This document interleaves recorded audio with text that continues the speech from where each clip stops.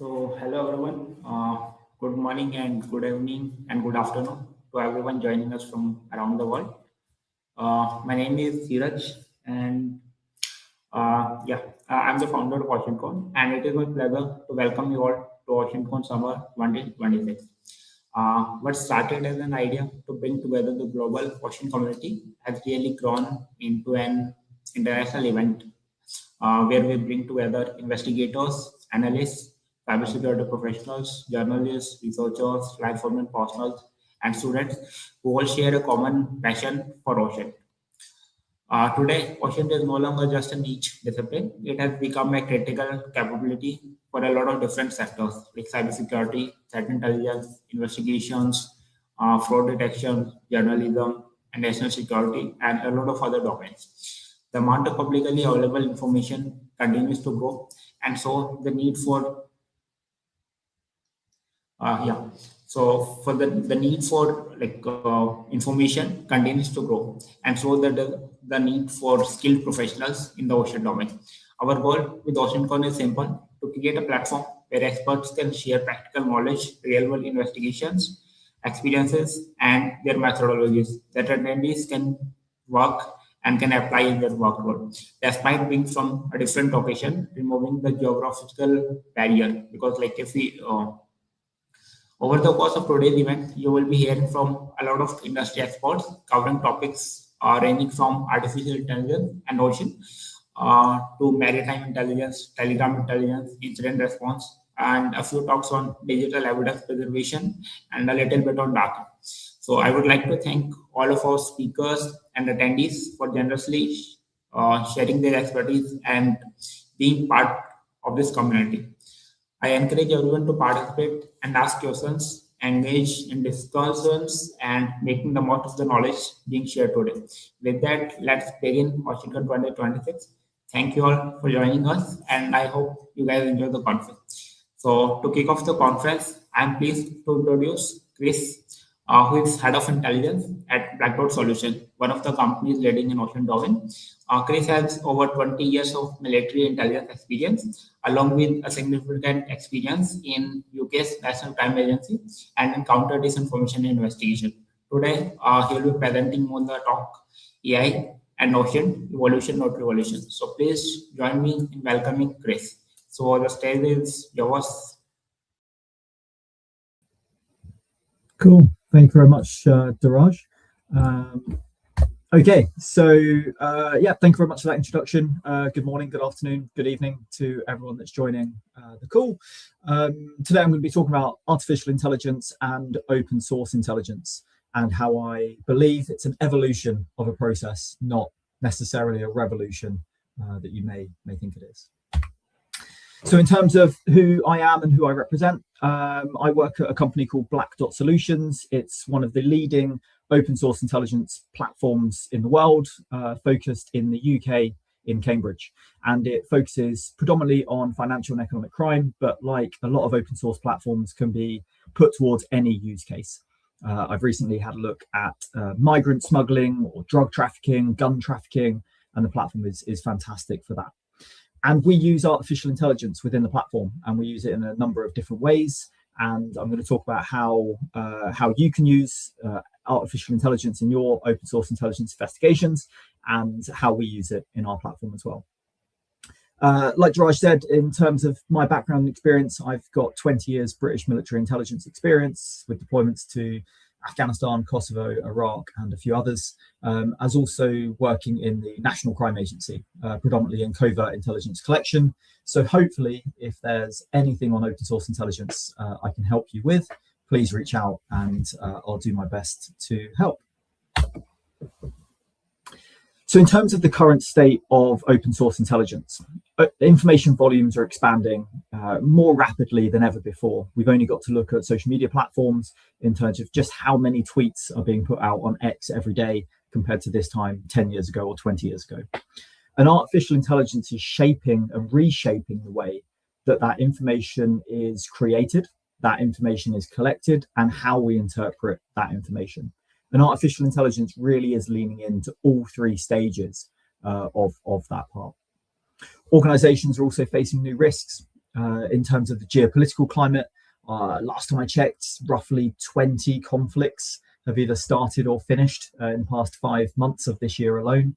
And this is a really chaotic time in terms of the geopolitical environment.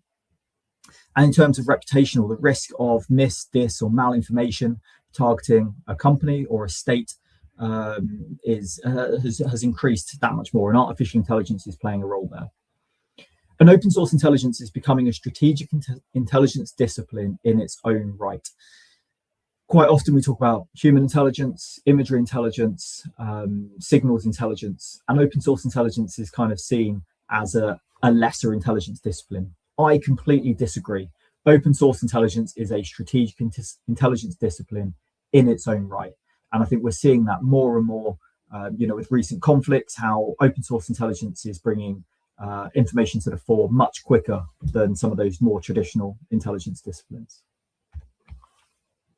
So to take you back in time in terms of the evolution of open source intelligence, it really started hundreds of years ago with, looking through newspapers and everything else. But the modern version of open source intelligence came around really in the 1940s with the Foreign Broadcast Monitoring Service created in the CIA to monitor newspapers and radio, looking at open source, publicly available information in order to extract relevant information and turn it into intelligence. During the Cold War, the analysis of that foreign media was a good way of gaining information in the public domain, and again, turning it into open source intelligence. Fast forward to the 1990s, and the internet makes so much more data available to the general public. Forums, static websites, news sites, all coming into their own. By the 2010s, we have social media bringing near real-time user-generated content to the masses within minutes of events taking place. As we've seen recently as well, sometimes these events are being live streamed, and that's bringing that content to the user in lifetime. And this year, artificial intelligence has really come into its own in the last couple of years, but I think this year is going to be the year that we're going to see another massive leap forward in terms of the capability of artificial intelligence. And it's offering a new way to shape the data, and also offering a new way to automate open source intelligence collection and processing. So my view is that artificial intelligence is an evolution of existing processes, not a revolution. It doesn't do anything that we couldn't already do. It may be able to collect data faster, it may be able to process data faster, and it may be able to conduct analysis faster. But all it is doing is accelerating processes that humans have done for decades. What it does do is it expands reach across a broader range of existing resources. In the time it takes you to write a prompt for a chat bot to go and collect information for you, it just allows you to expand that reach across a broader range of resources. When it comes to the use of artificial intelligence in any intelligence collection, it's really important that we retain the role of the human in that, whether that's human in the loop or human on the loop. But needless to say, the human has to be part of the judgment that takes place in the intelligence process. And artificial intelligence supports open source intelligence's continued mission, that is to gain actionable insights from publicly available information. And it's really key that AI supports that. So in terms of some of the challenges that are being faced today, as of July 2025, 2.5 billion messages were being sent to ChatGPT every day. Now, there are queries that normally would have been directed to Google or Bing or Yahoo or Yandex, but instead they're being leveraged against an LLM, a chatbot. So it's interesting to see that shift in terms of the public use of AI compared to traditional use of search engines, for example. Investigators are facing an increased organizational push for increasing their speed and accuracy, and whilst facing massive data volumes. When we look at social media, that there is now such a broad range of social media platforms to exploit and analyze. Artificial intelligence can definitely help with that. In terms of the high velocity of events are changing the shape of the data landscape on a daily basis. We can only look at what's going on in Iran over the past couple of months to see just how quickly events can come out and enter the open source information domain. Mis, dis, and malinformation and deception operations are also increasing, whether that's by hostile state or lone actors, conducting campaigns in order to change public opinion and influence public discourse. Manual open source intelligence workflows are unsuited to overcoming these challenges on an enterprise scale. When we look at the broad range of data coming into the analysts, they need something to help them with that. So in terms of looking at artificial intelligence, what can it do? It can automate collection and triage. We can target an agent to collect on certain topics or from certain sources and triage that for us in order to reduce how much data we're looking at. We can use it to extract entities and patterns. Artificial intelligence is fantastic, is brilliant at being able to identify entities and pull out key entities from documents, from websites, from social media, and identify patterns and connections between them. It's also really good at summarizing, processing very large data sets.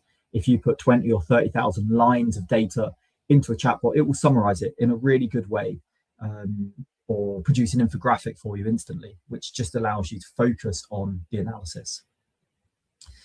And it gives the analyst more time for that contextual interpretation.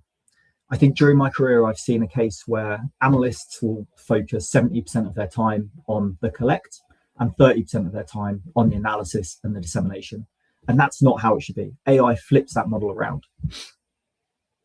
Artificial intelligence should not be used to conduct end-to-end investigations without any human input. There has to be human in the loop or human on the loop within any AI process. And it doesn't replace human insight.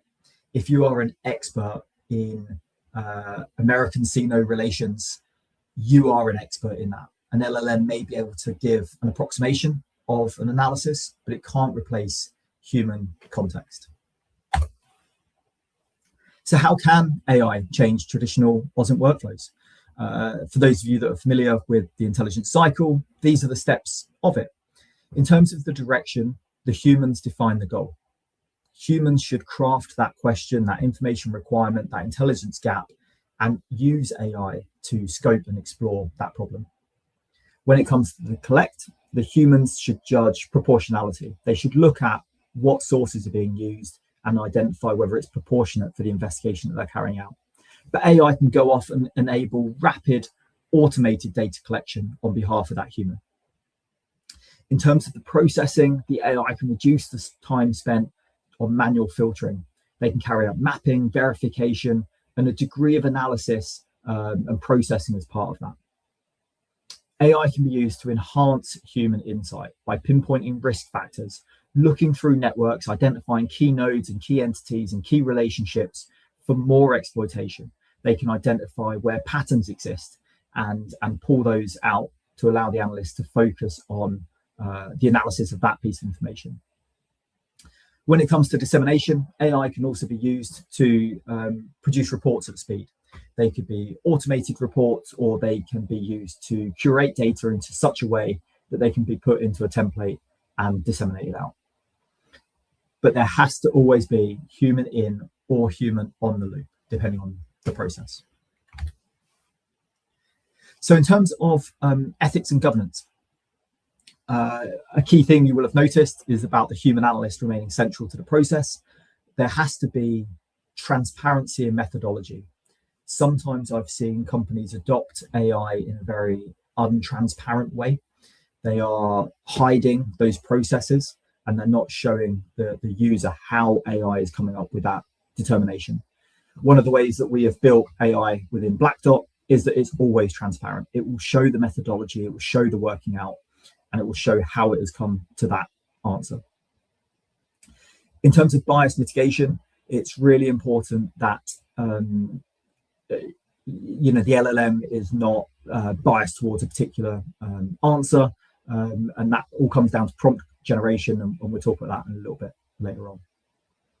In terms of data protection and privacy, it's also really important that information isn't being leaked out. Sometimes when we use LLMs, there's a fear that we are training that model in better ways to do things. Black Dot takes a very critical view of this in terms of making sure that the user's data is protected at all times. So no data is sent to the LLM. The LLM can't learn from anything. It's very static in terms of that. And in terms of accountability and decision making, AI should not be used to make a decision. It can be used to inform a decision, but it shouldn't be the ultimate decision maker. So AI in practice. So some of the key platforms that are out there, people who have heard of ChatGPT or Claude, these are some of them out there in terms of what they're really good at. So ChatGPT is really good at summarization, putting in a large amount of information. It can pull out a really good short executive summary about all that information. And it's also good at chain of thought. What I mean by that is being able to have a conversation, being able to refine a question, being able to refine a prompt, going backwards and forwards with ChatGPT is really, really, really good. Claude is fantastic at kind of ethics first compliance work or very complex analysis. Good at looking at very large data sets and conducting a very detailed analytical process of what that information means.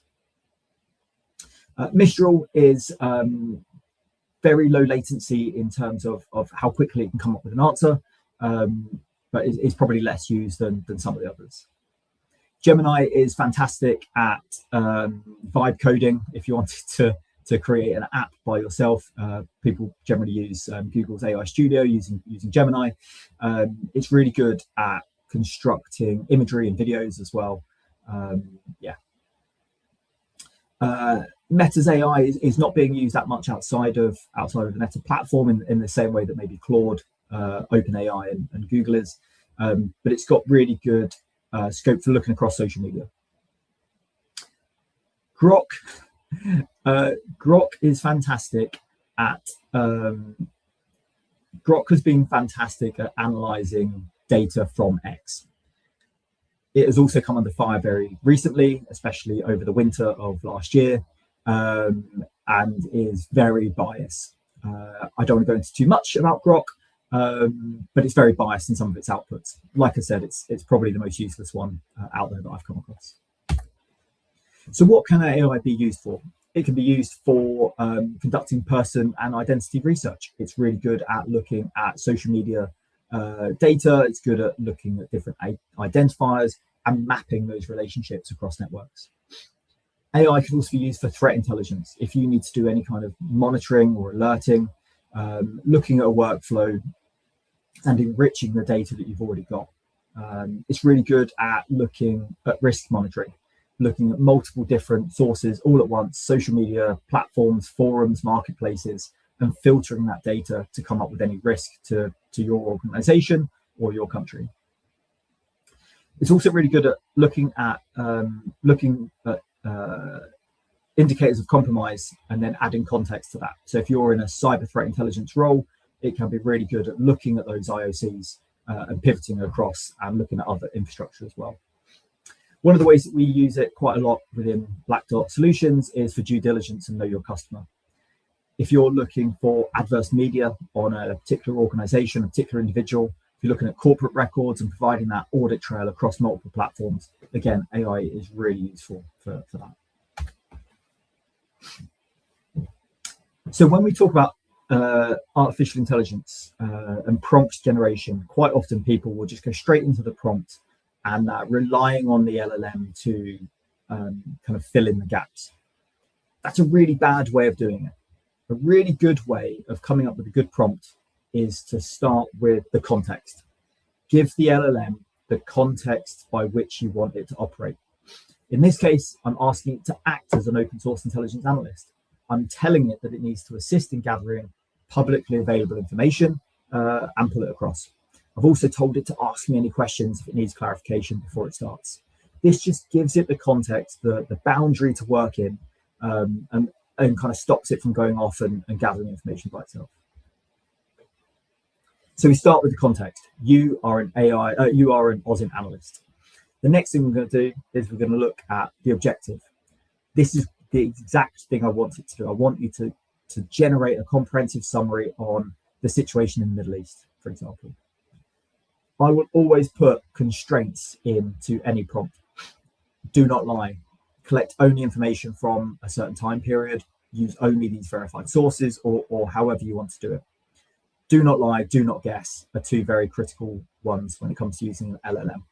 Quite often we'll talk about LLM hallucinations, and it's really important to minimize that as low as reasonably practicable.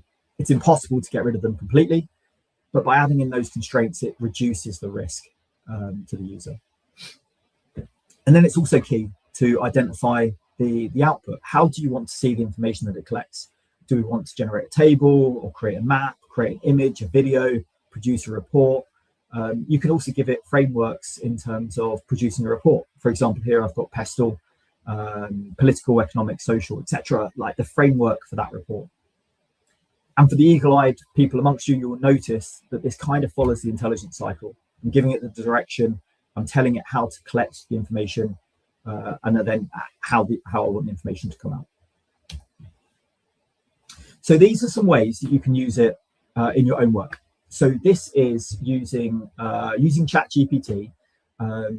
I wanted to create a prompt for exploiting Telegram using the Wayback Machine.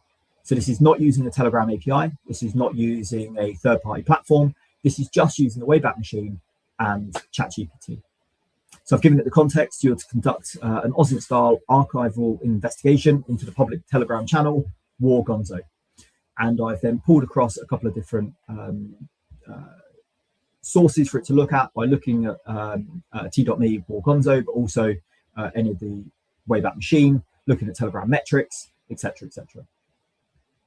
Bottom left, you can see one of the constraints. Do not claim complete coverage if it's not available. I'm telling it not to lie. I've given it its objectives, so build a timeline, identify major themes, track changes, note propaganda patterns, and this is how I want it to appear. I want an executive summary, a timeline, historical message reconstruction, etc., etc. And that's using ChatGPT to come up with a prompt. Really useful for looking at Telegram without any additional tools. Another really good platform out there is Overpass Turbo. So Overpass Turbo brings in data from OpenStreetMaps, but allows you to query the data sets in ways that you can't do it elsewhere. So for example, using OpenStreetMaps, it may have identified CCTV cameras. By asking ChatGPT to generate a prompt for Overpass Turbo, it will come up with that prompt for me. And you can see how I've entered that in the box to identify CCTV cameras. So I'm using ChatGPT to create the prompt for another platform. And that's also a really good way of using AI to speed up your open source intelligence investigations.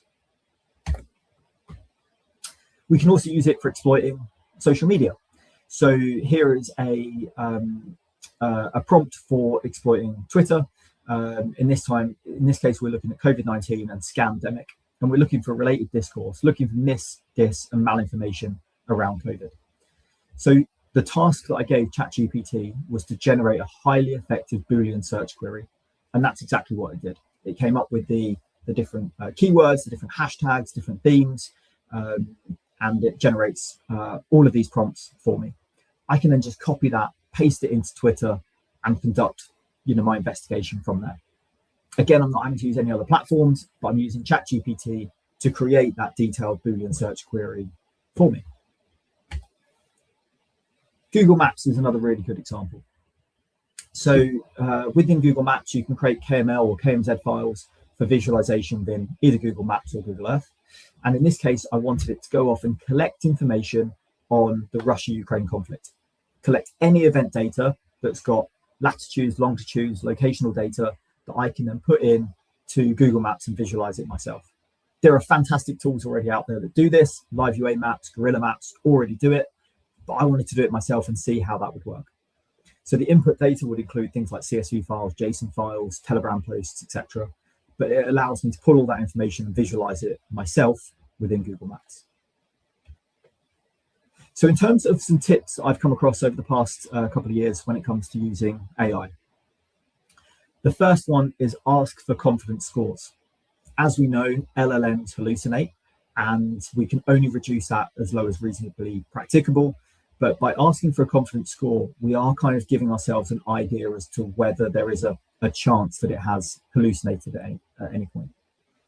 The other thing I would do is use the professional head of intelligence analysis's probability yardstick. If you don't know what that is, Google it. But it's a professional intelligence language that we use in the UK for conducting intelligence analysis. So every keyword has got a percentage next to it, almost certain, highly likely, etc. And it allows us as the analysts to read the output of an LLM and decide how much weight it's giving to that particular statement. By providing stacked prompts, we're telling it to do certain things in a certain way. So I want you to conduct this type of collection, and then conduct this type of analysis, and then conduct this type of output. By stacking those prompts, you're going to get a much better refined product at the end of it for use within other products. Another way to reduce hallucinations as low as reasonably practicable is to demand citations and provide direct quotes from any source material that it identifies. Always check the citations and always check the quotes. It can still hallucinate, but again, it does reduce the risk that will happen.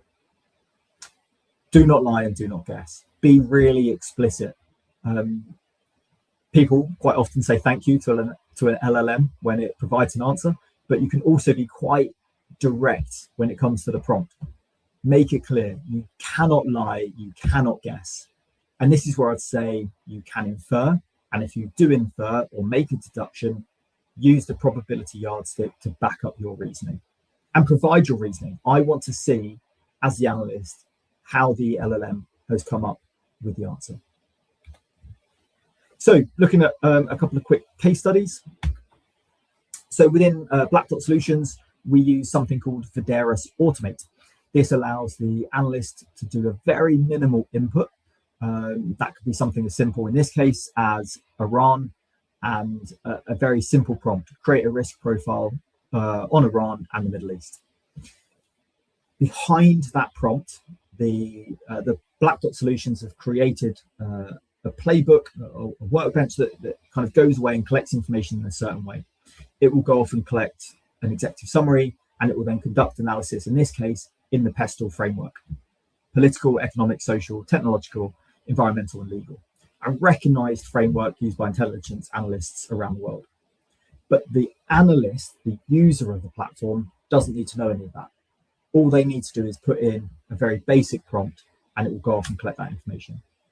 The key thing here is that means it's a low bar to entry. Any analyst can go off and do this using a very simple prompt. It reduces the cognitive load. Analysts, especially open source intelligence analysts, are subject to such a large cognitive load when they're doing their investigations. Anything we can do as a platform to reduce that means that they're focusing on the analysis, not the collection. And this means we can be really responsive to the geopolitical climate. I spun this playbook up within a couple of days of the Iran conflict, and already we're producing detailed reporting, entity extraction, and relationship mapping across the entire geopolitical climate of Iran. So where does AI fit in? AI fits in within complex investigations. If you're having to do a lot of investigation work, and you're a large part of that is scoping that initial steps, is this something that should be in my investigation or not? AI can help AI can help with the analysis of that and kind of conduct that triage for you at the very beginning of an investigation. Any kind of enhanced due diligence, we can do consistent and repeatable EDD reports that allow you to focus on the analysis of it rather than with that collection. It allows that human oversight and insight at the end of the process to look through and make sure that the enhanced due diligence report is accurate. Any kind of screening and monitoring, whether we're looking out to external data without losing key investigative time, again, allows the analyst to focus on the analysis, not the collection. And any investigation that requires efficiency, scalability, and accuracy, AI can come in enable the analysis of the analyst to speed up their investigative process, which allows them, again, to focus on the analysis. And I'll keep saying that. It's quite clear. So what is the future of open source intelligence? I honestly believe that artificial intelligence is not replacing the process. It's redefining open source intelligence by revealing processes that can be sped up through the use of artificial intelligence. I think we are going to see an increased recognition of open source intelligence alongside traditional intelligence disciplines. We will hopefully see the continued use of human analysts in the center of investigations, and artificial intelligence tools expanding across open source intelligence, allowing organizations to fully achieve open source intelligence's full potential. Still, we are using manual processes for verification of geo-intelligence. And again, that's something I think AI will speed up this year and allow us to focus on the output of that, not the process itself. That is everything from me. That's my LinkedIn. I'm not sure why the book a meeting QR code hasn't loaded up, but there we go. And we've got the email address at the bottom there. So feel free to take a screenshot, take a photo. I'm not sure how we do questions, but if you've got any questions, feel free.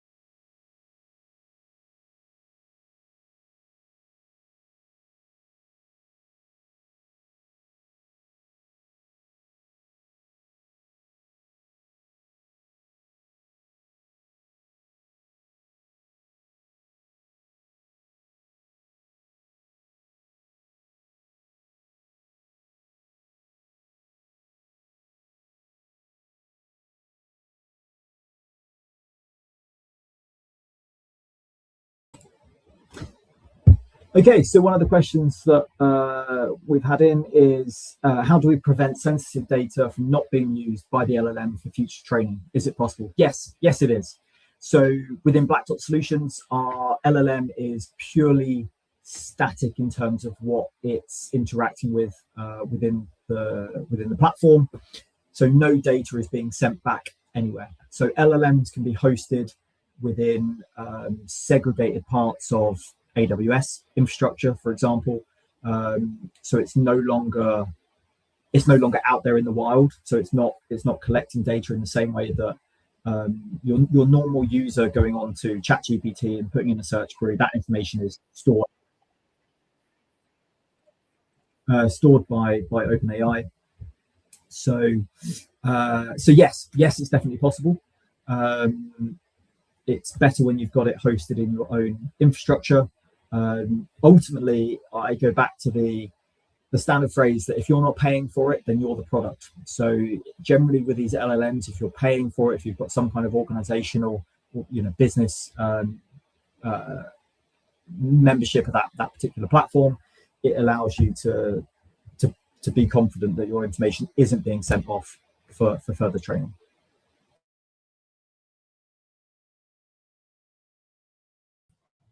Hi Chris, you can see the Q&A in the comment section. Like just click on the comments button and there you will see all the Q&As.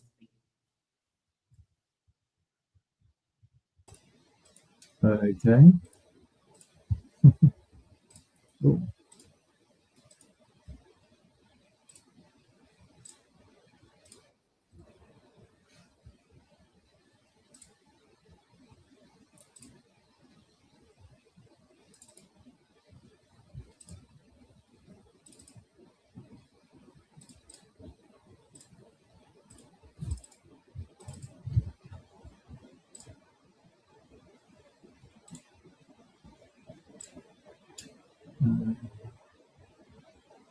So another question is, in fact, let me do that.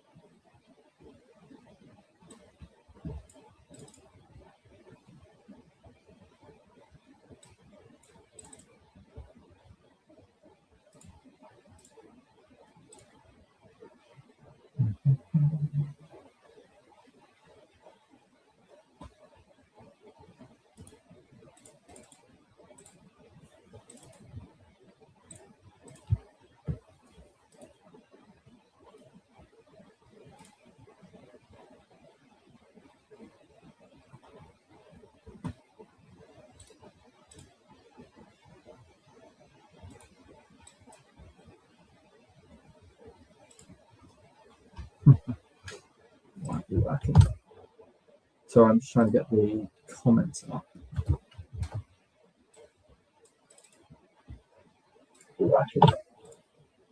Cool. Okay. So, do we just need humans for accountability since AI can predict tonality and truthfulness? Really interesting question. Yes, we definitely need humans for accountability. In terms of tonality and truthfulness, I've seen a lot of platforms talk about sentiment analysis, and a lot of platforms talk about narrative analysis. LLMs are fantastic at doing narrative analysis. LLMs are not so great at doing sentiment analysis. And I'm very hesitant when I hear a platform talk about sentiment analysis, because LLMs may be good at picking up tonality, but sometimes they fail at looking at satire. So you definitely still need the human in the loop for that kind of thing. Okay, Zabiri, can you tell me more about your company services? Yeah, so Black Dot Solutions provides access to a piece of software called Vidaris. Vidaris is a social network analysis centric platform. So we look at entities, companies, organizations, social media channels, and pull actionable insights from there. Feel free to drop an email and we can sort out a demo. DeepSeek, yeah, Mr. Anonymous 5107. DeepSeek is, I left DeepSeek off the list, mostly because within the UK, especially in UK intelligence, DeepSeek's just not a suitable platform to use. If you go onto DeepSeek and ask it for Tiananmen Square, for example, you will get a very interesting answer compared to other platforms. And it's subject to a similar kind of bias process as Grok. So I'm very loath to use an LLM that has inherent biases built into it.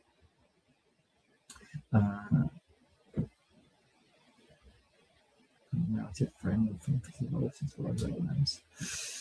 Yeah, so Drew Rex, interesting question about narrative framing. Narrative framing of conflicts evolving since the rise of LLMs.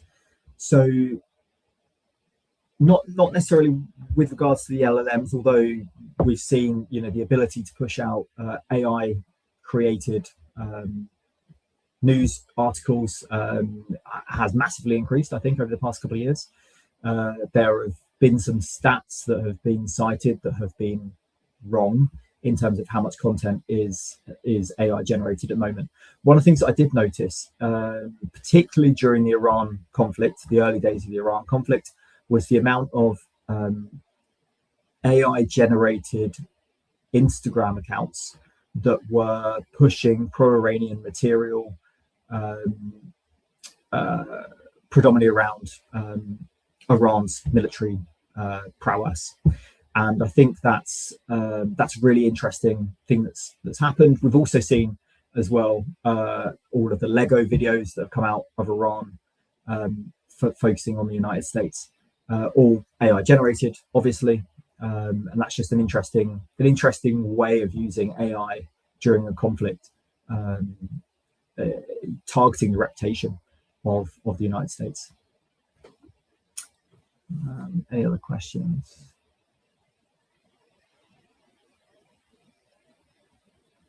Cool. I'll just give it another couple of minutes, Raj, if that's all right.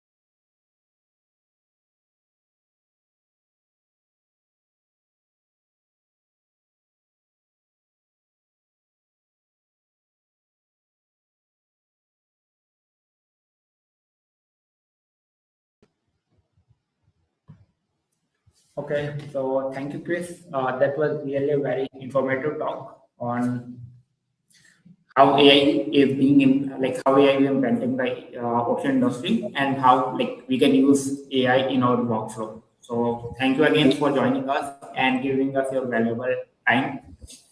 Thanks again. We will see you sometime in future. Thank you very much. Bye. Have a good day.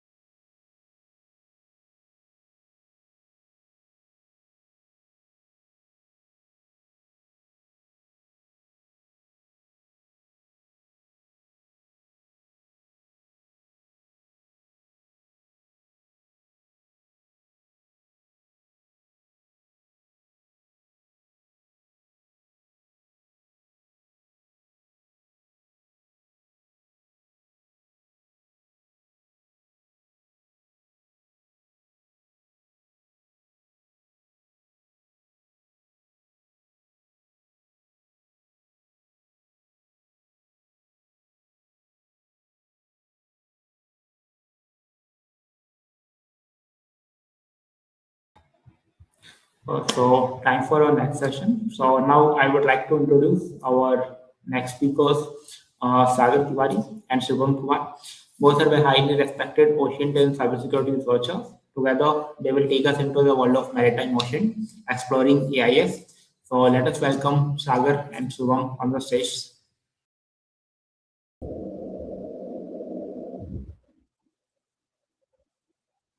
Hi everyone, hello. So, we'll start with the very basic things. Like a few years ago, if somebody wanted to track a ship in the middle of an ocean, right? So they would need access to very high profile things like the government systems, military sensors, or even expensive satellite imagery. But today, a researcher with a laptop and internet connection and with the right methodology, which we are going to discuss, can do something remarkably similar. The maritime OSINT has transformed the ocean from one of the least visible environment on the earth to the rich source of intelligence. So the next time we are going to take a deep dive into how ships communicate, what they unintentionally expose, and how we as investigators can use that information to uncover activity beyond oceans. And that is where our talks comes into play, beyond AIS, a practitioner's verification chain for maritime ocean. But as they say, with great powers come great responsibility, we would like to give some disclaimers first. So, the disclaimer one is that the content discussed on this platform is meant for educational purpose only. So, the misuse of any information herein shall be the sole liability of the abuser. Disclaimer two is that this talk bears no authorization from speaker's employer. Having said that, we would just go further. Thank you, Shubham. So, like before we start, now just understand and take a step back to look at like how things started. Well, initially it was we are just cybersecurity enthusiast guy. We didn't know much about the OSINT. Well, one day we decided to form a CTF team and we started to play competition. At that time, we were playing the online CTF DEFCON competition about the maritime OSINT. And it started to, the challenges started to pique our interest. It started to pique our curiosity and something that sprinkled in our mind that, something strange is happening. And that's where we started to looking more deep and deep into it. And after that, one thing led to the another. And with this curiosity, we ended up with the maritime OSINT. Now, before we move forward, let's clear the agenda first. Now, in this talk, we are going to deep dive into the parts of how maritime OSINT works, how we are going to track the ships using the AIS, as well as we are going to look into the satellite-based AIS. We're moving forward to the VSAT, CCTV cams, and looking into the different resources. The thing is that we need to make sure that this is not just about the tools. We are going to look into the technique itself because the technique is what make an OSINT practitioner, analyst, or a researcher different. Because we have to focus on the techniques, what different techniques we can use. Then that way we are moving forward. Leading to that, a short introduction of who I am. So my name is Sagar Tiwari. I'm working as an independent cybersecurity and OSINT researcher for the past 5 to 6 years. I'm an enthusiast guy. I'm working with independently with lots of firms, including the Threat Force, Maltigo, Vicarious, and dozens of other firms. And with them, I have published over 250 articles on cybersecurity, threat intelligence, as well as on the OSINT. Together with Shubham Kumar, I formed this research and training team, F Society 00, and together we have honor to share the stage of around 30 plus international conferences, including the SANS Ocean Summit, Activity, PH Talks, and various other. Over to you, Shubham. So I'm Shubham Kumar, and currently I'm a senior security analyst. And just like Saga, I'm a OSINT enthusiast here, just like all of you, and moreover a cybersecurity evangelist. So together with Saga, we have presented a lot of research ranging from science to PH talks, and we really love this field. And with that, we will love to go further, and that is the table of contents in order to make you understand like how we are going to delve deeper. So we'll start with the first things, that is what is OSINT. We'll try to understand the importance of it, and then we will delve into the level 3 that we define as a basic, that is AIS, because if we are going from beyond the part, we need to understand what it is. And then we will go into the SAT AIS and the human layers and case studies and VSAT, and with that we will end the part of the conclusion. So, having said that, we'll move forward. And that is the very basic. and that is the OPSEC. So even before you start any investigations, you need to harden your own machines and yourself too. And that is where the first part comes in. That is the sock puppet accounts. So sock puppet accounts are very important because they intend to help you create an identity, help you to protect yourself. How you can do that? You can create your own similar, as they say, that fake social media accounts, your burner email identities, or you can also utilize alternate profiles or forums for create an alternate identity of yourself.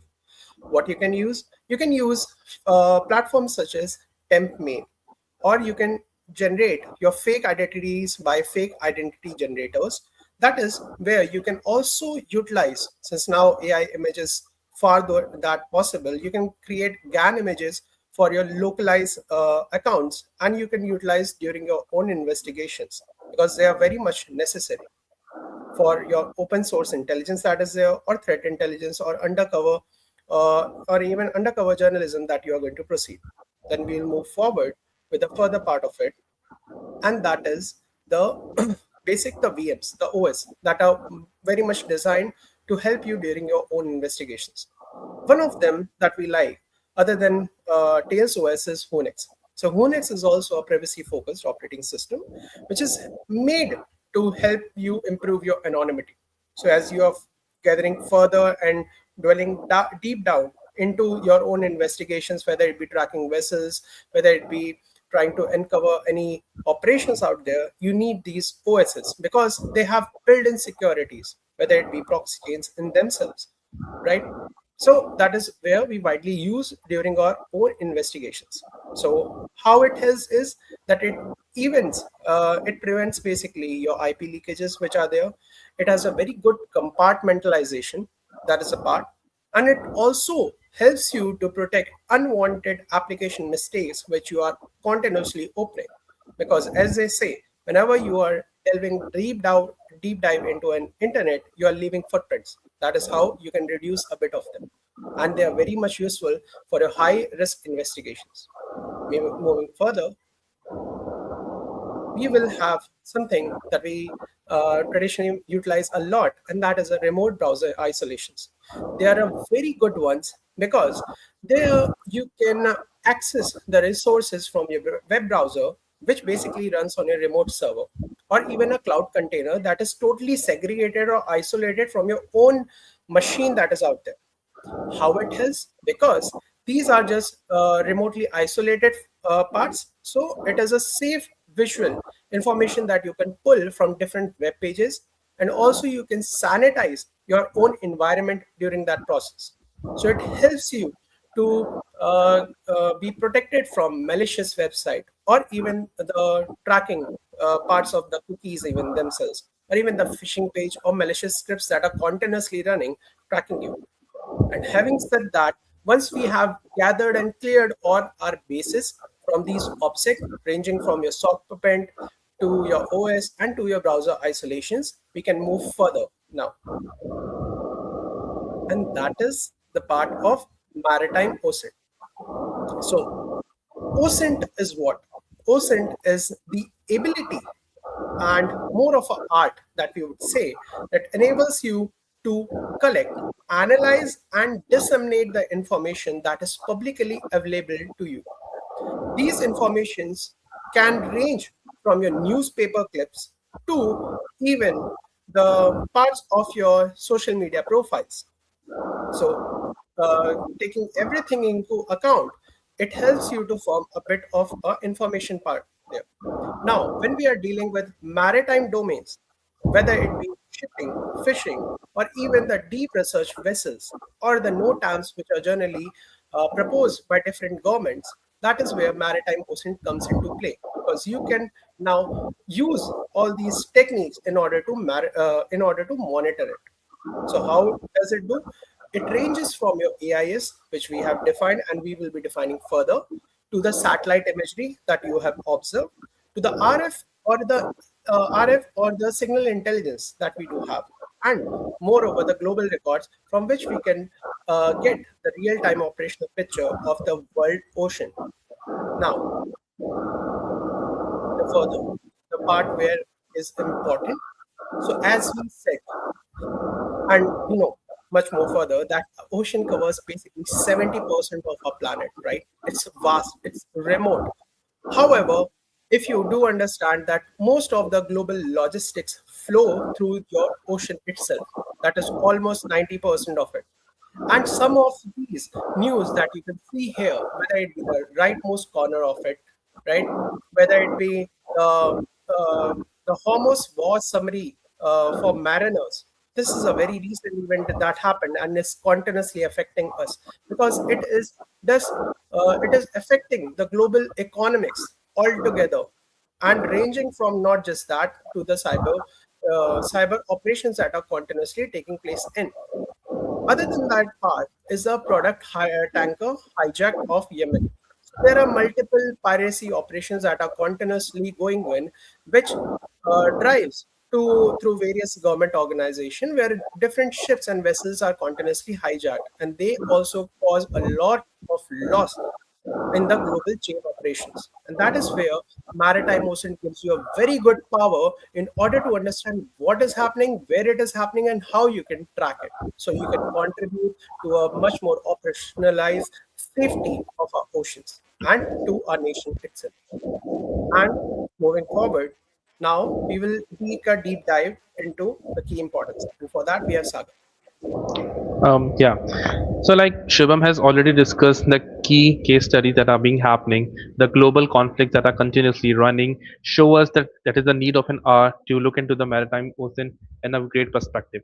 And here we'll be discussing the few key important factors. The first, as Shubham has already mentioned, that 70% of the entire trade is happening through the sea routes only, which is include the crude oil, the logistics, the transportations, the cargo, and in different formats. So it is very much important to track and identify any kind of illegal, illicit activities or maybe the piracy operations that might be happening, and to continuously perform the surveillance in the international or the territorial water. So every country, every nation has their own international water regulations, and they need to make sure that the boundaries are in particular checks. All the kind of activities, all the kind of vessels movement should be in a particular order to have the particular kind of swift trade movement against any sort of maybe the disruption of the movement like we have seen because of the conflicts. It's always happened that some of the other straits is getting blocked and the global trade might get affected. Apart from the war scenarios, one of the key factors for the maritime ocean is the environmental protection, as there are lots of oil spillage cases or maybe illegal fishing that is might be happening. Illegal fishing in lots of perspective we are going to cover in subsequent slides that might be happening, and that is also helpful in when we are talking through the perspective of the maritime ocean. And for the last is the search and the rescue operations that is happening, because maritime ocean give you the real time feed. These time feeds helps you to understand that, because search and rescue operations, timing is a very critical moment, and every second counts in that matter. So having data in the emergency sections, which is flow through the navtex codes, like these are being the broadcasting codes. So search and rescue operations can be performed in a very quick manner. Moving forward, we have, like, before we delve into the working, we will just cover some basic terminologies that we are going to hear in the subsequent slides. And as we can see that because ships are like the giant ics floating, because they have lots of internet connectivity, lots of radio bands connectivity, because they want to be like working. It's like a computer that is working and floating a 300 gross tonnage ship. So starting with, we have the very first and the most pivotal is that is the AIS, or the automatic identification system. So basically, these are the transponders that are being regulated to transpond and broadcast certain messages that include the ship name, the number, the identities, the gross tonnage of the ship, from where it was traveling, from where it is going, as well as in some cases the recent port calls. We're going to discuss AIS further on. Moving forward, the next is the VSAT, or as we call a very small aperture terminals. So basically, these are like the regular satellite dish that we have on our homes and house structures, and it is important for these vessels to connect to the internet. So all the marine ferries are there; they can use and connect to the internet. For that, VSAT terminals are very important. We're going to understand how it is important from the perspective of maritime investigation. Now coming forward to the third part, that is the IMO, or the International Maritime Organization. So IMO is a unique specific number that starts with the 3 digit of IMO and like followed by the 7 digit number like 1 2 3 4 5 6 7. So the entire number would be IMO 1 2 3 4 5 6 7 8. This number is unique and related to a particular vessel. It means that once this number is being assigned to a particular ship, it's going to remain for them till the end life cycle of the vessel. Moving forward, we have the another identity number that is called the MMSI or Maritime Mobile Service Identity. It's a 9 digit number, and the first 3 digit, like for example, the 9 digit would be 129, and the first 3 digit 123 represent the MID value or Maritime Identification Digit value. Well, this value do change if a vessel decides to flow under a different flag and under a different organization, maybe for a certain time period is being flowing for the country A, and after a certain time period it's flowing for country B, its MID value is going to be changed. So the very first and pivotal difference between the IMO and MMSI number is that where IMO number is meant to be constant for the entire life cycle, MMSI number can be changed if a vessel flows under different organization, name, country, as and follow on. The call signs are used to understand and identify the ships as a radio operator. So every call sign helps to identify. It's like a telephonic identification for the ships to broadcast the messages. So if they have an inter ship to ship communication or ship to shore communication, they can identify each other. The hull number is like a identifying number that is printed on or painted on the hull of the ship, and it is used to identify a particular vessel. Specifically, if you're talking about the military or the government ID vessels, it is used to identify because every vessel operated by the world governments do have a hull number, so it's easy to identifying that level. Moving forward, we have, and let's take a deep dive into the what is AIS. So basically, AIS works on the VHF maritime frequencies under the NMEA 0183 sentence structures, and it uses the time division multiple access protocol. The operating frequencies of AIS is 161.975 MHz and 162.025 MHz. The message are being broadcasted upon 2 to 30 seconds depending on the vessel's speed status, and when the message are being broadcasted, they have the IMO number of the vessel, they have the MMSI number of the vessel, they have the call sign as we have seen, as well as the recent port call. So it is there being broadcasting, in any receiver which has the AIS based decoder can decode those messages, while these numbers are being broadcast in the open frequency, so one within just an amateur radio kit can decode and learn these messages. Now we're going to look at some of the commercial AIS aggregation platforms. So if you've been familiar with the marine vessel finder, these are quite famous one. So every platform that uses the AIS as the backend technology do have its own strengths and do have its own limitation. So how these structures work is that these are the global centralized structure which is used by the third party business applications. So every receiver around the world receive these AIS signals on 165.975 MHz or 162.025 MHz, decode these message, and via an API sent to a centralized hub where we can see the ships in the different formats. So the vessel finder, marine vessel traffic or marine traffic, all the ships as we can see in the different color codes that tells the DV flag of the ship, like are they tankers, are they cargo ships, are they private ships, or maybe passenger ships, or maybe government operated. So every color decoding tells us what kind of ships are we looking at. But one of the biggest problem is that with the business model of the AIS ship is that they are behind a business model, like you have to pay a subscription fees to get the access of all the data, and that's where the open source platform like AIS hub comes into the picture. Now the biggest problem is that certain data that could be important for the investigation purposes, or important for the research purposes, might be hidden behind these paywalls.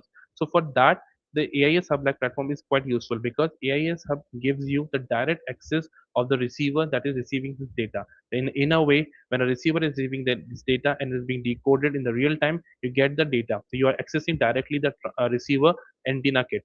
So AIS hub is quite useful because you can see from which direction the ships are coming in, the entire statistics of the data, how much packets are coming in, what those packets include. So even if some kind of information is being fabricated as described in the commercially aggregated platform, you can check this, verify this data through the AIS hub, because as an OSINT practitioner, it is always important to look through the different sources of the data, not just believe on one source of the data, and where this AIS service could be quite useful.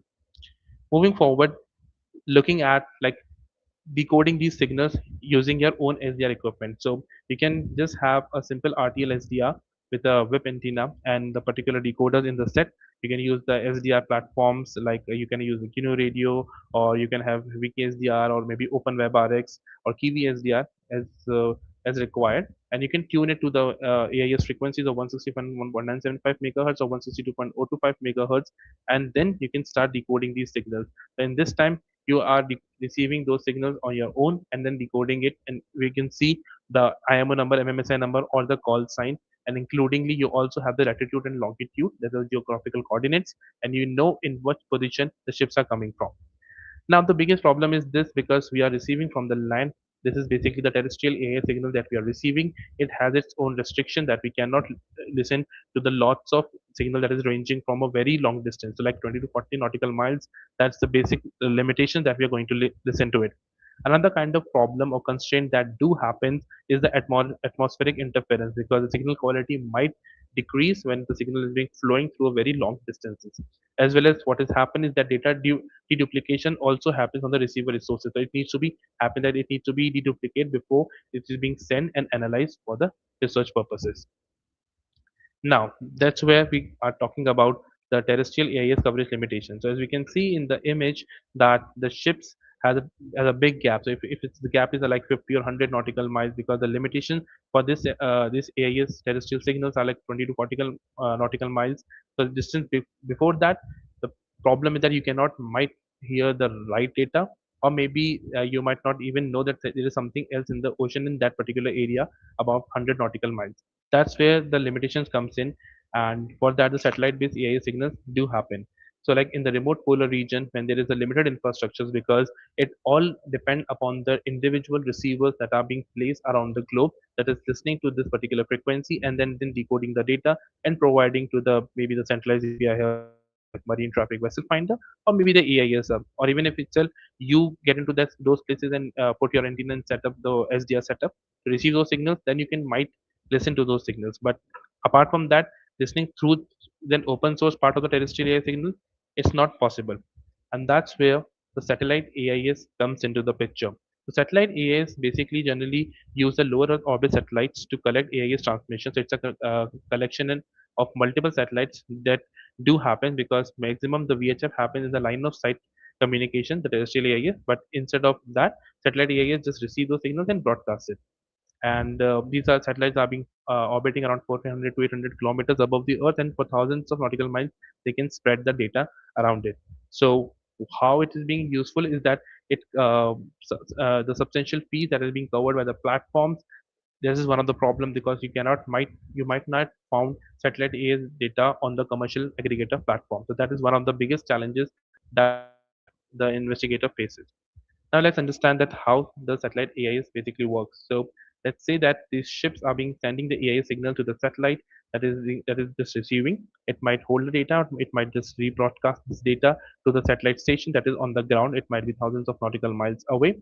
Once this satellite station get the data, it tells it to the ground station, and then it redistributed to the broadcasting near to the ship and ship or ship to shore communication. So these ships that are being so far away in the vast oceans, they might know that where the ship is particular position is, and instead of depending upon the terrestrial AIS data, they are being depending upon the satellite based system. So that is about like how the AIS work. Now let's move forward to the VSAT. Now we have started with the basic hunting, right? That we have reached a point where AIS is no longer helping us. As Sagar said, that AIS does have its own limitation. So as investigators, we do need another source of information, and that is where VSAT comes into play. Now VSAT stands for Very Small Aperture Terminal, and it acts as a ship's internet connection while it is at sea. Now think about this for a moment, because all of the ships that we do have, they will require internet access, whether it be for the crew connectivity that is out there, or giving an update to the headquarters themselves about their own locations, or whether it be downloading important logs. So even when the AIS goes into silent, these communications needs to continue. And that is where it creates a opportunity for us to utilize something known as VSAT. Now, a VSAT is basically a terminal communication that utilizes the helps of satellites, and where the satellite basically relays this information or the traffic back to the ground station when they are connected to the internet. So most of the maritime providers that we do have basically utilize two types of frequencies, whether it be the KU band or the KA band communications. And each provider basically deploys a slightly different equipment altogether. But from this intelligence perspective, we need to understand that we need to care about the fingerprints that they are creating. So what does it do? It helps to provide you the voice over phones back to the shore, navigation that we do have, or the remote monitoring of the ship's engine that and the various systems that are linked to it. So as Saga said that ships are more like a giant floating ICS in themselves, and that is where the part is. Now we'll move further, where we will try to understand the key technical points that we do have. First of all, for VSAT itself, we need a geostationary satellite that needs to be connected, right? They needs to transmit the data that we do have. There needs to be a stabilized antenna that we do have. So the VSATs are basically like slight antenna dishes that you have in your homes, and these are basically rotatable. And since they are rotatable, they are particularly aligned with the satellite, they are linked to continuously. And since they're utilizing the frequencies of KU, K, or even the C bands that we do have, because different vendors will have different part, so it provides a reliable communication out there, whether it be from the 12 to 18 gigahertz or 25 to 40 gigahertz altogether. Now, there is a part of the latency too, because the signal travels a lot of these distances up to the satellites. So it does create a bit of a latency, whether it be from ranging from 500 to 700 milliseconds as well. Other than that, we have something as called as implemented into is BUC or LNB. Both of these, what you can think about is that they amplify the signals out there itself, because if you are getting the low signals or there are a lot of noises, they basically cancel out each other, amplifies your signal altogether, and that is where the communication will be far more reliable than you can expect into the vast remote ocean, even where the AIS is not working at that point. Having moving forward with that part, we will utilize something called as for the VSAT communications that we do have. Now, what the strategies you can utilize? These are basically the dashboard that you can see in front of you. One, it says of a Cobaham one. So Cobaham is one of these vendors for these VSAT communications that are deployed on the vessels or the ships that we do have. And it provides different kinds of information ranging from your location to your positions to the frequency being utilized to even the speeds that we do have, and it provides different other functionality depending on the level of the access that you do have. Now, since all of these VSAT, we are much more interested in the fingerprinting of it. So that is where we are going to utilize different techniques. So we are going to understand about the banner analysis that we do have, or even the port scanning. So different platforms ranging from Shodan to Census, they basically systematically catalog all of these dashboards into themselves. And there you can utilize your techniques such as banner grabbing in themselves, because all of these dashboards, the VSAT one, for example, the Cobaham one will have something as Cobaham and the version written into it, whether it be the 600 or 900 different series of it. Having goes further,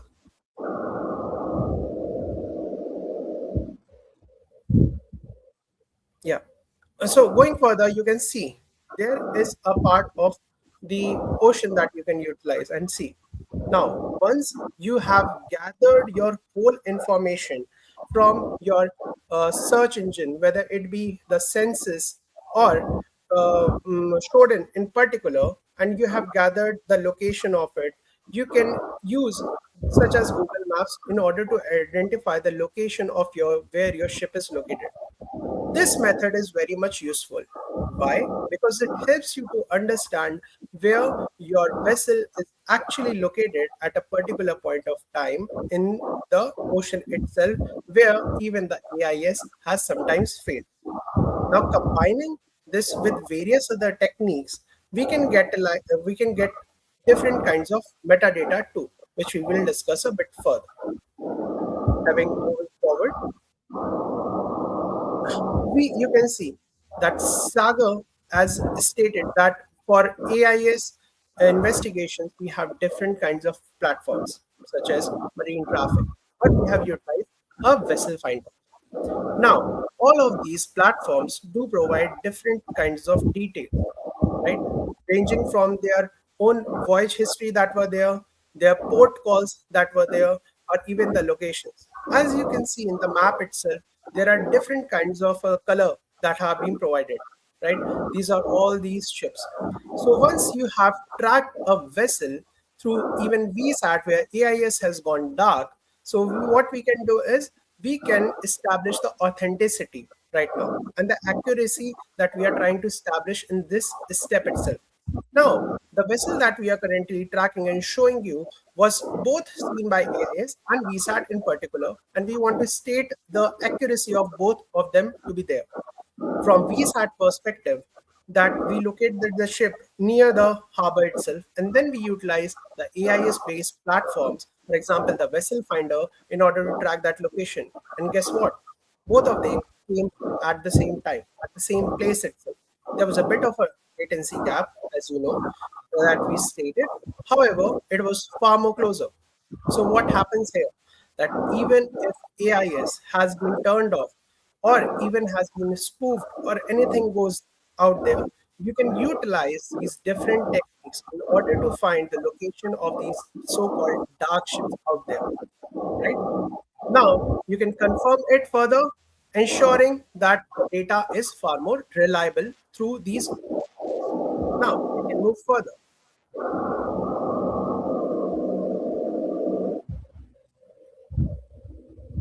Once back a bit. Yeah. Now, other part is through this information that we are showing. These are the other ships informations that we have been collectively getting the information through even the VSAT portion, and you can see the different locations of the ships that are put out there. You can identify the locations through the geo coordinates that are continuously provided on these dashboards that you do have. So the basic process we can understand is, first you can identify the vendor that you have. For example, take it for the Go Baham, take a series for 600 or even 900 for that part. Then you can utilize these search engines in order to find the banner information or the port informations, and then you can get the dashboard that you have. From the dashboard that you have, you can use different locations or coordinates in order to pinpoint where your vessel is seen. And then you can utilize AIS-based platforms, or even not just that, you can utilize Google Maps in general to identify the locations where the ship was actually seen or where it has traveled. So these are more of a comprehensive information that you can obtain from various resources. And why this is important, guys, because in OSINT, it's not a very good thing to rely on just one platform. You need to identify your information from various other platforms in order to form a collective intelligence. Now, we can move forward. So once we do have, we will now introduce you to the part of visual confirmation. So understand this. Imagine that you have identified a vessel through VSAT and maritime records or even the AIS out there. Can we actually see it? So in many of the cases, the answer can be yes. From where? The port, the harbor, the shipping terminals often provide these CCTV feeds. If we know approximately where your vessel should be at a particular time by calculating the coordinates, the ship speed in themselves, these cameras can help you verify its presence. And this becomes particularly useful for when there are different port visits for a different vessel that has been seen, or even for a suspicious activities that you think, or even for the sanction evasion that we are generally seeing even during the state that we are currently living in, and for the various cargo operations that you can understand. So a vessel even may hide its AIS signal, but it cannot hide from these cameras overlooking the harbors itself. That you can get this information from various sites, whether it be windy in themselves, that help you to identify where this port can be seen. And as you can see in the image itself, it shows you a camera where it's confirming the visual presence of a vessel that we have been tracking through various other sources. So going forward, now the public webcams that we do have, they provide another visual source of information. And now around the world itself, there are thousands and thousands of webcams that are continuously monitoring your waterways, the canals, the bridge that we do have, these ports. So these cameras, the webcams that you are seeing, they provide a near real-time visibility of your marine activity that is going on the ship or the boat itself. For investigators, thus webcams offer extremely something important. We can combine it, as he said, with our VSAT information, with our mapping analysis, or even the AIS information to confirm the other part that where the vessel is actually, we understand, can be seen.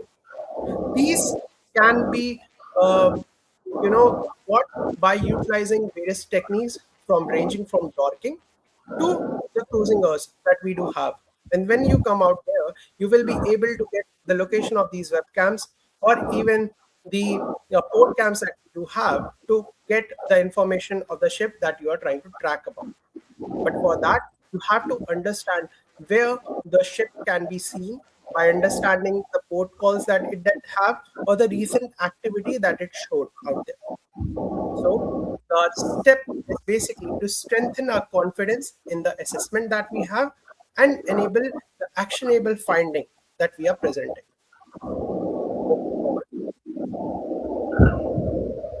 We do have a case study, and for that we have Sagar. Thank you, Shubham. So, like moving forward, we just try to understand and see the case study.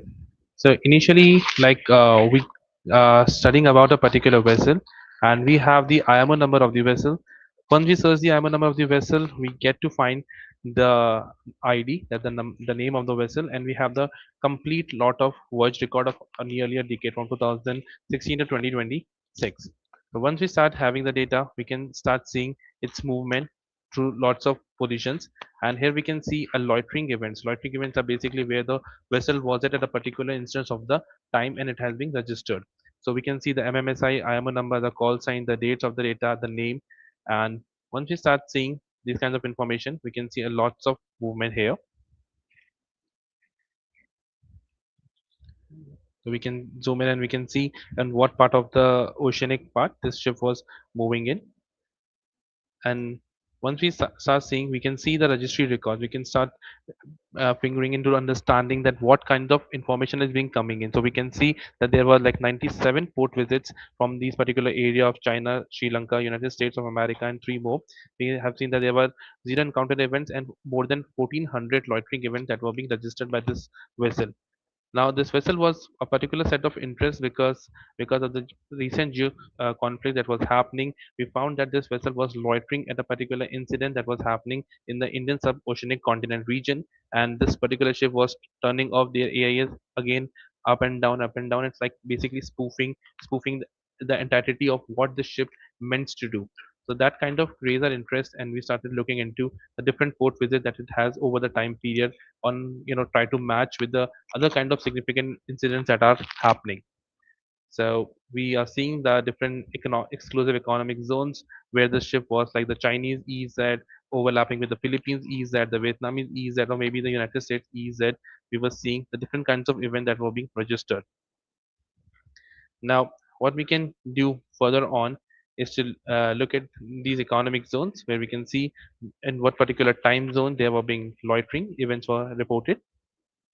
And once we have the vessel flight the data, we can even use some AI based tools to analyze the data, the logs, like we are using Perplexity here to analyze the logs here and plot the graphs to understand the actual seismic activity, that what kind of vessel. So we not got to know the seismic vessel and the other kind of information. So you have the logs in the form of Excel sheet that you can download, and you can use the AI prompt tools to understand and make sense of this data in a quite useful and handful way. Moving forward to our next case study, it's a quite famous in the recent time and quite interesting one also. So we got to know, we were following the news and we got to know that there was this one particular interesting vessel that was reported known as the Bella 1 with an IMO ID of 9230880, and a certain MMSI number was voyaging from through the Atlantic and Pacific Ocean towards the European side. So this vessel was quite in news because it was being sanctioned by the United States, and it was trying to escape that zone. So once we start looking into the data, we can see that the position received by this vessel was 21 days ago. So basically, it just stopped, maybe stopped with AIS, so it cannot be tracked on the public-based platforms, or maybe it has been escaped the terrestrial AIS zone. So we just have to look into the different platform and use the different techniques to see what kind of information we can gather in. So once we start uh, looking through the IMO number, we found that, as we have mentioned, that the IMO number remains constant for the entire life cycle of the vessel. So we can see that this IMO number was remaining for the significant 5 different names. At that time, it has changed its name, it has changed its ownership. So that kind of flag, like it could be the by default ownership changes that might be happening, or it might be happening that it is being changing its ownership, changing its MID value, hence changing its MMSI, try to change its identity to hide and become a part of a dark fleet or a ghost fleet, as you know. So basically, dark fleet and ghost fleets are those kinds of ships that deliberately try to hide their identity so they cannot be tracked and escape those sanctions or ease that zones. So we've started seeing that once we have started seeing that when it was in the movement itself, it changes its name from Bella 1 to Marinera. So basically, it changes MMSI value. So in the real time, we can see that the data that is being broadcasted was for a particular, let's say for country A, it has been broadcasted, and as soon as it changes MID value, its name and its entire identity has been changed to something different ship.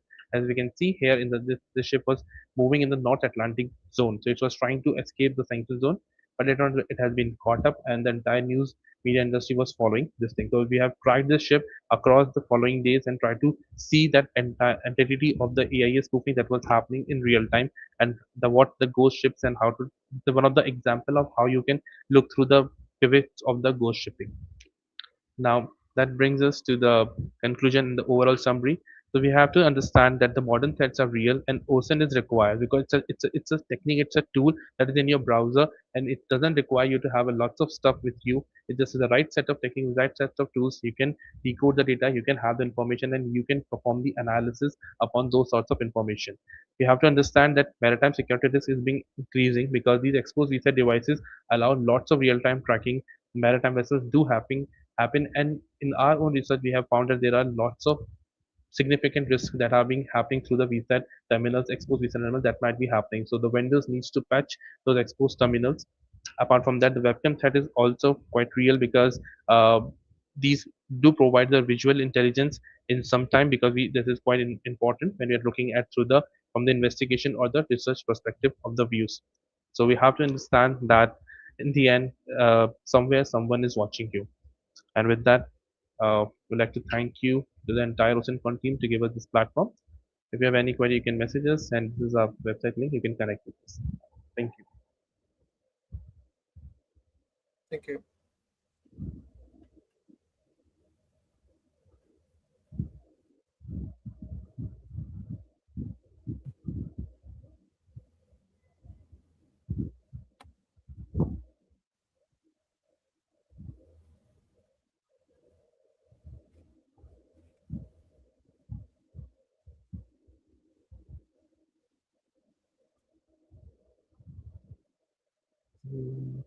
Particular question.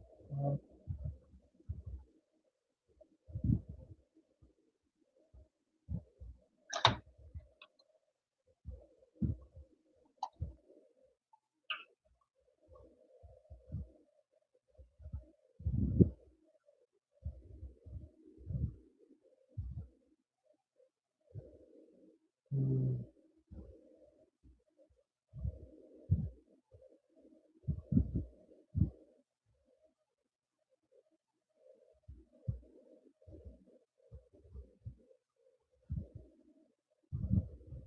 We can see one question in the YouTube stream. What are some of the less known use cases of the maritime ocean? So I guess like we have what we have shared through the case studies that the when you are looking at from the ghost ships or the dark ships happening from the investigative journalism point of view, it's become quite useful to use this maritime ocean techniques from the threat intelligence. Also in case of the specifically from the maritime vendors, it's quite useful to know that where your ships are being there, as we've seen tell in the key feature segment, that it is important to track and identify any kind of illicit activity. So as we can see right now, whenever a conflict happen, the only checkpoint and the check loop happen is through those streets, and they blockage the maritime vessels, hence blockage the entire global economy. So it's always important from the intelligence perspective view that what is actually happening, and before an event even happen, these insights helps you to understand the case and the things that are happening in the real time.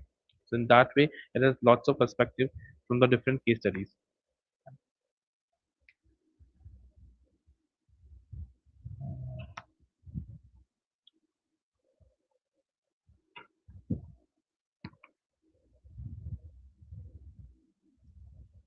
Uh, okay, so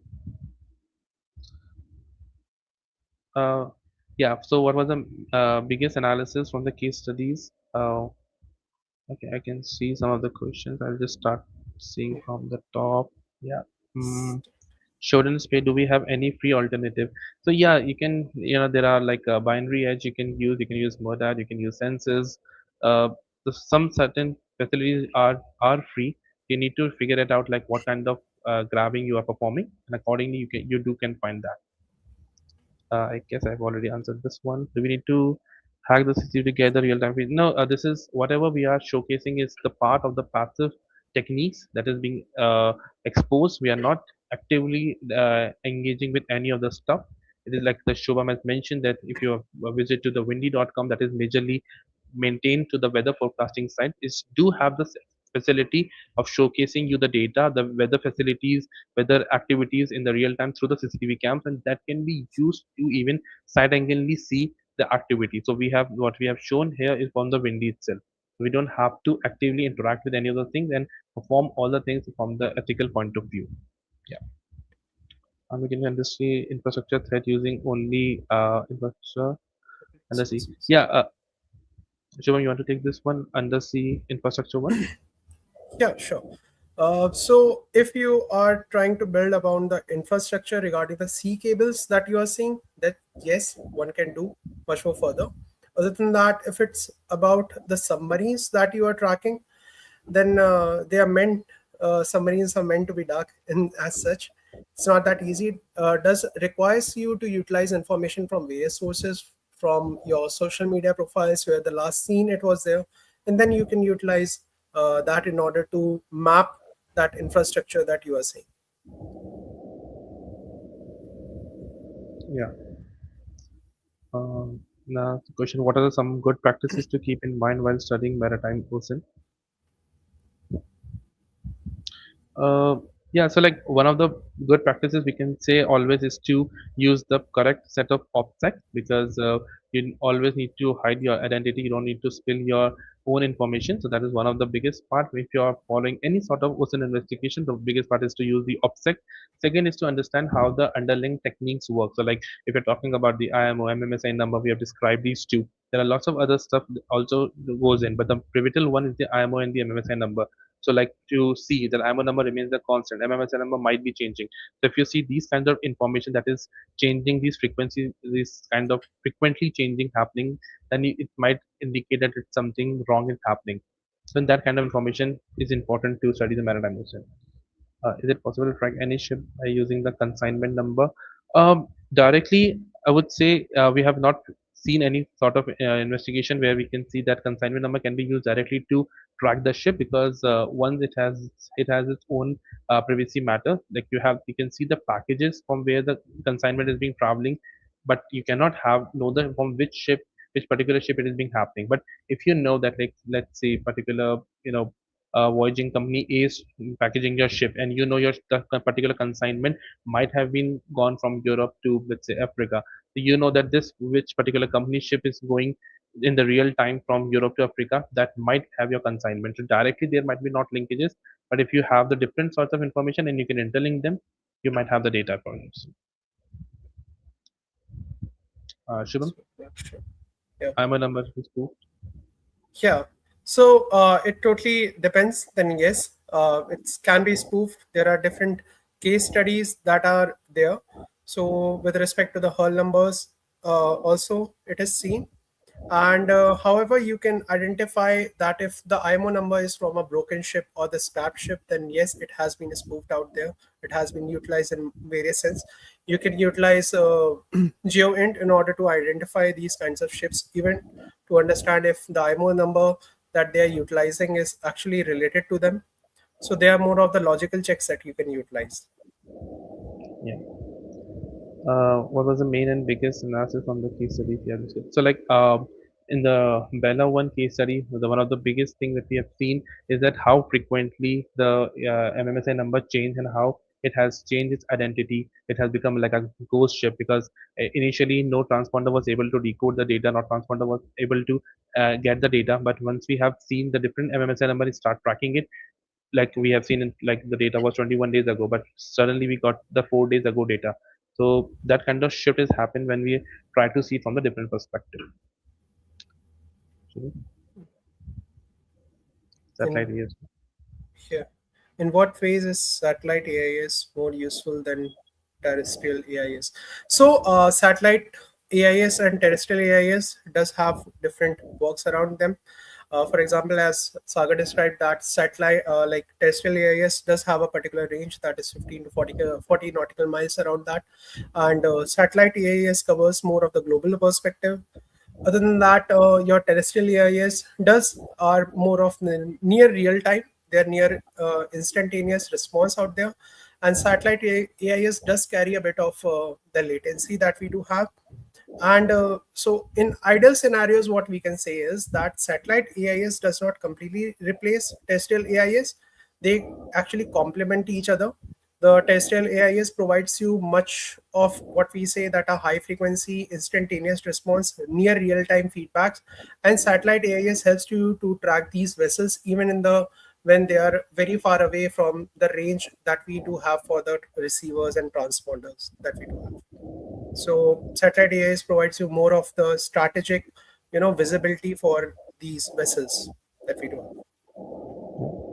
uh, what software or website do you use for software accounts?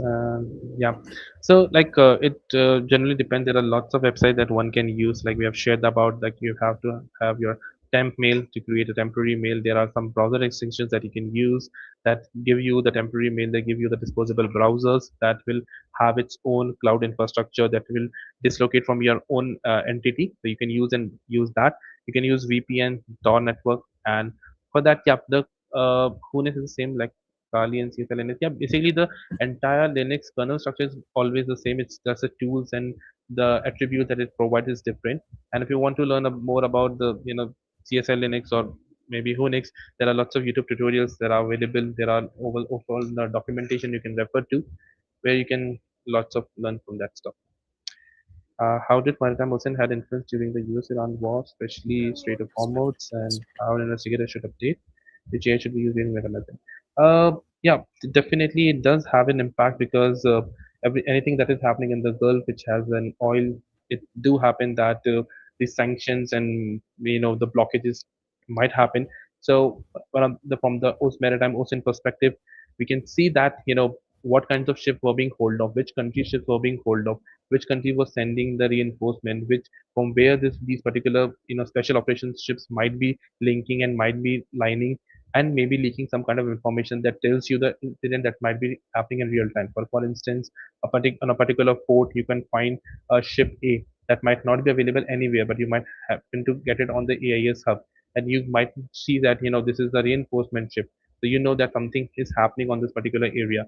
So they tell you because if something, some country is sending reinforcement or troops or maybe cargo, anything on a particular thing, there is something event that's going to happen. So in a way, yeah, it's helpful. We'll talk about the AI. There is no one right AI. We would say you have to work on the combination because they do hallucinate. You might not find always the right set of data. So yeah. You have to figure it out accordingly and analyze it. Yeah. And just wanted to add with respect to the AI, don't just rely blindly on what the AI is giving you or providing you the information out there. Try to understand and correlate, as Saga said, from different models that we do have in order to get this information. Try to follow from the how the investigator should update itself is getting the information a lot from these social medias or the news that you do have, and continuously updating yourself regarding that. So just wanted to add on. Sorry. Yeah. Yeah. How should analysts quantify confidence when every layer of maritime data can be manipulated? What problems are solved by current OSINT tooling? Yeah, definitely. When we are dealing with something that is being open source, when being uh, meant from the contribution from different sides, it might happen that there's going to be spoofing. So the one of the biggest way to rectify or maybe reduce, we cannot say that 100% is always the result, but maybe rectify is to use the different sources. When you are check the, when you're looking at the AIS data, you're not looking at it from the marine vessel traffic or contributing sites. You might use some AIS hub, you might use web SDRs to get those data. You might see even some different sort of things that we have not discussed covered in this part, that is the navtex codes or maybe the GMDSS or EPIRB. So these are different protocols that might be used that will give you the information. So AIS might be, might be spoof, might be data might not be available from, but from you're getting the GPS coordinates through the navtex codes.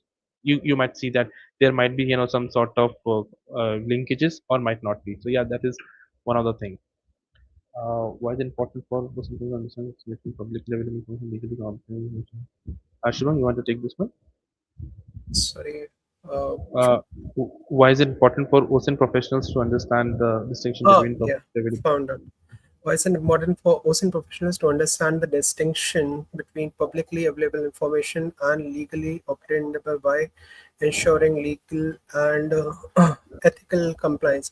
Yes, it is very much useful to understand the distinction between the two, because when you are getting these informations, these are not just related to because just a particular vessel. It's much more related to a critical infrastructure that we do have. So you need to understand what the information, so whatever we shared out here is much more related to the publicly information, whether it be the CCTV cameras that we were telling you. It's more of the publicly available resources, right? And you have to understand, whenever you are trying to get the intricate details of some ships, you need to go through a legal procedure in order to get that information, which is much more critical to these vessels, because all of them can be carrying different kinds of trades and goods. So it is much more useful in that perspective. Yeah. Another one, like what What indicators suggests? indicators Yeah. that source may be a part of coordinated influence operations? Okay, so what indicators that they suggest that a part of a coordinated influence operation is that you need to, that is where the part of getting the information from different resources comes into play. Whenever you are trying to get information about a particular asset, whether it be a vessel information or a coordinate of a vessel, you need to get that information through different resources, whether it be from the social media perspective, whether it be from the AIS platforms that we do have, or whether it be the VSAT techniques that we provided to the CCTVs. And then you also need to utilize these informations in order to understand what the data is being provided. And since, as Sagar told us more about that, these vessels can also be a part of the spoofed part. These locations can be spoofed. They can utilize a lot of these sections, whether it be even the Hormuz incident. We have seen a lot of these spoofing continuously happening in the region itself. So yes, in order to understand these indicators, you will require to utilize different sources in order to get information about a particular asset, and combining that one, you can easily understand whether it is a part of a coordinated influence operation or not. Yeah. And also keep an always an eye on the social media trends, maybe on the X and maybe TikTok, Insta, whatever the stuff, because these influence operations do start sometime from there. So they are always going to be helpful if you're looking at particular section of that. I guess Any that's other? it. So yeah, sorry to disturb you guys. I think we are a little bit late on time, so we need to finish it. Yep. Thanks Sagar and Subham for joining us in this session and sharing your valuable learnings to our attendees, especially about like maritime intelligence, because it is a very unexplored topic from ocean perspective. Like you won't be able to find much resources to learn further about it. So thank you again for joining us and giving us your valuable time. We are grateful for that. So bye. Have a good day. Thank you. Thank you, everyone. Have a great day. Thank you. Thank you. Yeah.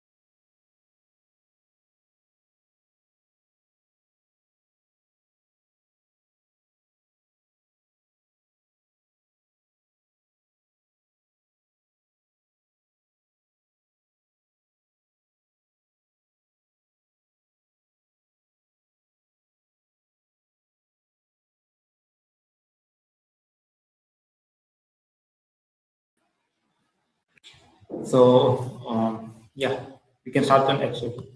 So now I would like to invite our next speaker, Agniva Datta, who is a virtual CISO at RTDS and a well-known cybersecurity professional. So Agniva will be sharing practical techniques for investigating Telegram activity and understanding how understanding one of the most commonly abused platform used by threat actors today, because we have a very popular saying, Telegram is becoming the new dark web. So please welcome Agniva Datta. Hi guys, I hope I am audible to everyone. So we'll be starting with our sessions on how to investigate Telegram. So let's just start. Let me also share my screen. Okay. So today's topic is the tracking activities on Telegram, a comprehensive guide to Telegram OSINT. So who am I? So basically, I am Agniva Datta, aka Yogi. You might know me in the information security community mostly by my name. So I am, as they has told, I am a virtual CISO at Artelus, and also I am a medical AI researcher at Crash Labs. So basically, I am a doctor by the day and hacker by the night. Also, I have been an active bug bounty hunter for quite a few years. Also, I do mentor and train cybersecurity professionals time to time, and I am associated with various companies when will we have successfully hacked and secured 250 plus companies. But that's the difference. So we already have the introduction. Let's directly go to the thing, because that's what we are ultimately looking up to, right? So this is the thing. What do you mean by Telegram? Like, what's the first thing that comes to your mind when you talk about Telegram? Is it just another normal messaging application? No. Things have changed so much in this coming few years. Like, hell lot has changed, right? It's no longer just a normal applications. So people have been using it for various purposes. So it's not an application, and something is definitely lurking underneath. So what we can say? Modern dark web, because we see from scammers to hackers. Not only that, we see a lot of unethical activities like selling various kind of credit cards, debit cards, even scam pages. Okay, even selling different kind of illegal bots. All this happens in Telegram. Even if you even dark web investigator, even like the if you see are quite active on the OSINT community. You have seen even the OSINT industry has also talked about a lot of pornographic content, even CPs on Telegram. So Telegram has been infested with these activities, and we can say at 2026, not on the 2026, like for the few years from like unless 2022 or 2023, for from that time onwards, it is becoming the complete dark web. So. And the thing about that is, it's not easily traceable. People are not very easily traceable on Telegram, and that's what we know, right? But we are in 2026.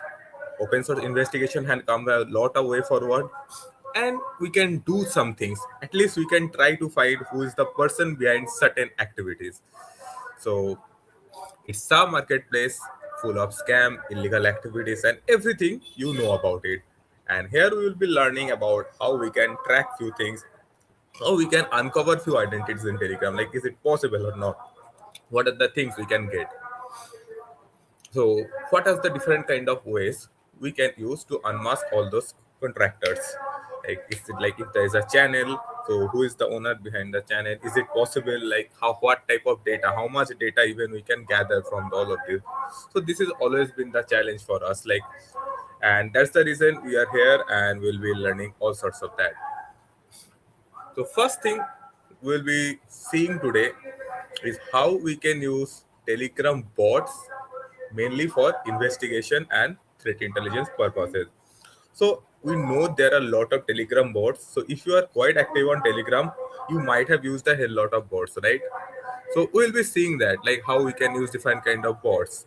Like when you are in joining different kind of channel, when you're joining different kind of groups, you will see there are some bot which instantly tells your username. There is some bot there who instantly notifies you when you changes your username, right? So these are some of the bots. So when we use all such bots, like 6 to 7 bots, then we will get at least the data which we can use for complete investigation. And using that data in further ways, we can actually have an identity. We can actually unmask a people. So that is also possible in these days, right? So let's just look into it.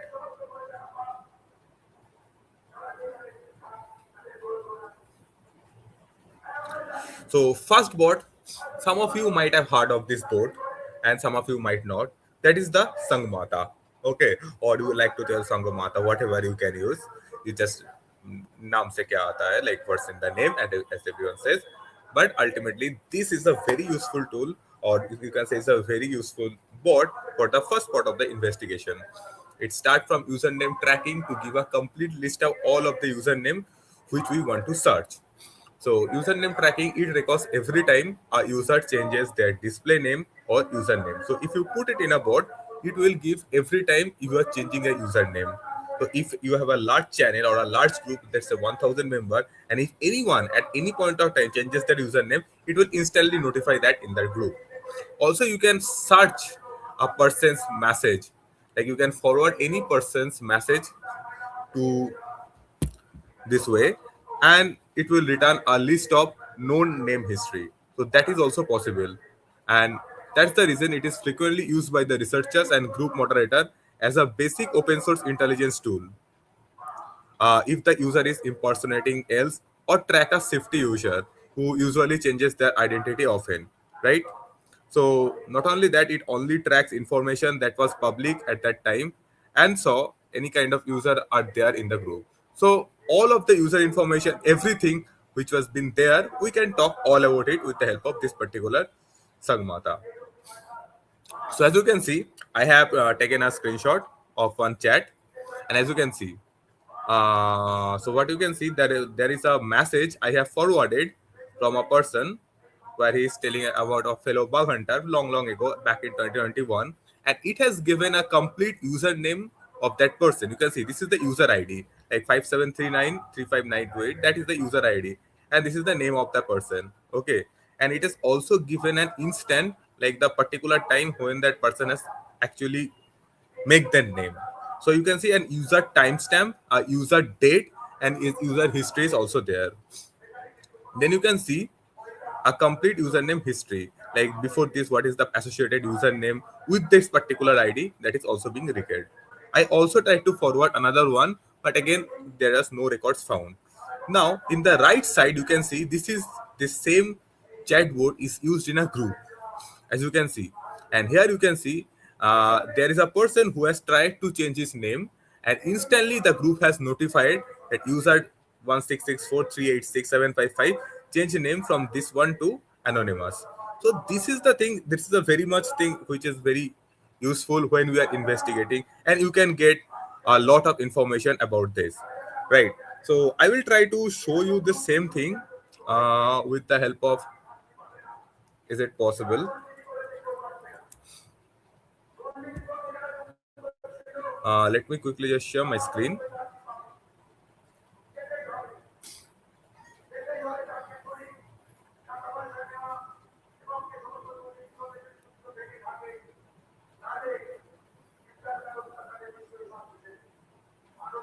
Yeah, so you can see, I think you can share, you can see my screen, right?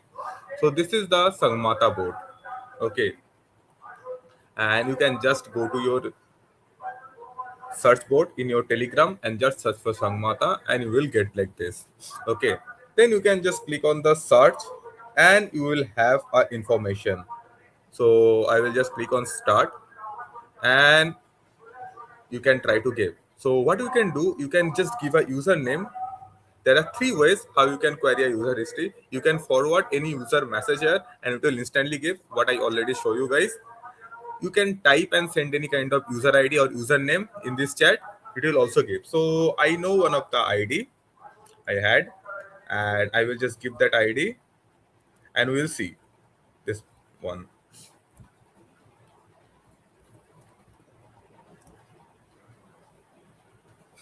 Okay, since this is a donator account, we don't have this IDs. Okay, so what we'll be doing, we will just capture this ID, user ID, user bot. So just a minute. Only for donator account, the username is available. Otherwise, what you need to do, you need to give a user ID which is associated with the name. So later in this part, we'll also see how we can get a user ID from a username. So we have a user, we got the user ID. I'll just give it. And you can see how many times. So this is one of my ID I used. And you can see every time I have changed my name in this particular history, all has been documented. And there are 2 times I have changed my username. That is also been documented here. So you can get the best thing about this, you can get a user timestamp also, like when the names and when the username, all this been changed, right? So it's a great way of the first part we have done. Now let's go to the next tool.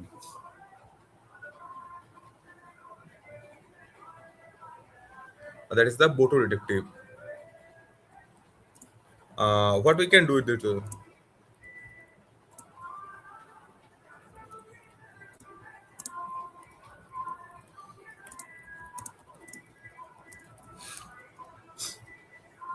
So this is this Boto detective.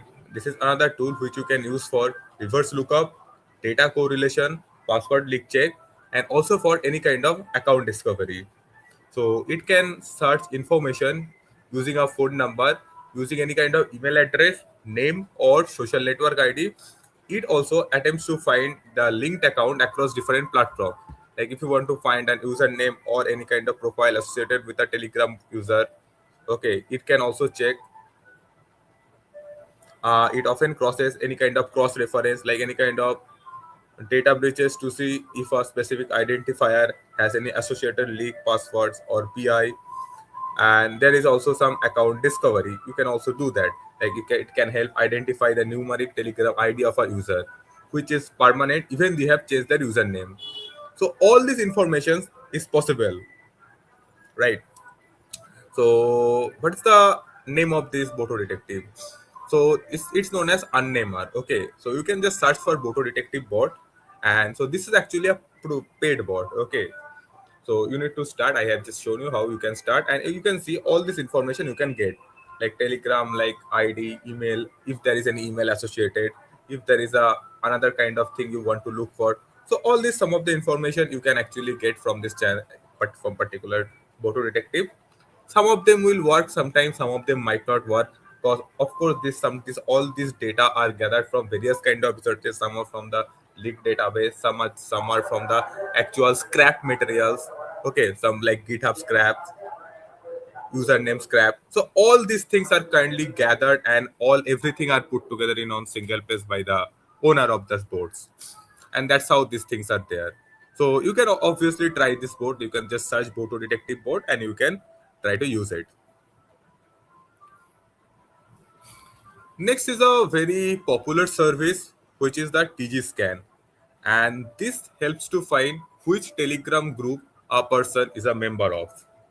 And each group is associated with a very kind of data, like a date when this TG scan bot has seen the user in this group. So if you have joined any kind of group, and TG scan helps to find those type of groups, those type of services, and all this related to it. You can see this is an example. So I have given a username, right?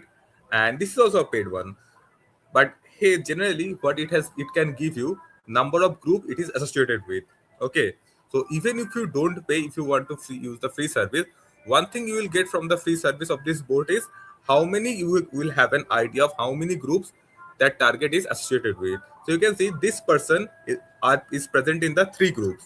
So number of groups are 3. Now if you pay this bot, and you will also get the which are the name of the groups, as you can see in the right side. So this is the Telegram username. So you can see the corresponding ID and what is the exact number of groups. There are 76 groups, and what is the exact group name. So that is also been there. But if you are not willing to pay, but you will still get a how many groups are there, like 3 groups you can say in the left side. So that is also another very important investigation, while you are investigating any target profile, if you are investigating a scammer, this is very much useful. And for also the LEA agencies, right? Now, what are the other things? So we can get people username, we can get people user ID, we can get people's histories. Okay, we can get people's, might be like what are the groups they are associated with, and the corresponding message. So maybe we can try to find what are the chat IDs, maybe when the person created the account.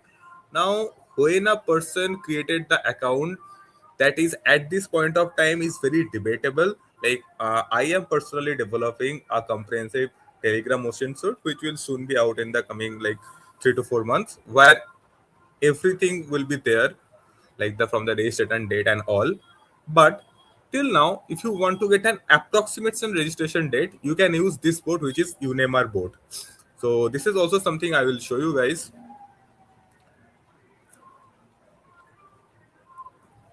Let me just quickly share the screen.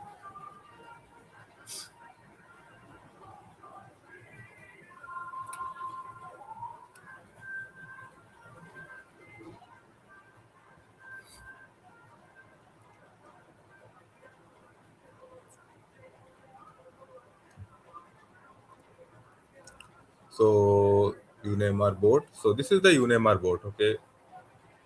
And you can just try to find any person, like any name. Okay. So this is also kind of a paid board, but you can try to use. So this is a, I will just convert it into username, and here you can see. So what you can do, right now my balance is 0, so that's why I can't. But if you want, you can just top up your balance, and you can send a person name, and it will give also its information. But right now I will just try to give a normal name, like one thing I will give.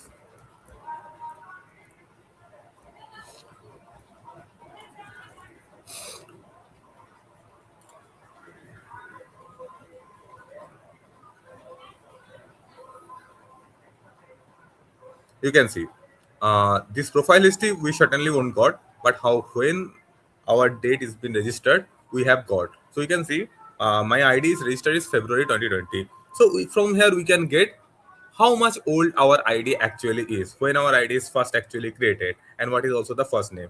Now if you want to see the profile history, for that you need to pay an amount of money to this board, okay, to top up the service. But what is free is your registration date. So what we have a user history, we have a username time profile, we have also got when this particular account was been first seen and registered in Telegram, right? So this is the work of username board. Now let's come to the next thing. Now, one of the thing, how to start with a Telegram user ID. Now we already know the one thing we need to know, every Telegram user name has an Telegram user ID, right?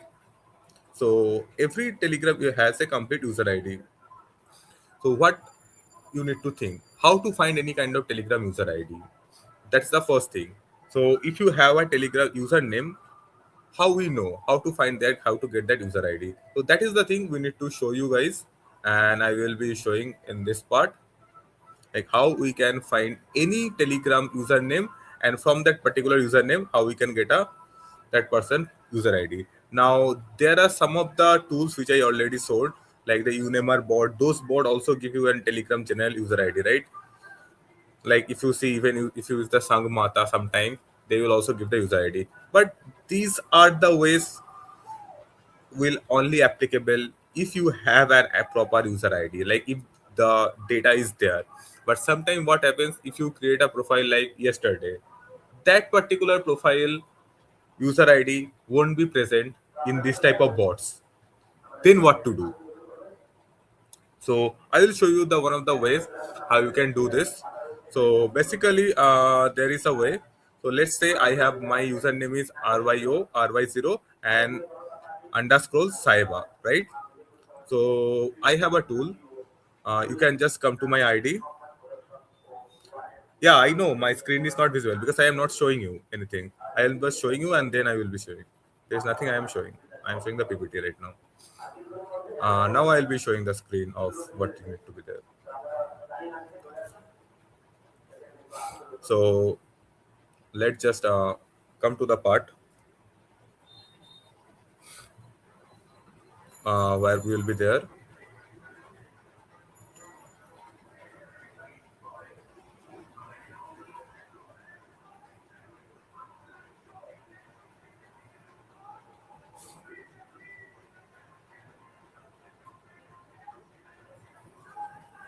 Okay, so I think you can see my screen. So just come to my site yogisec.com and just go to the tools, and here you will say TGID resolver. Okay, so this will resolve username to complete a user ID. Okay, so just set at the rate RY0 and SAEBA.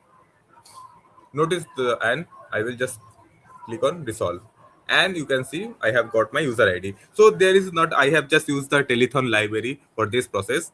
But again, the when you will be doing it, there is a lot of jamela.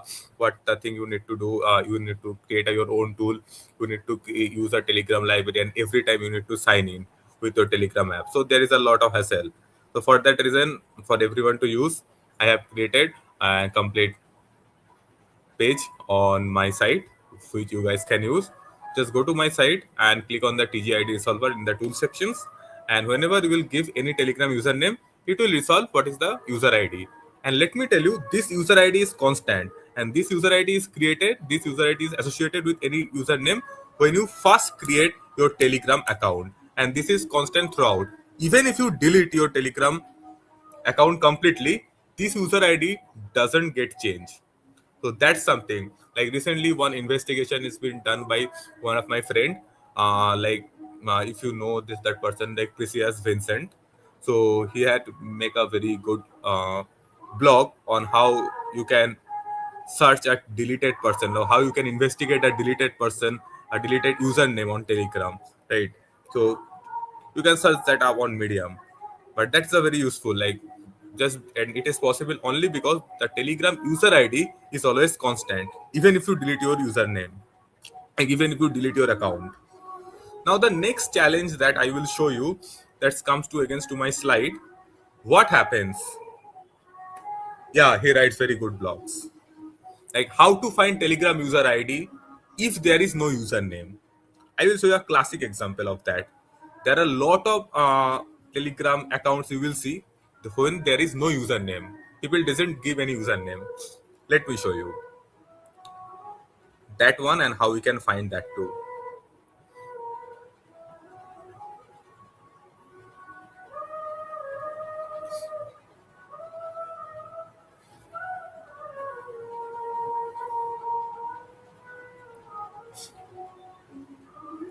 Yeah. So this is one of the thing, and you can see this person. Okay, Bonika Ambalapu. If you just click on it, there is no username. Now what? Now what? This person doesn't have any username. Now how I will get this person's ID?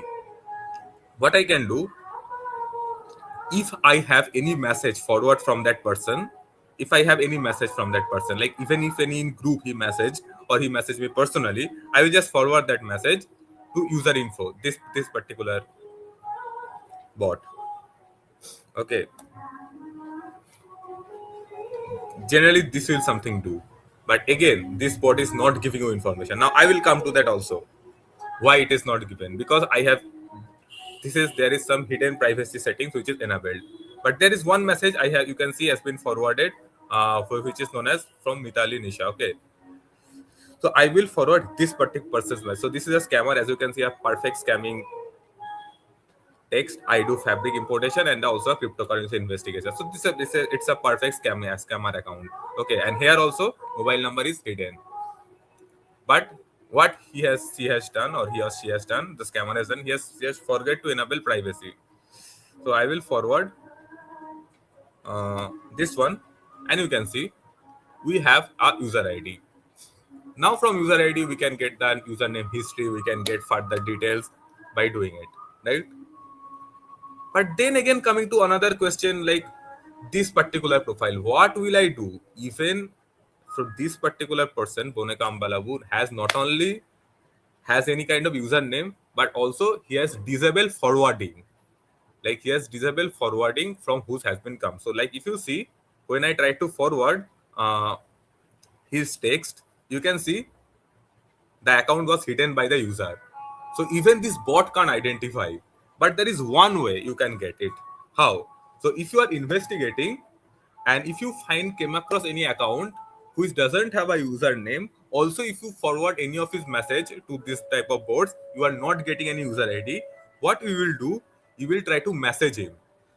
Like any kind of message, like hi, anything. Okay, let's say just a gibberish I am just giving, and then come to the user bot, and then click on user. Then you will be able to upload this user ID directly, and now you will get an user ID. Okay, so this is the trick. So if that person doesn't have a username, even you have disabled the forwarding messages, then this trick you can use and you can get that person user ID, and then you can further proceed to the investigations, right? So this is one of the very interesting way I have found out when we do Telegram investigations. Now let's come to again. Can you drop your site URL, please? Yeah. So it is yogisec.com. Just YOGISEC. My name is Yogi, and so it is yogisec.com.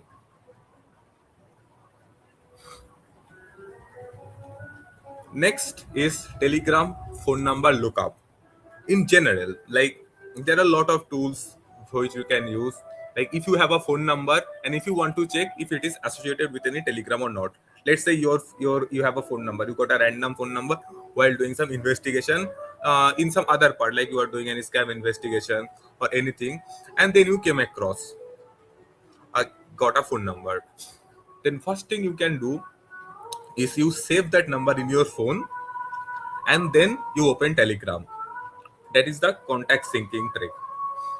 Then try to list it. Okay, like in groups and channels, in business account, recruiters and community admins often share phone numbers in Telegram groups.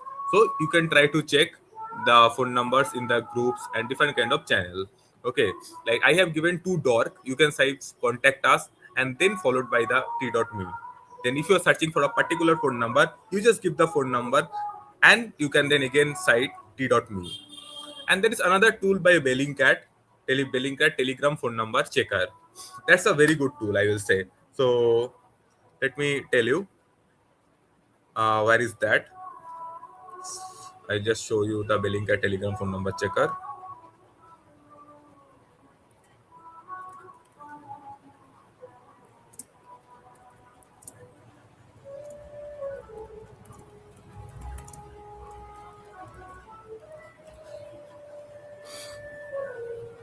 So let me just share my screen.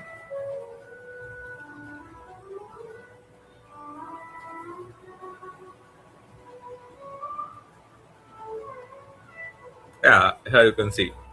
So this is the one. Okay.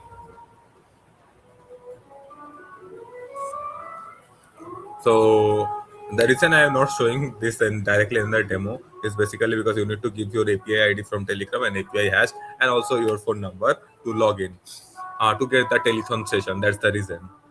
So you can install this tool, and if you want to investigate any number which you have, and if you want to check this number is on Telegram or not, you can use this tool. It's a great tool created by Bellingcat. So always use this tool. Check the URL. Just search Telegram phone number checker by Bellingcat, and you will get this awesome tool. Now, next thing.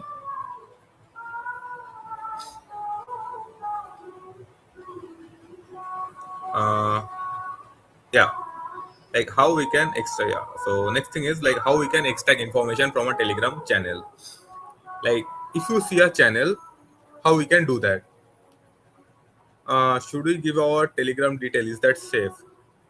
Yeah, because it is running on your own PC. So this you can you will download that Bellingcat Telegram phone number checker, and it will be running from your own system. So that's the reason. So it's just using the Telethon library. to syncing. That's it. So it's safe. Fusion. Now, coming to the part of how you can extract information from a Telegram channel. So let's suppose you want to investigate something, and how you can do that. So just use t.me, then give the channel name and give the keyword. So you can get an username, you can get a channel name, you can get a description, bio, profile picture, all subs count.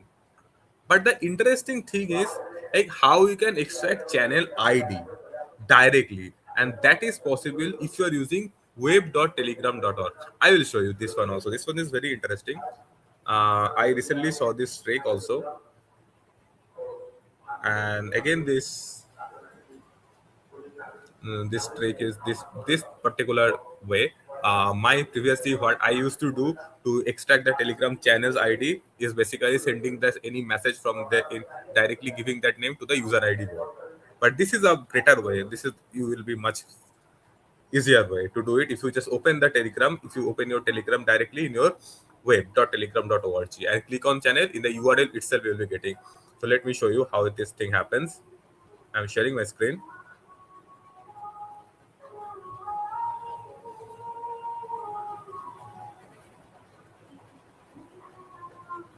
I think see you can see my Chrome tab, right? Now this is this is a channel. You can see this is a selling channel, and here you can see this is the channel ID we have got. So this is the way by you can easily get any kind of Telegram channel ID directly.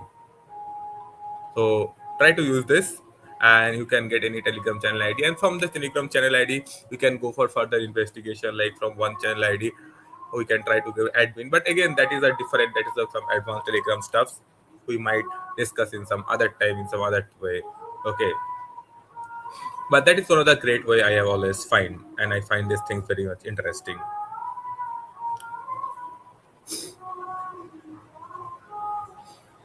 Now is the coming to the next part of Telegram search engine for lookup. Like what are the different kind of search engine are there if you want to investigate. The first I will be telling about, of course, is the Telegago, and that is one of the great tool I have came across in my recent years. Let me present that Telegago also. Let me share my screen. I will show you that.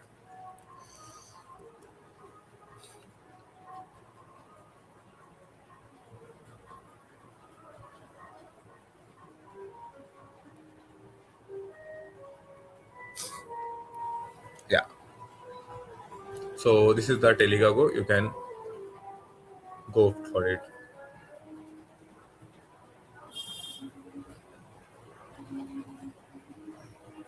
And if you want to search, let's say you want to search for any, let's say, crypto related group to look for scam.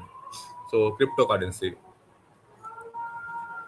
And you can see there is something TG stat. You can see different kind of Telegram group. Okay. And you can click one any of them and it will land them. Also you can see that their Telegram joining URL.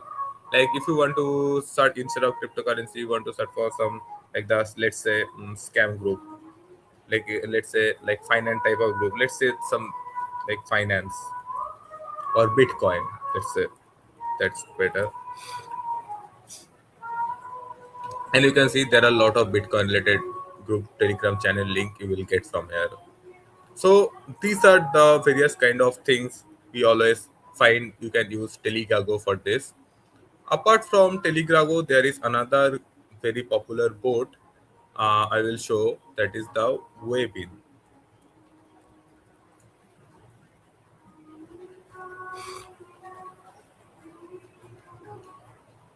Webin.com, yeah.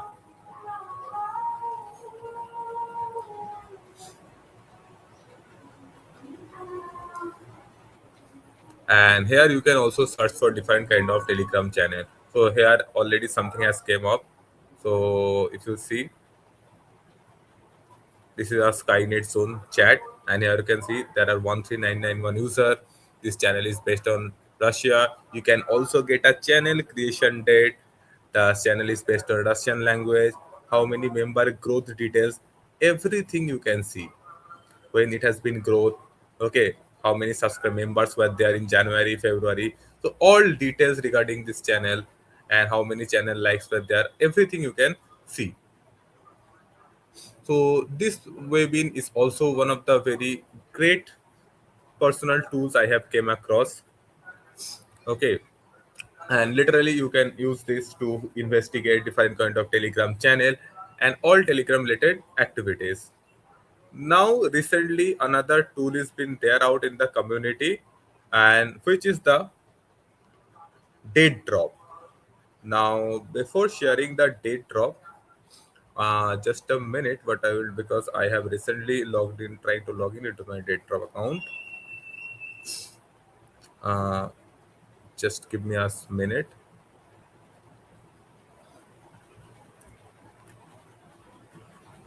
I have to just reset my password in date drop.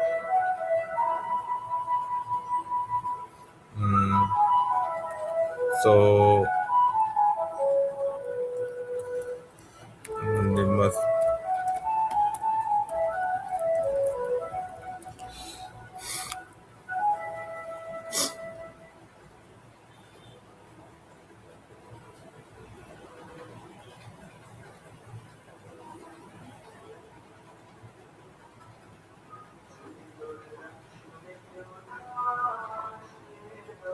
So this is look. So just a minute.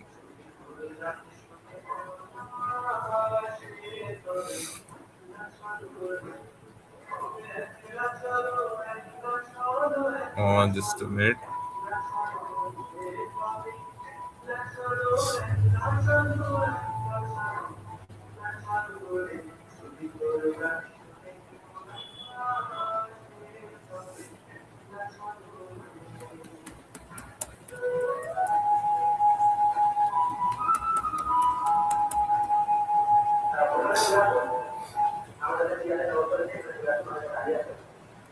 Okay.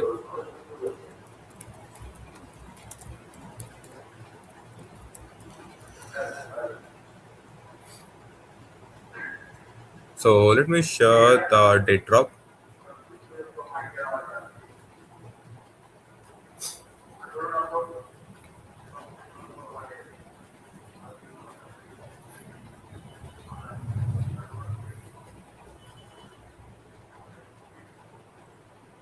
Yeah, I think you can see my screen. So this is the date drop which is very recently created by the OSINT consultants, and it's a great platform I recently find. And because there are a lot of investigation you can do, like you will get, not only you will get the Telegram channels, unlike the Telecago and the Webin, you are only getting the Telegram channels which are associated if you find. But here also you can get a lot of messages. So this is very much useful when it's come to threat intelligence, when it actual come to threat hunting, when you are actually investigating any particular messages, okay, in bulk. And also there is a very good time limit, like dates are there. So if you want to search, let's say Aadhaar, okay, because this is something, and you can see all of the campaign and also the channels and what are the message which is associated. You can see there's a URL profit hoga. Okay, if you try to view, you can exactly try to see the channels. Okay, and you can see when the cash out's been there, if anything is there, all this kind of things. If you want to see any previous date, you can also see, like if you want to investigate anything about Arthur in, like, let's say 2024 or 2025, let's say I am giving in 2025 July. Okay, and yeah, I am giving this date 21, and here I am trying to give any custom value. I want to investigate again. This is also in 2025. Let's giving something like October. Okay, 31, and then I am giving search. It is not getting any result found.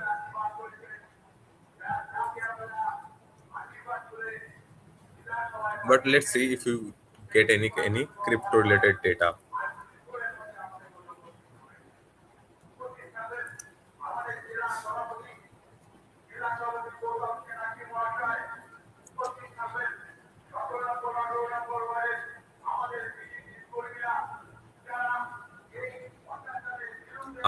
There is not date, so I will just make it.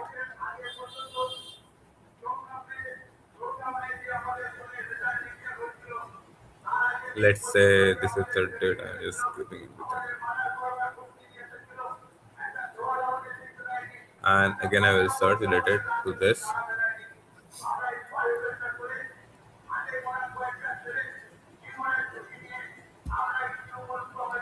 And you can see the channels related to it, the messages. Okay, and also you not only that, you can also export all of this in the form of CSV format. And unlike if you have used any kind of sock tools, like there are a lot of boolean values by which you can search, and also only through channels you can search. So all these functions are also there. Okay, and you can use all of this for this purposes. So for that reason, date drop is a very interesting tool I came across, and I find it very much amusing. So that's it regarding the date drop part. Okay, and let's come to once again. Mm, I don't know what is happening to the slide. Why not slide is there? Okay, I think you can see the slide now. Now there is another tool which you can use is for the mass surveillance on Telegram. If you want to surveillance on a mass level, on a like how you have been seeing how this community works, how people perform mass surveillance from inside your own account instead of using any service like DateDrop or any kind of other. This tool is definitely for you. You need to set it up in your VPS through Docker, and you can try to use this tool. Just get the name and you can search it on GitHub, and you can try to use for on mass surveillance on Telegram. Now the question is, we have very much, I see people are very much interested in, like, can we track a person's phone number from Telegram just by the username? You might have seen it in various kind of Telegram channel, like some of the illegal channels they are doing, and also and they are using selling it by the name of OSINT board. Okay, but where they are getting the data? So what happened in the 2025 end, a huge Telegram leak had occurred. So 200 million Telegram data has been compromised.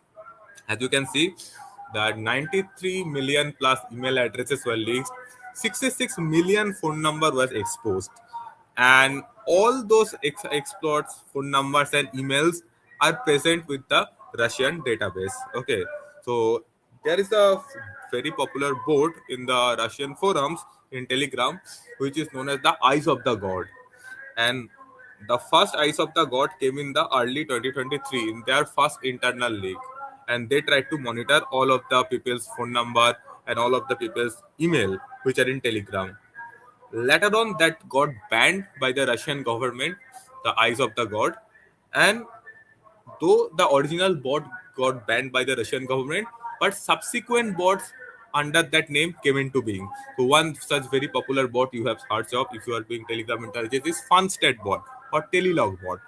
Okay, and now there are lot of sub bots. Like you can see, lot of mirror bots of that Funstat has came into existence, and all of this, even some of the Indian scammers have also started to create their own version. Like also, of course, their mirror of the Funstat bots have created a mirror, and they are trying to sell these features of tracking a phone number. Now, I want to use this webinar to make you aware that directly, if you are looking it, if you are unless you have a very authority, or if you are a hardcore OSINT user who is investigating on government part, that's you getting or you abusing someone's phone number or databases or abusing someone's email address is basically illegal, because you are using leaked database data, which is not very legal. Okay, but still, if you want, you can directly use the service of the Funstat board, because it is present. And the exact, if you are using Funstat board, it is also done under the Indian laws. But don't use any kind of people's like who sell this kind of features in their websites, because that is will be illegal. And even if you are using it, it directly like it directly violates the DPDP Act. Okay, so you might get exposed, or you might get in a situation which is harmful. But I want to tell, like, just wanted to let you guys know, like, how is this Telegram leak has been coming, like, how people are getting phone number from the username. So those have been possible just with this 200 million Telegram data leak, and that is the whole point. The usernames, phone numbers which are out. Okay, so this is the reason. And now is the Q&A sessions. Okay, like, so if you have any kind of questions, you can ask me. And this is the Twitter, and this is my LinkedIn. Also, I had a YouTube channel where I had 3 videos, and so this is the thing. What if someone uses no username, no public group, and strict privacy settings? That's the thing I told you. You need to DM that person, and then you need to upload it in the TGID bot. That is the only way you can do.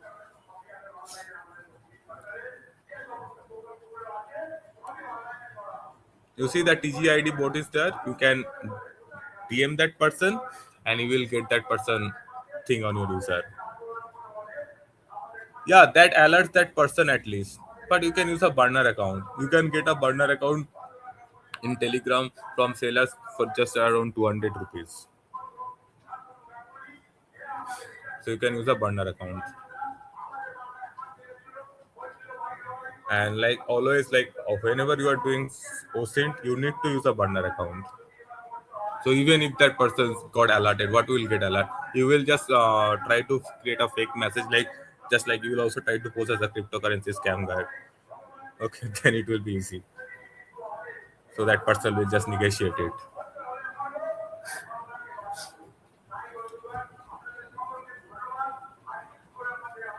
No, there is right now no course to learn the Telegram stuffs. For Telegram investigation, there is nothing much out dedicated. Will DPDP change how Telegram deals with information of internet? Absolutely. One of my research will come out in this year. Uh, I might present this in the Black Hat USA 2026 and might in the KuckCon. Also, if you are attending KuckCon, it is definitely coming out in the KuckCon this year. So if you are visiting KuckCon this year, Kerala, and 2026 in the October, you will be seeing. Yeah, so this will directly impact DPDPA because I'll be publishing one of my research on all of these things. And we have already some talks going on with the authorities, ministries. So yeah.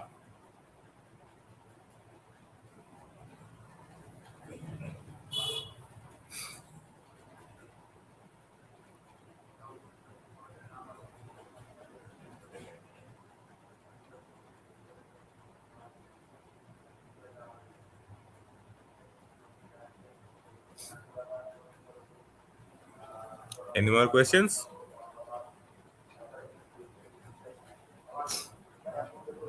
Yeah, Sujan, sorry for the background noise because I was also not aware that people will start on today.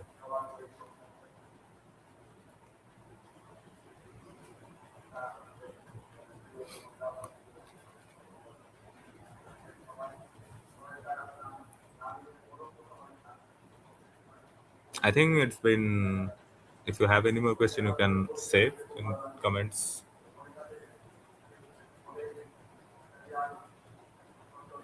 Yeah, are burner account buying safe? Well, you are buying burner accounts. Ultimately, all OSINT people ultimately somehow had to buy the account. You can't just always create. Like you can see, most of the if you want to buy an old account, even if for Facebook, even if for doing Instagram OSINT, you need to buy from somebody. Now you will in 2026 you can't create an account based on 2020 2019. So safe is the one how you can use it. Completely depends on you. Like, is it legal? Well, buying an account is not exactly illegal, but how you are using it? Are you an authorized investigator? Are you like have done some work with the agencies? Then, but if you are using it for illegal purpose completely, then it is you will be flagged. But otherwise, buying an account is not like there is nothing illegal in it. You can buy any account.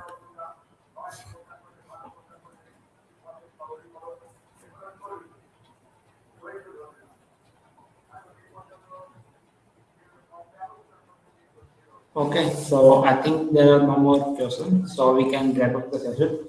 So thanks, Yogi, for joining us and sharing us your valuable knowledge with our attendees. Thanks for giving us your valuable time. Bye. Thank you, Dheeraj. Thank you for giving me the opportunity. It's been great.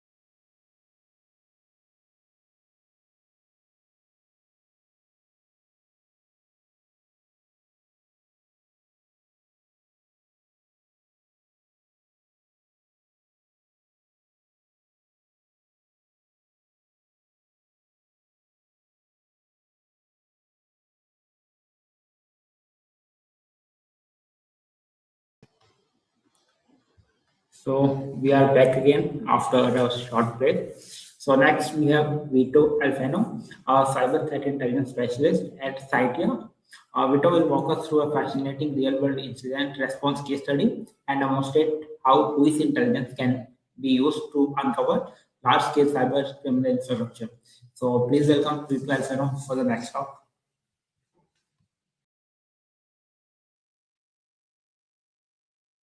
Hi guys, I hope you can hear me pretty well as move. Just give me a go, no go, you're okay, and I will go. Perfect, thank you, Derai. First of all, let me introduce myself. So, who am I? I'm Vito. I'm a cyber threat intelligence specialist, and I work since I have a really long experience. I started in this sector almost 20 years ago.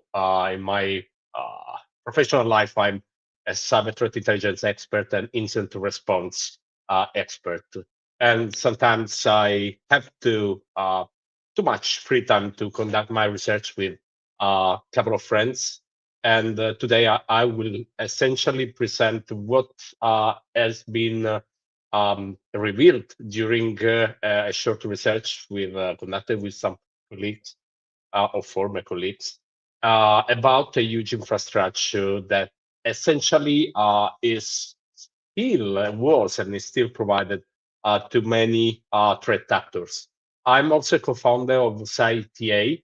Essentially, is the first Italian non-profit organization that is dedicated to creating like educational content in the field of the cyber threat intelligence. So essentially, we try to divulgate knowledge and contents about cyber threat intelligence. We also organize some events, and sooner or later we will organize also a cybersecurity conference that where we hope we will have you, all of you, as virtual guests also by person. So essentially, just to start, let me give you some context. And I don't know why I don't see the content. So okay, sorry, I think there's something happened with my slides, but okay, it is just one slide. Essentially, to give you a sort of introduction about this case. We are talking about something that happened that occurred between 2023 and 2024 in the European region. I cannot disclose who was impacted by this event, but essentially this event was related to a ransomware attack that essentially led to data theft and ransomware execution within the perimeter of the victims. Essentially, in that at that time, the victim it is a huge company operating in a particular sector that I can't disclose. Found tons of the systems that have been compromised by a ransomware group, which essentially then, as usual, demanded a ransom. Our investigation essentially was pretty long, let's say a couple of weeks, and led to reveal tons of indicators of compromise. And one of them, the IP addresses that we found, two of these IP addresses were not attributed, and the research conducted on these IOCs essentially took us to reveal what was behind. Just to clarify, this deck describes, as I said, the events occurred between 23 and 24. This means that it is something related to the past. Unfortunately, I cannot disclose something that happened in the last 2 years because I think that you can imagine that there are some NDAs and so on. It describes only how the VUIS protocol was used to find information, details, and evidence that then led to identify the threat actor who was behind the infrastructure, and how this threat actor is still operating, and how it is still improving and increasing the, let's say, the malicious services provided to many threat actors. Since this research was accomplished, many things have changed and evolved, and there were a couple of companies who somehow found almost similar IOCs and published the analysis that somehow matched with what at the time we found as researchers. And unfortunately, this deck, sorry, I will fix all the typo mistakes, I promise. This deck does not contain any memes. I had no time. I'm sorry for that. I always want to make up my presentation more funny and more available, but this time I didn't have time. Sorry for that. So how everything began. Let's establish one basic principle.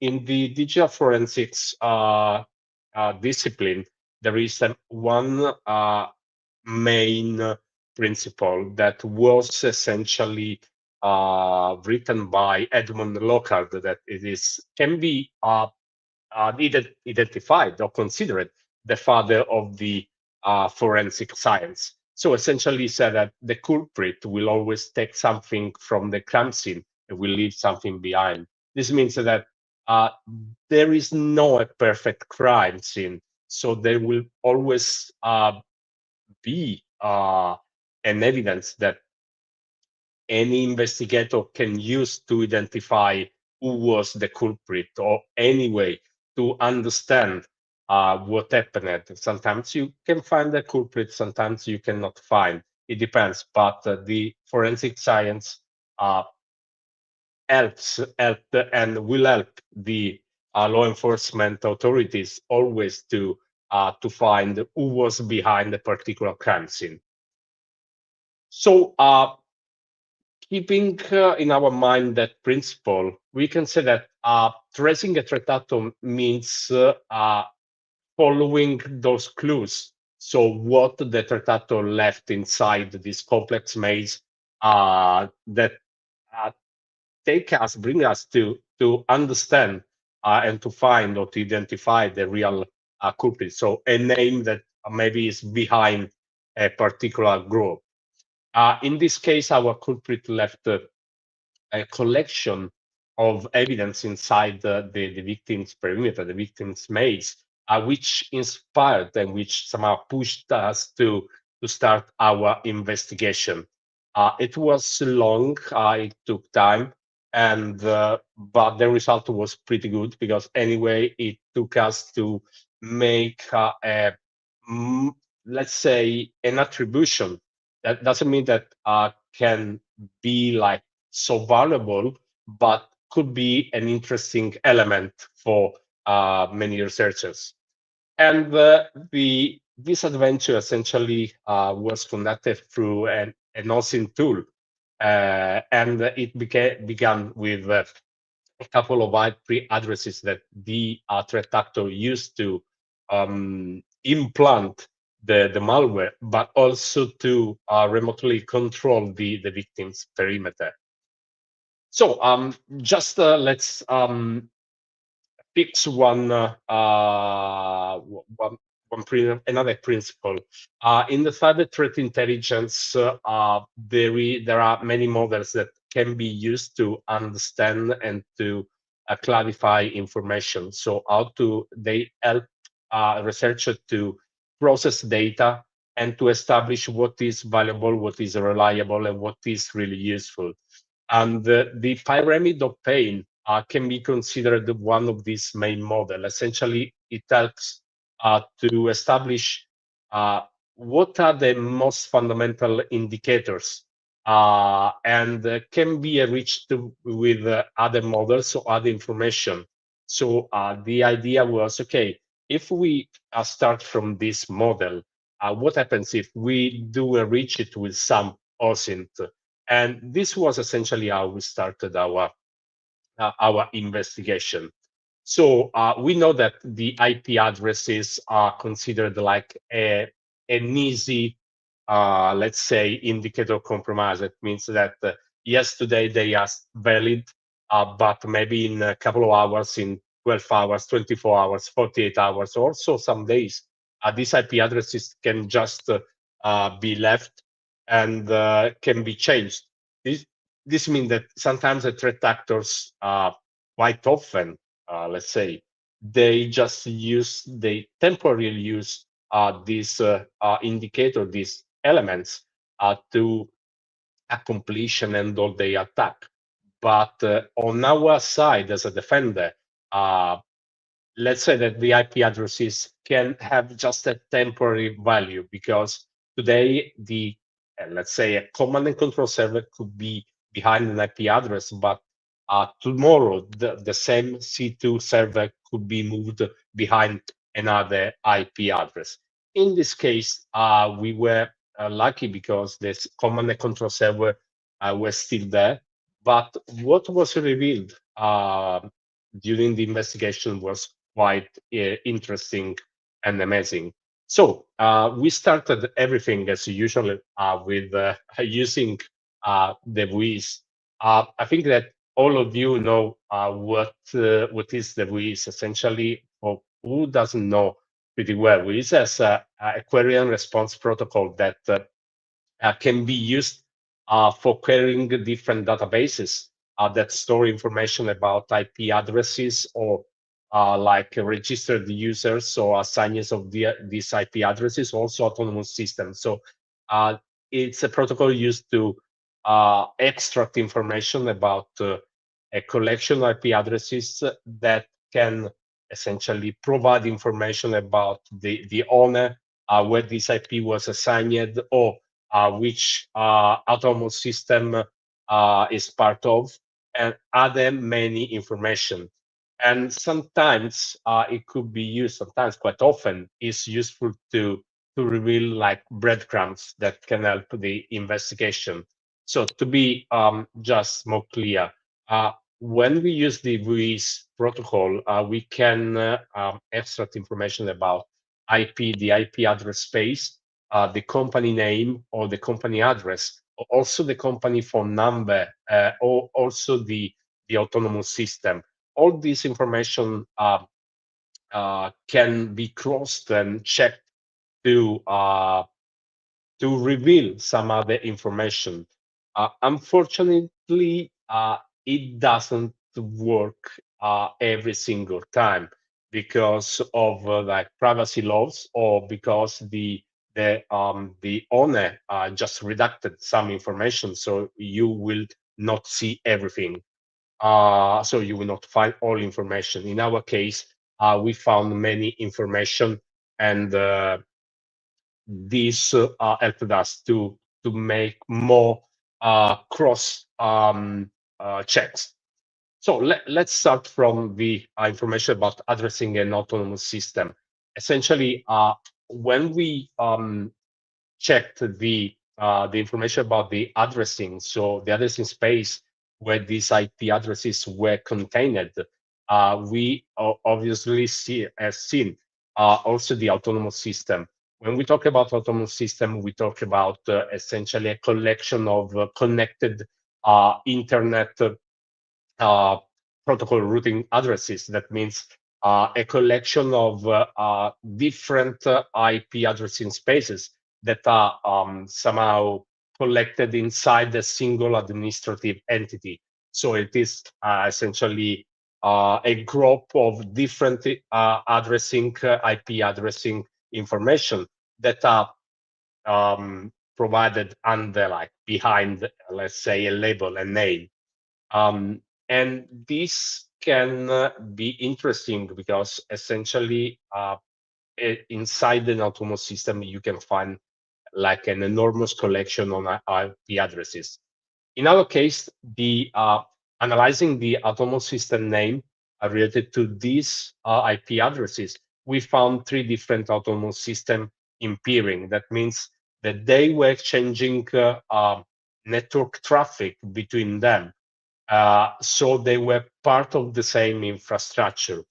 And behind this, inside these three different autonomous systems, we found many IP addresses. And it was quite expected, but also useful because checking all these IP addresses, we found that essentially many, some, let's say, cyber threat intelligence platforms were attributing to those three different addressing space tons of IOCs related to different command and control servers, different stealer, malware, ransomware, and also some cyber fraud campaigns. Then we moved to a check to verify the address reported in the voice extraction. And when I talk about address, I mean the physical address. There is a famous meme that essentially when it talks about physical address, somehow somebody replies with a MAC address. In this case, it is the address of the building where this company that registered that essentially bought these IP addresses was located. And making a deep dive in check, we found that that address was essentially reported inside the Paradise paper, a collection of papers produced by investigators and journalists that reported tons of names of companies that essentially were laundering money for many reasons. So essentially that address was present in that database. And what it was interesting, when we checked that address, essentially we found a collection of company names that were operating in that building. And most of them were attributed to money launderers, or anyway, entities that were laundering money in some countries, let's say, but operating in a specific place. If you can see the image, you will immediately see that it is reported the country where this building was, so People's Republic of China. Then there was also the organization name, so essentially the name of the company that was using those IP addresses. And doing some some researches on Google, we found like an email address that led us to a specific domain name. That domain name was again queried and researched using VUIs, and it revealed a specific structure, or anyway, some detailed information about this company. So we obtained another part of details that could be used to do some deep dive. In this case, the domain name was essentially registered in the Russian Federation and was providing, so the result of the was providing an email address. That email address essentially was an element that we kept just apart for a subsequent step. But checking the DNS SOA record, we found another mail address. So in that moment, we have essentially revealed two different mail addresses that were tied to those IP addresses. And checking these mail addresses, we essentially aim to find a subset of details that were part of a huge cluster that essentially were linked to malicious campaigns and the different threat actors. So we just used open OSINT tools. So we didn't use any particular platform. We found everything just through the VUIs and through like a couple of other tools.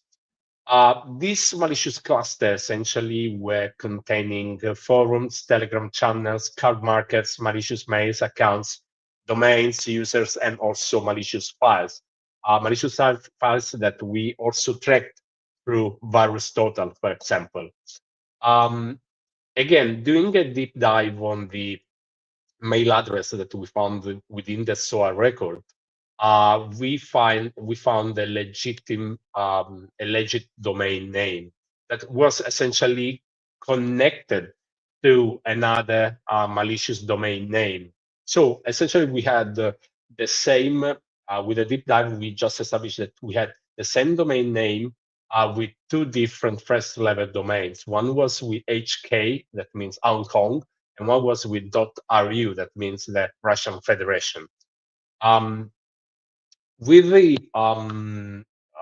checking this malicious domain name again with buoys, we found other interesting details that essentially were enriching what we were researching. And digging deep into this malicious name, it came up another third different company. So we started from the two different IP addresses. We found then the name of a first company that led us to a couple of mail addresses that led us to a second name, company name that led us to a third company name. But we noticed one thing, that we had three different company names, but they had a different country, but the same phone number reported by the buoys. Essentially, checking the phone number, we essentially landed to another interesting information. So different company, same phone number, different countries, but all these elements were persisting and were living inside the three autonomous systems that we found, and inside the main autonomous system that we found at the beginning of our investigation. And this address, the phone number, and also the address reported by Luis, with some Google research, allowed us to find a control panel that was essentially hosted on a particular server located in Russia. And it was interesting because this panel essentially was published with two different logos. One owned by the Russian company that we revealed during the investigation, and one related to the Chinese offshore company. This means that the two companies were strictly tied to each other, and this control panel was a proof. But we wanted to see more. And for this reason, we started just using tools that you have in every browser. So we checked we extracted the network request to understand what happened when you tried to reach this panel. And inside this trace, essentially, we found a hidden module that was essentially forwarding you to another hidden panel published on a specific port. This port essentially were presenting a panel of the Tractato, where the Tractato was able to access and also to manage all the malicious, the entire malicious or part of the malicious infrastructure. So we had the same autonomous system, different companies from different countries, but all of them were linked all together with the to the malicious cluster. And this was a surprise because we didn't expect to find an hidden panel inside the this main, let's say, management console. After digging quite deeper, we found like this huge infrastructure that was owned and managed by the same operator. Essentially, doing some researches with OSINT information, we identified a particular name or username that is quite well known in the dark web and is recognized as, let's say, the one of the main operator of this huge infrastructure that can be that was used, it is still used, and will be, I think, used in the future within the cybercrime landscape. That means that cybercrime groups, fraud groups, ransomware groups, also just normal threat actors so that maybe wants to spread like the malicious campaign, phishing, and so on. They will somehow be able to buy or to rent and to use. One more thing between I'm going quite quickly, so I think I will finish before 1 hour, just to not let you get bored. I will try, guys. I will try to reply to your questions later. I'm just reading. Just doing some research with all the elements that we extracted, we landed on a Russian web page where you can essentially do some queries about like company names, so also person names. And essentially this web service provides you all the information about not only people, but also companies. That means that you will have a clear overview of a specific entity. We are lucky that the Russian government can provide such kind of services because they are able to provide so many interesting information. In this case, we identified that all those companies that we found were linked to one specific person, a Russian operator, let's call it. And this one, verifying his names, we were also be able to trace how this person was operating not only in Russia, but also in Cyprus and also in China with different company names. But also, it was at the beginning when we started this investigation, we found one name. But this name, like let's call it the director of this malicious infrastructure, meanwhile changed. So the first name that we found was essentially tied to a sort of a Chinese box company. So behind these names, there were tons of different companies registered in Cyprus, but also in the UK. And we found also some evidence that this person was also awarded by the British government. But this name somehow left this, let's say, joint venture company and gave to another person the control of this infrastructure.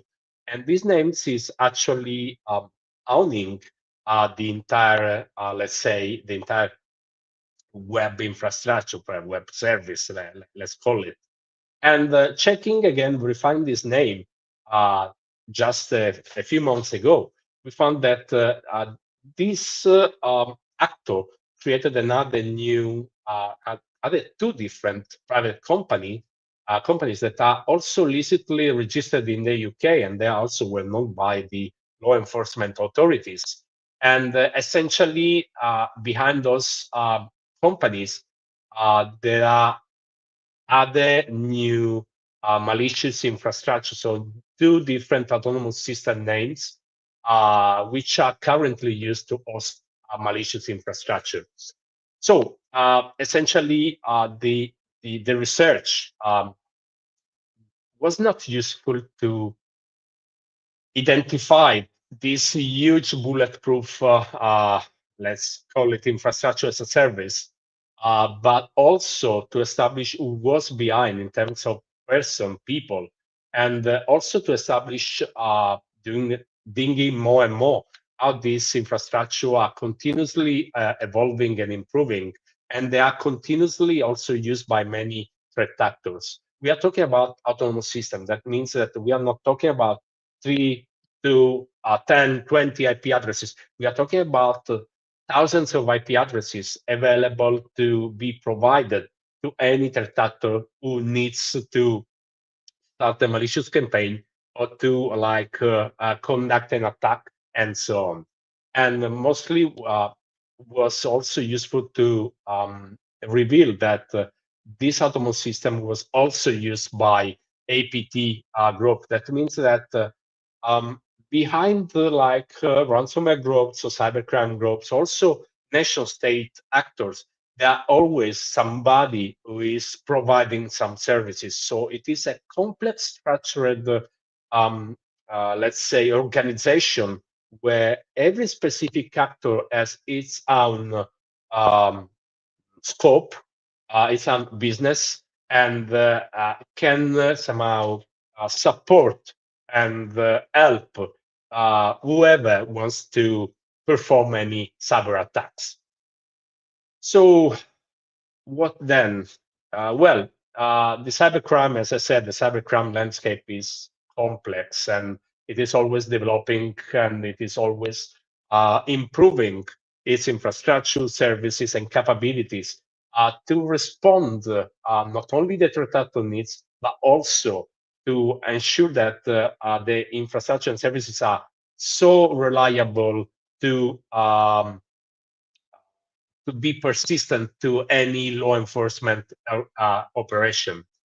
And I think that many of you heard about last operation conducted by Interpol and essentially publicly released on their website, where they announced to have dismantled many botnet infrastructure or DDoS infrastructure and so on. The more the law enforcement authorities conduct their own operation, the more these kind of organizations, cybercrime organizations, are evolving and improving their capabilities. And the OSINT tools and also well-prepared researchers, so OSINT experts, can essentially daily tackle what happens in the cyberspace and how the cyberspace is evolving and changing. That means producing tons of new reports or tons of new researches that essentially can be used to share new information and new indicator of compromise or indicator of attacks to all experts who need this kind of information, but also to help the law enforcement authorities to develop new countermeasures and also to conduct new cyber operation. And in the era of artificial intelligence, it is quite surprising that and amazing that WIS is still one of the best OSINT tools that people do have to start to dig and to do their research. And it is always left to the research curiosity to use these tools and to use its own capabilities to dig more and to reveal more information and details. So in my presentation, I left some breadcrumbs. That means that you can find something and you can conduct your own, let's say, research, and also find something that other researchers found out. So I wish you good luck for that. And this is the end. I was quite quickly. I hope it's not a problem for all of you.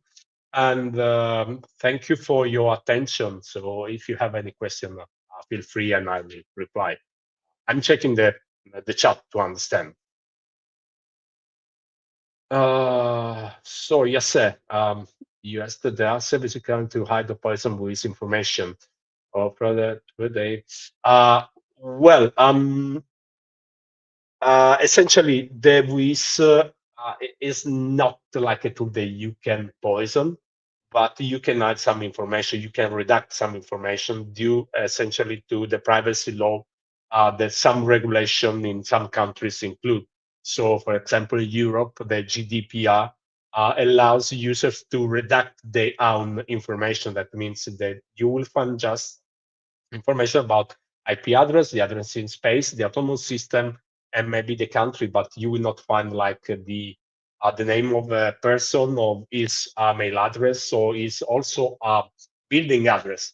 So it is left to people to redact this information. In some countries, this is just not covered. So maybe there are some countries where the privacy law was not still implemented, or maybe it is quite soft. So you can find still many usable information.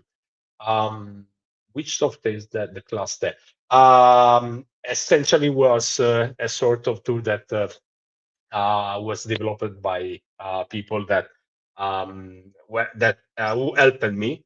So we essentially it was based somehow to Maltigo. So querying some databases produced that graph, and so the way to identify owner. We did not consider to dig more on the dark web. We kept our attention on IP addresses, autonomous systems, and also other elements that we were able to access to find out. And this led us to establish essentially also the name of the person, because we were able to find all the information on the internet that were available as an OSINT source. So we did not need to do like some deep dive on the dark web. I hope I replied to your question, Yasser.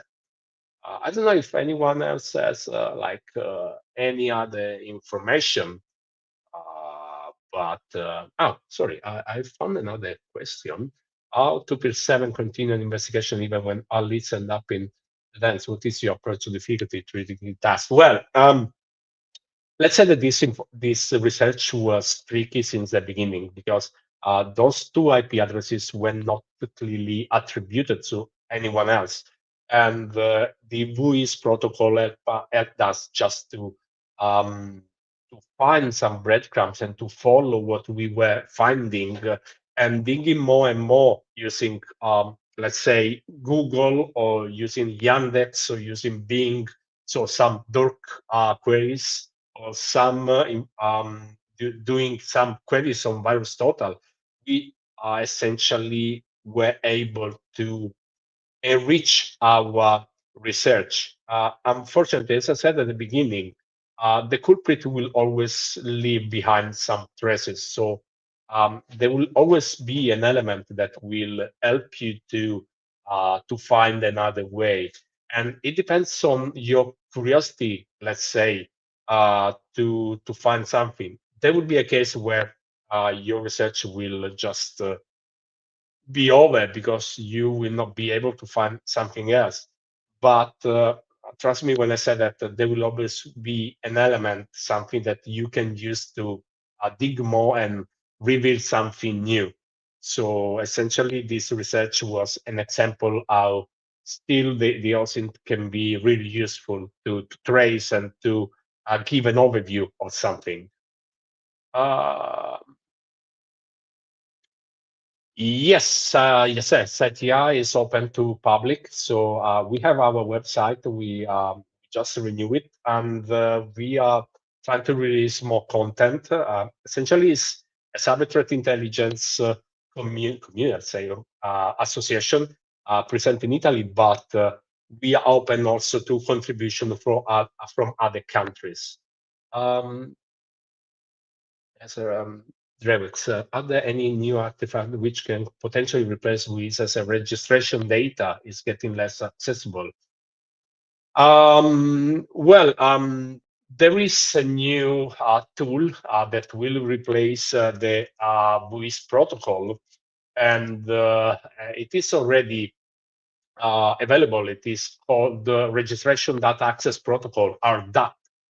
That essentially provides some other details, but VUIS is still a good tool. But you will always let me be more clear. When you conduct a research, you always do like a first check on VUIS, and you always keep your attention on understand, okay, who is behind this IP? But you don't consider that maybe the VEs or maybe the RDAP will provide some a little, let's say, information that used with like, I don't know, Google Docs or Yandex or other search engines could bring you to new information. As you've seen during my presentation, WIS was used many times with different information that were contained. And checking every single information, every single record, we were able to find something new, something more detailed. So unfortunately, many researchers keep their attention on okay, who is behind this IP, where is located this IP, and that's it. But there are many others who just start to dig more on each single record that WIS provides, also are DAP. So it is left to your deep dive capability. Oh, something else that I can reply, feel free, seriously, I'm here. Dirai, I think I completed my presentation. I don't know if you want to add something more. In any case, I thank you so much for this opportunity. It is really a pleasure. Feel free to reach to me through LinkedIn or through CITA website. And I hope to see most of you like in other conferences or also online. Thank you so much. Thanks, Vito. That was really an amazing presentation on voice and like how it can be used in identifying like criminal structure. So thanks again for giving us your valuable time and putting the efforts in educating our audience. So thanks again. See you. Bye. Thanks to you. Bye. Yeah.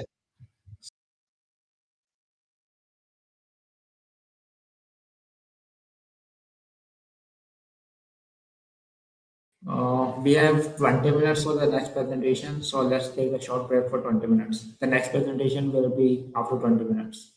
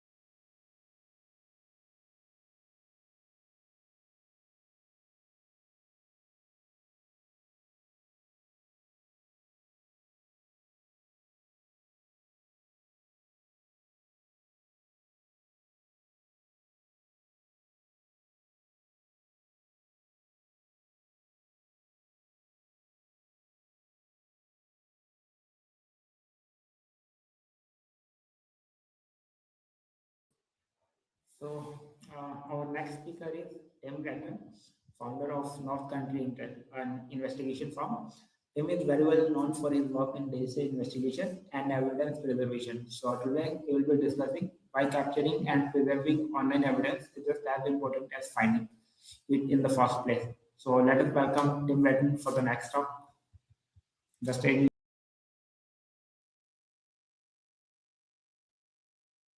Thank you for the introduction. I appreciate it. And I appreciate the opportunity to be a part of OSINTCon 2026 and a part of that class. Just to share a little bit about myself, my background. I've been doing online and criminal investigations really for over 20 years now. And so is what I found over those years and conducting these different types of investigations is the importance of capturing and preserving the content that you're finding. With my background, I'm come from law enforcement. I was working as a gang detective. And then now I've been very focused on working criminal defense investigations, some of which I'm working on the civil side as well. But I've been conducting social media intelligence investigations since 2005. To give you an idea, at that time, my #1 source for social media intelligence was MySpace, just to give you an idea of how long I've been doing it.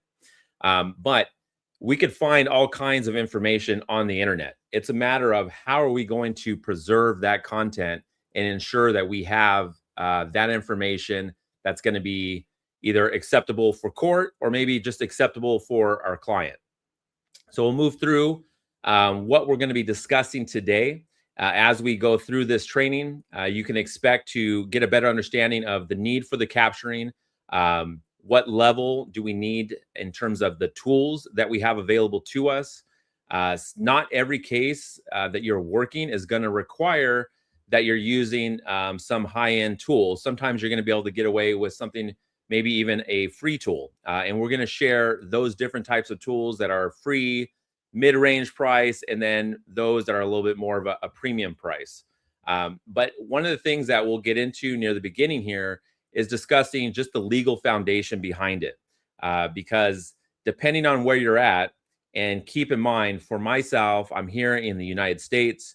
I'm basing a lot of this training on the idea that my content that I capture and preserve online is going to get used in federal court in some cases. And so it's a real high standard that I need to make sure that I follow. And at the end of this training here, we can go ahead and compare some of these tools, and maybe you guys can start making some decisions on what tool is going to be best for you. I will note, as I go through this training, the tools that I'm sharing, I have no affiliation with. I don't get any kickbacks, nothing like that at all.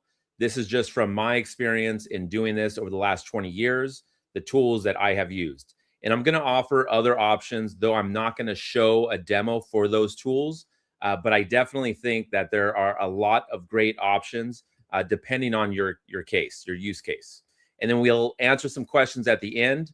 However, the moderator will let me know if there's any questions that come about throughout the training. Feel free to type those in and I'll respond accordingly. So the need for capturing and preserving. This causes me to think back to those times, and I think you could probably imagine the same for yourself when you came across some information, you didn't think it was important, you continued forward to only find out, yes, it was important, and you failed to capture it. And so I'm going to move into real-world consequences of not capturing and preserving. So this happened to me, actually. I use it as an example when I've taught this class before. And it is simply, I was working a homicide case. The attorney knew about some information that was out there, brought it to my attention afterwards, knowing that I had already done an investigation on a subject. And with that, the attorney said, "Hey, do you have that information?" And I said, let me look back and see if I was able to capture that. It didn't sound familiar. I looked, I did not have a capture of that site. And sure enough, I went to the website because I was like, I'm going to go ahead and recapture it. The site was down, no longer available. I went to the good old method of the Wayback Machine. There were no captures previously on that site. So what did I have to fall back on, right? I could have gone back to the client and said, hey, unfortunately, I didn't capture it and it no longer exists. And that's a real terrible situation to have to deal with when you're the assigned investigator, and that ends up being a piece of information that was important that you weren't aware of initially. In that situation, though, what helped me out, and one of the tools I'll be talking about, is Hunchly. Hunchly was one of the tools that bailed me out of that situation. So that was extremely helpful for me moving forward with that client. The next thing I want to talk about is just the difference between a screenshot and a defensible capture. That's how we refer to a web capture that is going to contain all of the details and the evidence that is needed. When I first started, and as I noted in 2005, I was using MySpace. I started in 2000 doing criminal investigations. What was acceptable then is not acceptable now.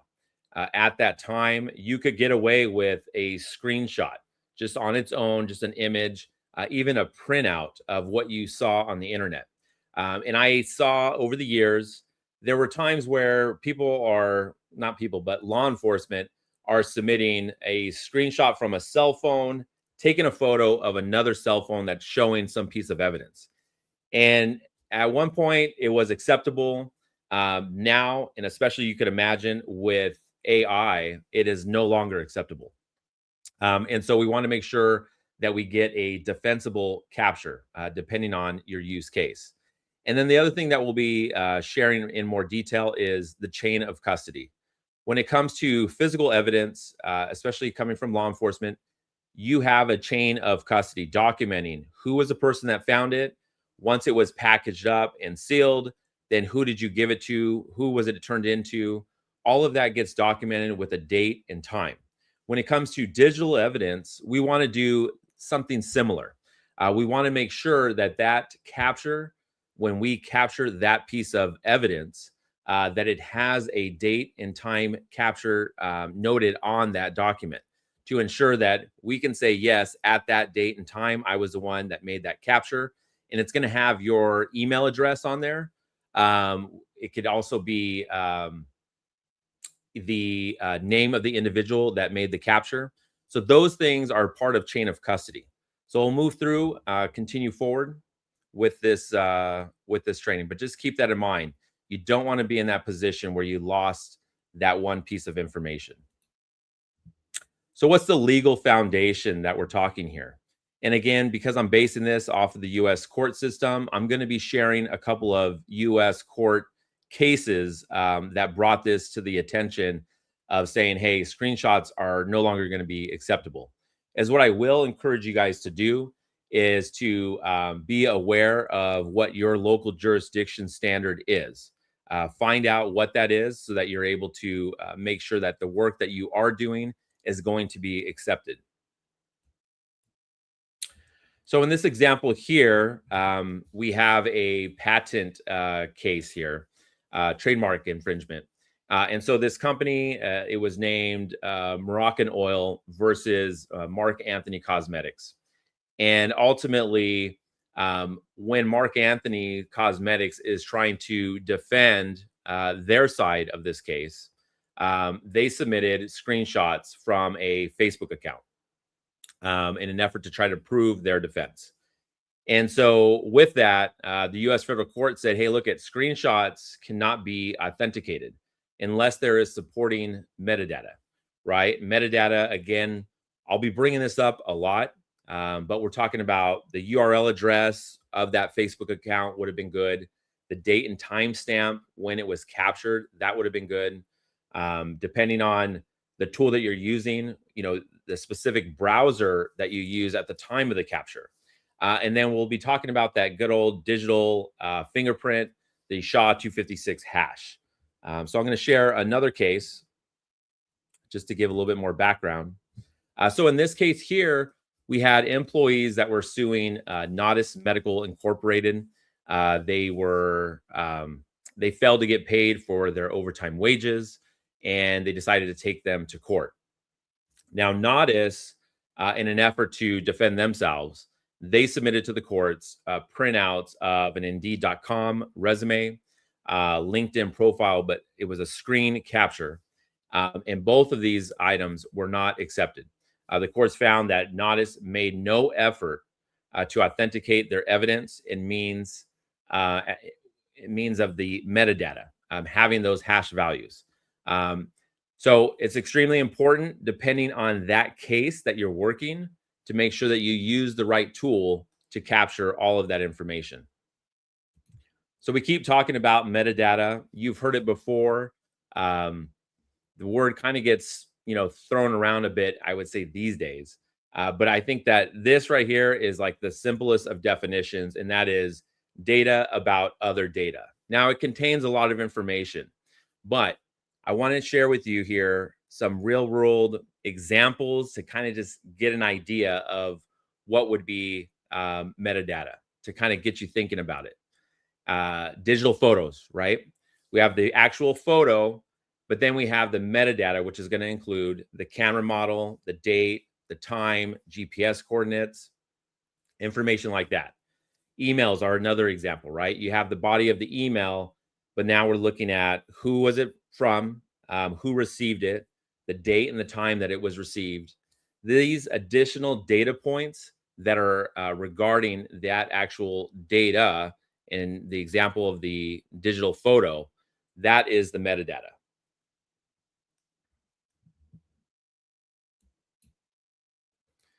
So what does it come down to when we're looking at forensic metadata? Now, this is where it gets more in depth outside of that standard metadata. This is the legally verifiable, tamper-evident data captured alongside an image, for example, to prove its authenticity, integrity, and exact origin. So this goes beyond a simple screenshot capture. This is downloading a lot of the content that is occurring behind the scenes of that web page. So we have our hash, right? The digital fingerprint of that captured file. This is that we've captured it. It's sealed with this 64 characters verifying that, yes, this is what it looked like at the time of the capture. And if anybody, like for instance, you submit it to court and their forensic expert wants to go ahead and recreate what you had seen, that hash number, that 64 characters, would match up to your original 64 characters. If you just change one pixel on that image, the entire 64 characters are going to change, and it's not going to match up. The need for a certified timestamp, right? Not all the tools that I'm going to share are going to provide that. Some of them I'm going to suggest that you just document it yourself, right? But is that going to be acceptable for court? Maybe for your court, I'm not sure. But in US courts, it is not going to be acceptable.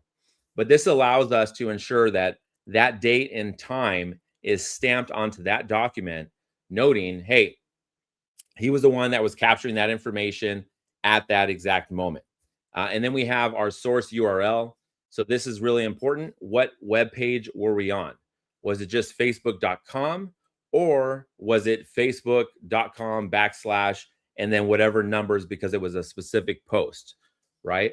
So we want to have that exact information as well. The source HTML, this is the hidden code that's running behind the scenes, along with the network logs. This is just ensuring that, yes, our browser was communicating with this website here, and that exchange did occur. Chain of custody, we brought that up earlier. Another just important one to keep in mind. So let's talk about some of the free tools that are available to you. Now, some of these tools you might already be aware of. I wouldn't doubt, for instance, the snipping tool. But what are some ways that we're able to do some free hashing as well of that capture? And so I'm going to share that. This is just to kind of give you a quick option if you are wanting to just start to get into this rule to ensure that you are preserving your stuff in a semi-proper manner, again, depending on what the setting is and who the client is. So in this example here, and I'll just say right now, I'm a Windows user. I don't use Mac. I think, everyone has their own tools that are going to work best for them. But the nice thing within Windows is that we actually have the ability to do your own hashing within Windows itself. So here I have a capture of a screenshot. This is an Instagram account, and I'm going to name that file name. And in naming it, I'm also saving it to my case file for that specific case. Now we have the option here of going into our PowerShell. Very simple for Windows. You can easily just type that in to be able to open up that window. And then I'm going to copy the path for that file name, right? So we copy that path, and then we just type into the PowerShell, get file hash, and then we're able to paste in that file path. This right here is just a free option. You can see here we have the hash. It is SHA-256 level. So that's a great thing as well. Now, if I was going to try to submit this to maybe a client, if I was going this route, I would have additional columns. Just like what we talked about a couple of slides ago, is that we'd want to have that date and time noted there. What was the actual website that we pulled that image from? That kind of information, we'd want to add those additional columns in here. This is just a do on your own so that you can keep track of. But I think it's a kind of a good idea to just test this out on your own and figure out what might work for you and to just get a better understanding of what this process is. So in this example here is what I want to show you is that you could just simply go to a website like this. So say you didn't want to go the PowerShell route, or that just seems beyond what you're willing to do. We have basic sites like this, and there are so many of them that exist out there. But by simply putting that image into there, we're able to get this SHA-256. Again, is it going to meet the court standard? Not in the US. I don't see that working out, but it is a good option to have if it is something that you're trying to pursue with your cases. So additional free tools, right? So we have our Windows 11. If you have that, they have the snipping tool. The great thing that they added, which I'll show an example of, is the ability to actually capture video now. And that's a huge one. I'm going to show you the example of a Chrome extension using Go Full Page, the benefit of using that, and then FireShot. FireShot is very similar to Go Full Page. These are all free. Yes, with FireShot, you could pay for a pro version, but the free version, you can get a lot accomplished and done there. So what I want to show you is in this example here. This is me using the snipping tool on the left. Very simple, very user-friendly. Just capture. I'm saying I want a new capture, and I'm going to designate the area. One of the things that you'll notice as I go through this is that this is I'm very focused on Instagram because Instagram, the way that it is formatted, I find it to be one of the most difficult social media platforms to capture information off of. A lot of it has to do with that side comment section, which is very difficult to be able to capture if you're trying to capture the entire thing. The next example I'll share here is just the video function. And using this snipping tool, I can designate the area. This could be a nice clean capture. Here's some audio there.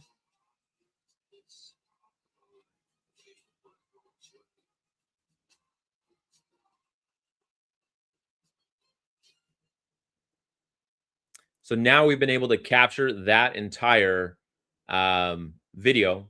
However, we need to use it. I'll play it back there as an example.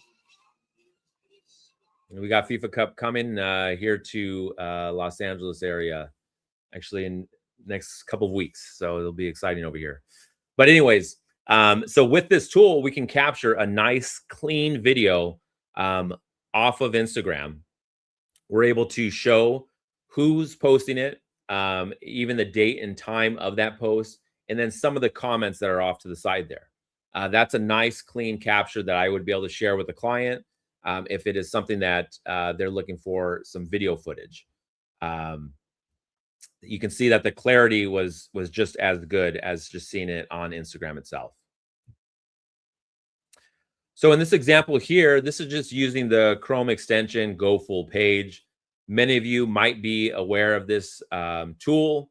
I personally like using Chrome as my major browser for conducting my investigations. And as you know, any Chrome extension will also work on the Brave browser as well. I'll share this example here. So that's it. That's the tool right there. You get to a post that you see that you want. You just click on it and it automatically captures it for you. Now, one of the things that I really like about this is that I can export out a PNG image file, or I can go ahead and export out a PDF file. It makes it really convenient. Oftentimes, I'm using this on digital news articles that I come across. Sometimes one of my jobs is monitoring or collecting news footage. And when I'm looking at newspaper articles that are on the web, I'll use this tool oftentimes to go ahead and capture that.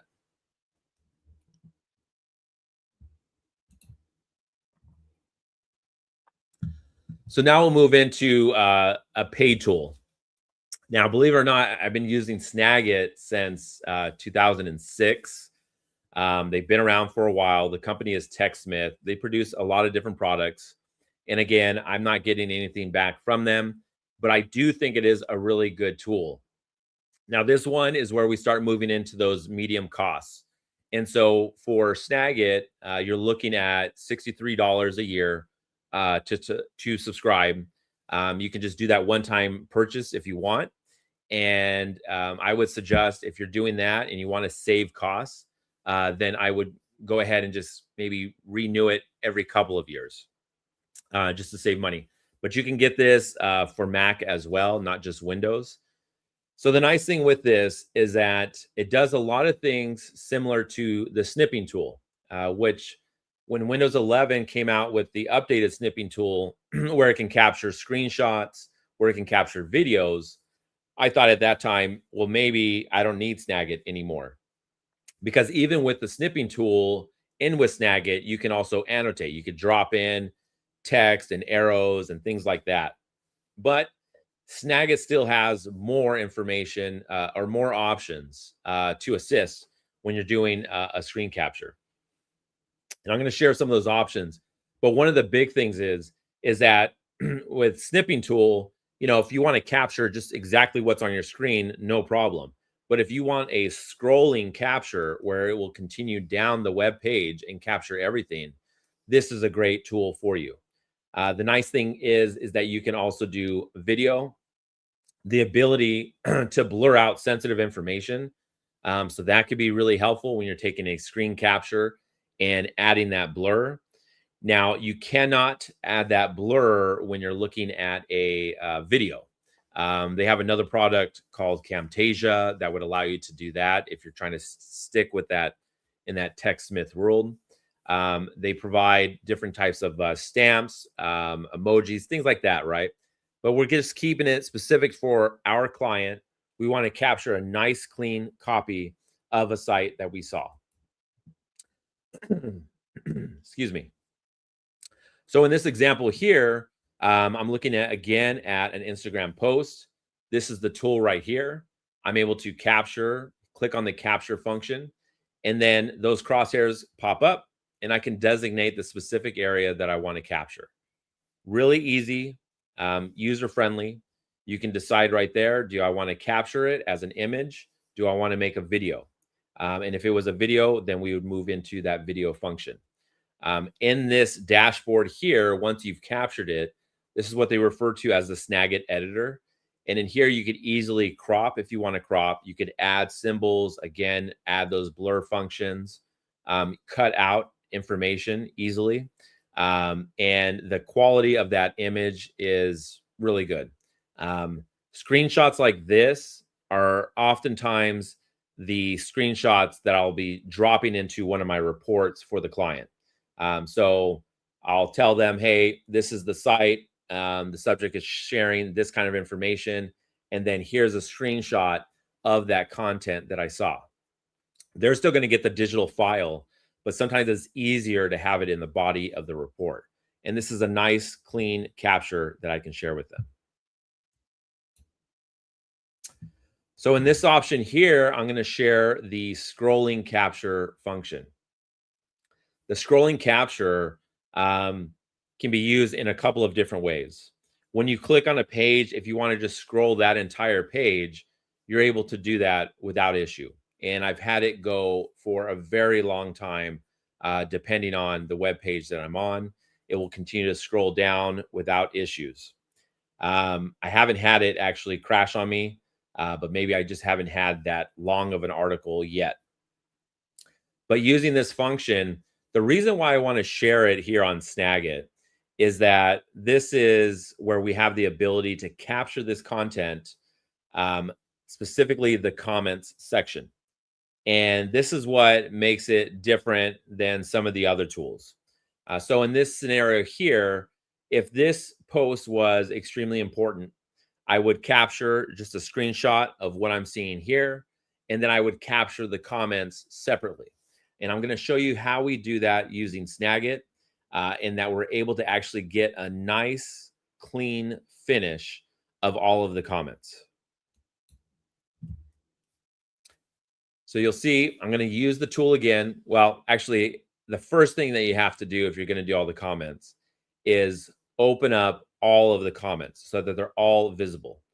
Now I sped up the video in an effort to just save us some time here, but I opened up all of those collapsed comments so that we could see them all.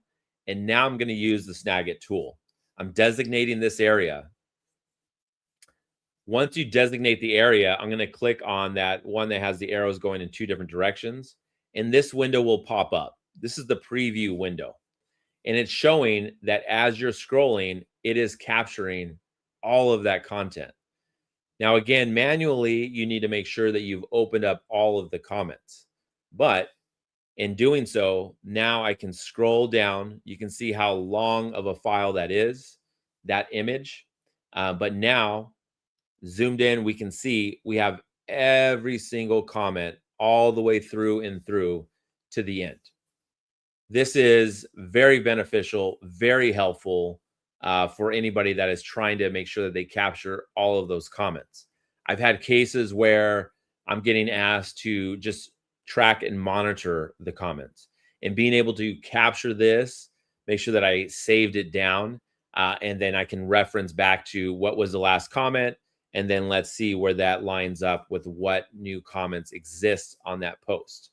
So this can be used in a lot of different ways, but having it as a nice PNG file is great.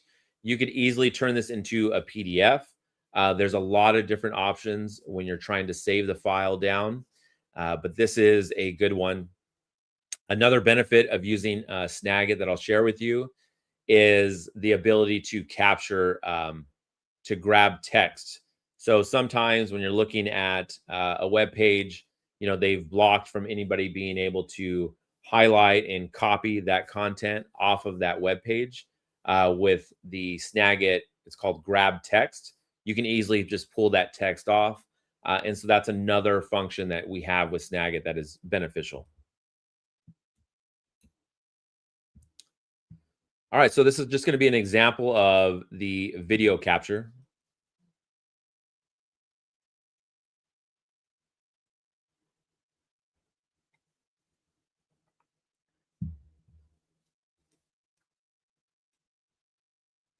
So you'd want to make sure that the audio is ready to go. I'm telling it, turn off the camera, just the audio that's coming from the computer itself.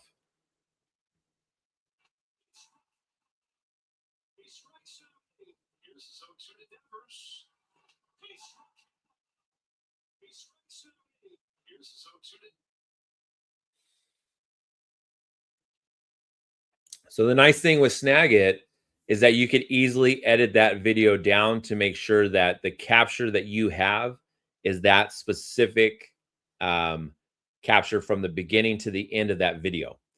So you can easily edit out that information that is where it's just recycling that same video. You want it to start fresh and end where it's supposed to end. So then we can easily just cut that out. Real simple, very friendly. And say, for instance, you're using this in another situation. And there we go. We have the full video. So say that you're using this in another example where you needed to just cut out the middle section for whatever reason. You're able to easily do that within Snagit as well. It's a very friendly tool.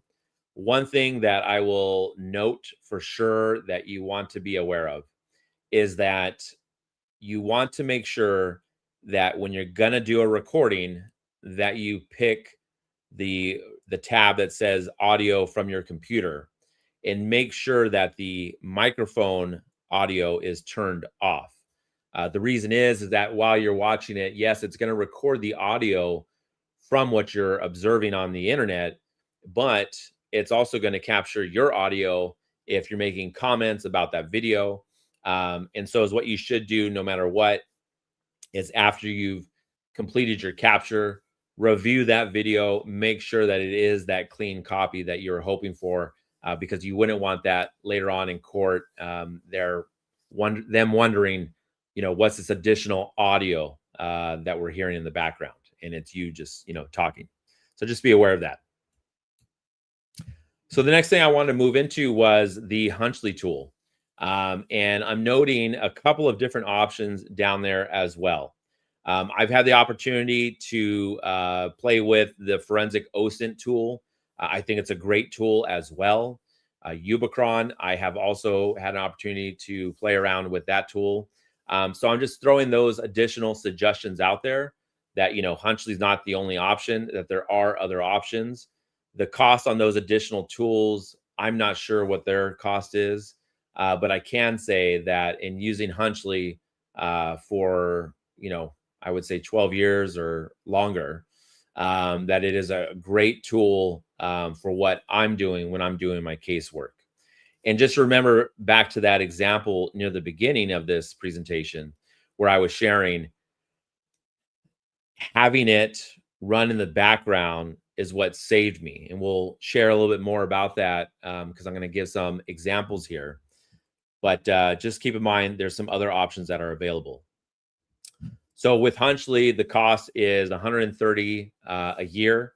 It's used on Chrome. It's purposely made for just being an extension on Chrome or Brave. But now we're starting to move up in cost, right? So Snagit was $63. Now we're at $130. And it's going to continue to go up as we go through this presentation. But one of the great features is that automatic page capture. That is where we're able to just turn on the Chrome extension, and we're able to make sure that while we're doing our investigation on that specific investigation name, right? So that one subject that you're doing the investigation, it's going to save everything as you're moving through your investigation. I find it to be really helpful to be able to just go back later on and be able to figure out, okay, how did I end up with that information? Because sometimes when you're moving through your investigation, an online investigation, you start moving so fast, you're finding a little bit here, then you move to that next little piece, into the next little piece, and you forget how you got to that point where you found the real intelligence that's going to be beneficial to you. So that's where I find this to be really helpful. You could also have it just turned off, and then you could just add a screenshot that you're seeing manually. That's another function ability that you have there. Having it, the case-based organization, again, so whenever you are getting a new case, you're going to open up the dashboard, and then you're going to save that case name within the dashboard, so that when you open it up on your Chrome extension, and I'll be showing this in an example in the next slide, you're able to click on that case, turn it on. Now you're telling Hunchly, okay, anything that I am capturing or viewing needs to go to that specific case file. That's very helpful. The other thing that I really like is the selectors function. So within the dashboard, we're able to add specific tags. That is where sometimes I will input all of the usernames that I'm looking for. And as what it does is that while you have the Hunchly tool on your browser and you're doing your investigation, if that username that you've tagged within the Hunchly dashboard, if it pops up on a web page, it's going to highlight it for you so that you can bring your attention to that and be like, oh, okay, that username that I'm looking for, sure enough, it's populating on this page. That's a big one that can really help you find the information very quickly as you're moving through your investigation. All right, so this is going to be an example I'll show here. Again, looking at an Instagram account. On the right, we have the actual Hunchly dashboard. So I've already named my case. I didn't put any specific tags, but as what I wanted to show you here is that as I'm doing my work on the left, it's automatically populating on the right. So I'm going to turn it on.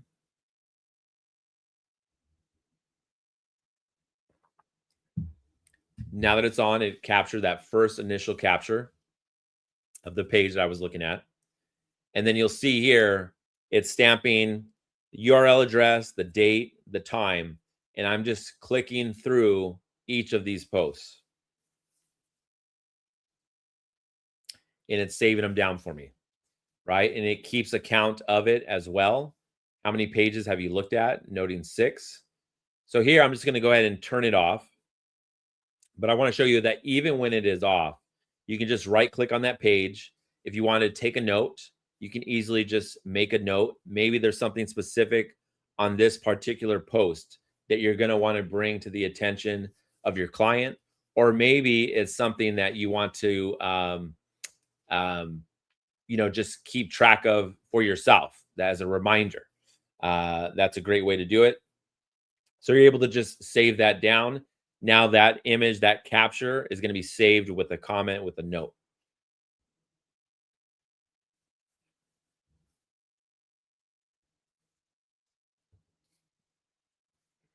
So one of the great functions that I wanted to share here was the ability to export out a report. And this is one of the reasons why I think this is a really good tool.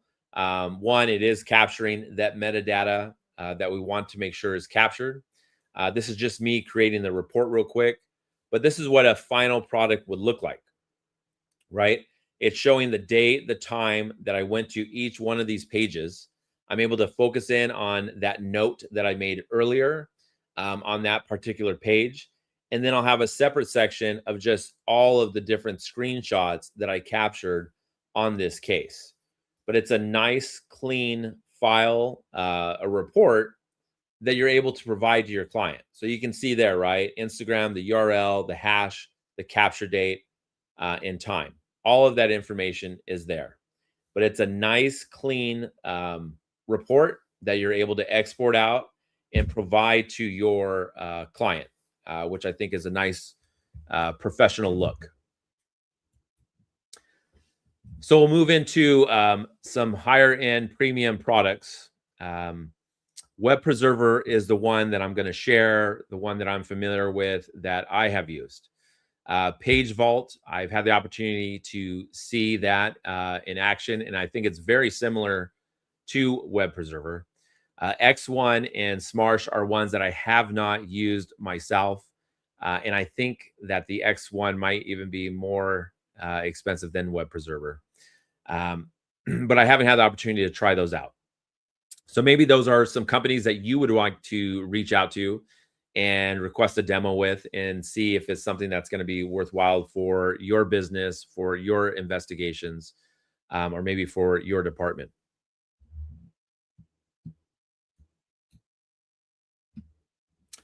So with Web Preserver, court admissible captures. So we get that SHA-256 hash verification, the proof that the content has not been altered, very important. Certificate of authenticity generated with every capture, and you guys will see that. The complete HTML code, the exact structure of that page, the scripts that are behind the scenes.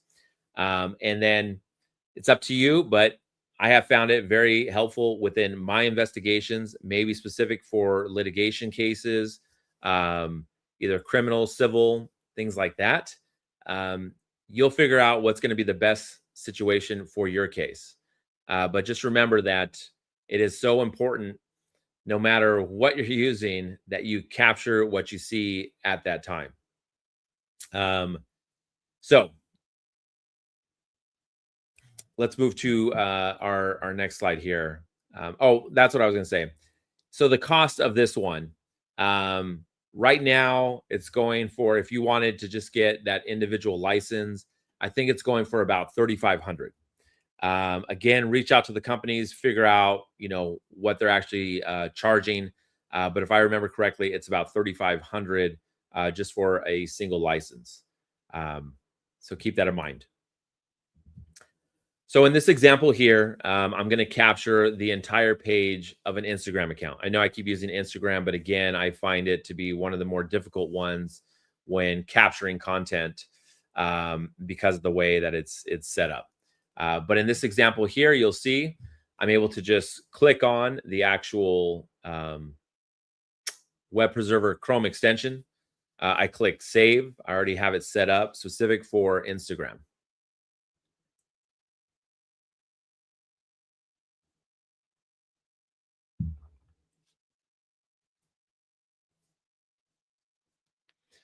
So I sped up the video again to just save you guys some time and show you. But ultimately, this is the completed capture of that entire Instagram page, all the way down to the bottom. Now, you can go ahead beforehand, right? Because I can see all the way at the bottom there, it still has that circular where it's still thinking. So if you need to capture that entire page, maybe you want to slowly scroll down on that entire, in this example, Instagram account, that page, scroll all the way down to the bottom, and then hit that capture function. But in most cases, it will do it slow enough that it can automatically populate as you continue to move down the page and capture all of it. The nice thing is that we have a nice, clean, high pixel image that we can provide to the client. And you're able to export this out in a lot of different ways. You're able to export it out as a PDF, an image file. You can even have it as a searchable PDF if that's what you really need. In this example here, and again, because I edited these videos to speed them up, this one's gonna kind of move fast. I wasn't sure how much time I was gonna end up having, but this is the dashboard of Web Preserver. And so in this dashboard, I entered in the Instagram account that I want to collect the posts from. You have the option here to narrow down the time frame as well. So I can say a specific date, so month, date, and day and year to this specific month, day, and year. So you can narrow it down, which can be extremely helpful so that you're not searching it out and then trying to find those specific posts. It will actually identify that for you. Once you've noted all of that information, then you would hit Start Capture, which is that green button there. And when it does the Start Capture, it's going to collect all of the links for that specific time frame that you're looking at. You'll have all of the URL addresses. You can save those down if you wanted to, just on your own, if you want to look at those URL addresses individually. But once you hit the capture, after it's identified all those links, that's when it starts going through its process of opening up each individual post without without any of the without having to go back to the actual Instagram account page, right? So it'll show the post and then we'll go to the next post. The thing you have to keep in mind is that whenever you're using this tool, you cannot be clicking on any part of the Chrome browser while it's functioning. So right there, it's just collecting all of the links for me, right? So in this example, I think it's going to capture up to like, 600 links. And this is just to show you, this is the process of it scanning through, capturing each and all of those posts that I had. That's the end of it, right? So I sped it up, as you can see, but then we're able to actually view that content. How did it come out in the end? So what you're going to get is you're going to get to look at the dashboard, and in here are all of those posts that I captured, right? And I'm going to show you at the end of this what it looks like. What does the capture look like? The nice thing with this tool that is really huge and is just a major time saver, and why I really like this tool, is that it automatically not only captures each of the posts, but it will automatically expand all of the comments for you. If the post has numerous images and videos within that same post, it will also capture all of that content. So you can see there, it automatically captured, automatically expanded all of the comments. So I don't have to worry about manually going through like like I was showing you in Snagit, where I had to open up each comment, right? So we have that information. We can export it out. Again, you have a lot of different options there. I'm going to do the collection report, which is a PDF.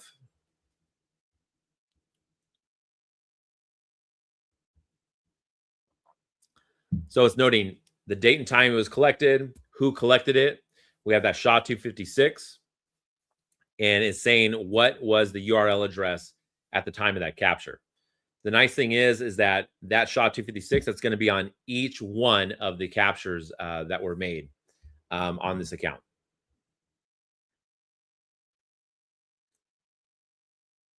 So you can see it's just a different number under each of the captures. And this is the PDF version, right? So if you were to export out just the image file, you would get one clean image of this. It wouldn't be broken up, but because this is a PDF, this is why it looks this way. It's broken up, but at least it's stamped on each page.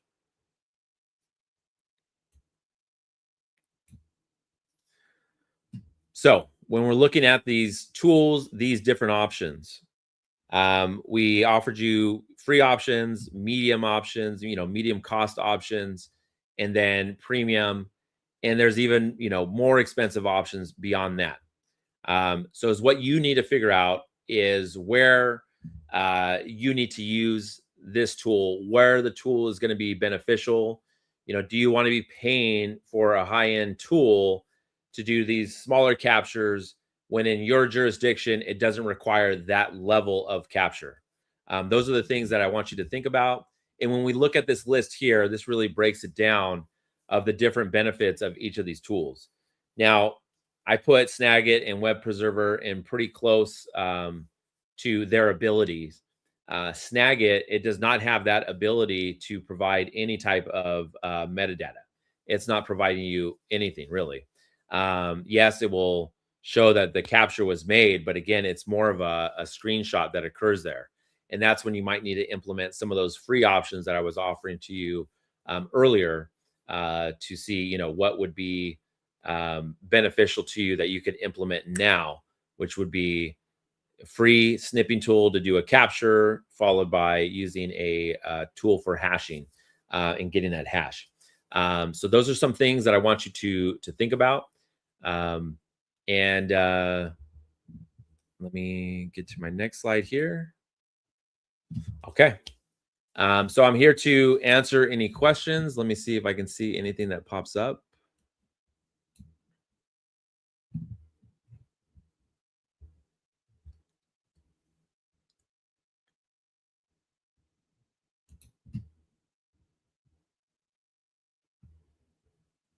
All right.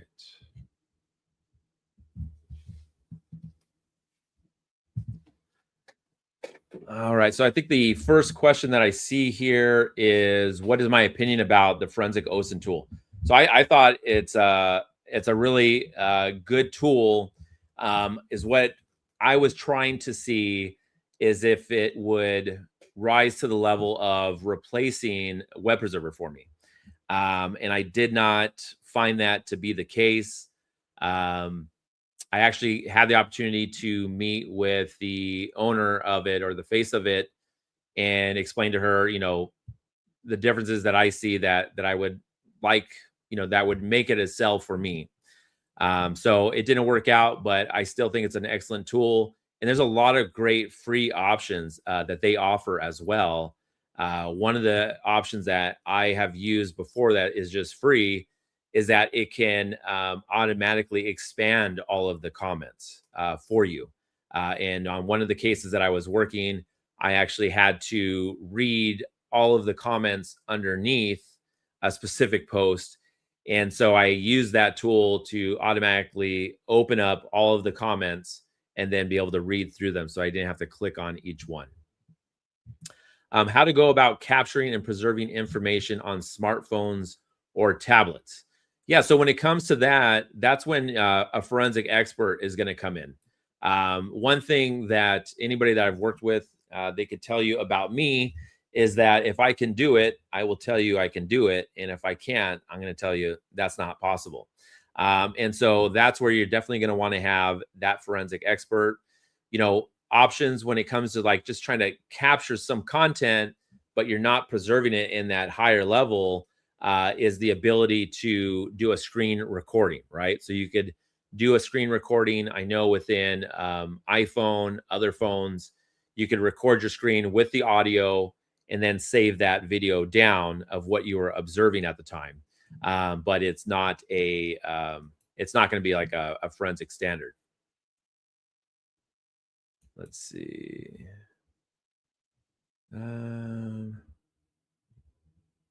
What's the smallest hash still required for images? So that I am not sure. What I'm looking at is that 256 hash. That's what I know is acceptable for the federal court system. Beyond that, I am not sure. What is the methodology do you follow in OSINT investigations? What certifications degrees do you advise us to follow? Thank you. So my methodology for conducting OSINT investigations, that could change depending on the case for sure. But one of the things that I think is extremely helpful is I like to start off most of my investigations with that intelligence from known databases, right? It's kind of more of like a solid foundation, even though all the information is not going to be there. And that is me saying that, running a subject on LexisNexis or IDI Core and getting those real good data points, if you have that option, to be able to get their emails, their cell phone numbers, that kind of information, and then continue my investigation from there. But there's so many good options. I like to identify that subject's, family members, looking for the subjects that have the most unique names, because if the subject that I'm looking for has a generic name or they're just concealing themselves pretty well, then I'm definitely going to focus in on their family members in an effort to try to see what connections they have or what accounts that family member has, and then see if somehow they've tagged or friended that individual that I'm looking at. Most of my work is all social media intelligence gathering. So there's a lot of options there, but I definitely, I think it would be a different class. I've taught classes on different subjects, Instagram, username investigations, cell phone investigations, things like that. So to go over my exact techniques, I think it's going to be a little bit more in depth. And let me see here. I have some other questions here. Okay. All right. Actually, I think that is it. So I appreciate your guys' time. My last slide here that I'll share with you, you guys could take a screenshot, is the my contact information. You can feel free to reach out to me on LinkedIn. My email address is there as well. And if you have any questions, follow up, feel free to reach out to me at any time. I appreciate your guys' attending today's training, and thank you. Oh, sorry, certifications and degree. Yeah, feel free to look up my LinkedIn and reach out to me. We could discuss there. I appreciate it.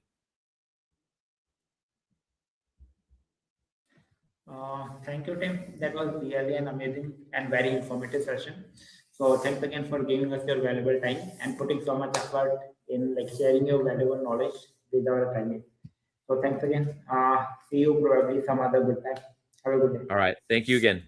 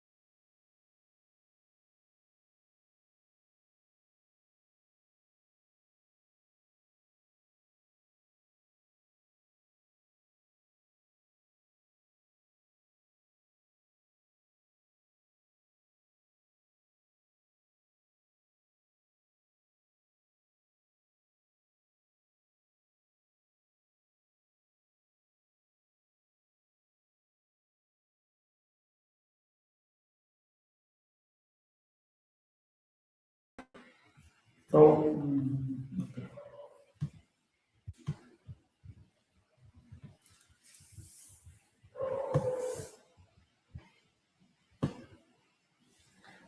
okay, so it's time we go for our final round. So now I would like to introduce our final speaker, who is Thomas Illuminati, a cybersecurity researcher and a threat intelligence specialist. So sorry if I'm pronouncing the name wrong. Thomas will explore how stolen credentials move through the cybercrime ecosystem and how Dark and OSINT can help organizations identify and mitigate risk before attackers strike. So now give us a huge round of applause for Thomas Illuminati. Thank you, Raj. You can hear me well? Yes? No? Perfect. Okay. Good afternoon, everyone. Thank you for being here. My name, how Dirash say, is Thomas Illuminati. And over the half hour, I want to talk you through what I see. What I think is one of the most underrated threats in the access economy today. The infrastructure to access pipeline is the topic. Here's the core idea when we tend to talk about infrastructure as a malware problem. For example, a single infected laptop, single stolen password. But I want to reframe that. Infrastructure infection actually is not only an endpoint event. This is the first link in a supply chain attack that probably in some cases ends in ransomware. A sealer harvests credential of someone machine. Those credentials become a structured log, and that log is sold on Telegram sometimes. So an initial access broker turns it into the network foothold, and that log is sold again on Telegram, and a ransomware affiliate buys that foothold and encrypts your environment. So same victim, but 4 different criminal businesses. And where I want you to live with this is that because this is a supply chain, you don't have to win everywhere. You have to disrupt one node, and you can do that with, for example, Darkint and OSINT proactively before the foothold is ever sold. But this is the part of most teams get wrong. Only if you operate inside a legal and ethical posture that hold ups under scrutiny will get to that. So let me change the slide. Okay, the first slide we need to enter in the topic. So what actually is an infrastructure? This is a commodity malware. This is cheap, mass-produced, and sold as services. And its defining trait is that it's not persistent in the most of cases. It's run once, and it does not sit on the machine waiting for instruction. It does not establish long-term persistence. In most cases, it deliberately delays itself when it's done. So that single shot behavior matters, and I will come back to why next. But in that one execution, it's harvest everything of bulk browser, and an operating system will give up. So you have the saved credential, the session cookies, the autofill data, the cryptocurrency wallets, sometimes documents sitting on the desktop, and of course that harvests all the system metadata about the host. It's packaged all of that into a structured archive. and what's the underground called log, and it filtrates it and removes it itself to remove any type of fingerprint because it's totally healthy and silent in this type of malware. So now, why does the self-relation matter to use as defenders? And this is because it shapes our entire detection problem. There is often no persistent implant left to find on the endpoint. By the time anyone looks, for example, the malware is gone, and the only durable artifact is the stolen log, sitting in different criminal marketplace. And this is exactly why the threat intelligence has to come from outside to the endpoint. So that means come from the markets where those logs surface. How that so? Just to set expectation on a scale, we are not talking about niche threat. The most prevalent family infects millions of machines every year because this is industrialized, this is automated dev, and the victim almost never know that it happens. So the different major families are involved in a crowded market, but handful families do most of this damage. Let me give you the lineup.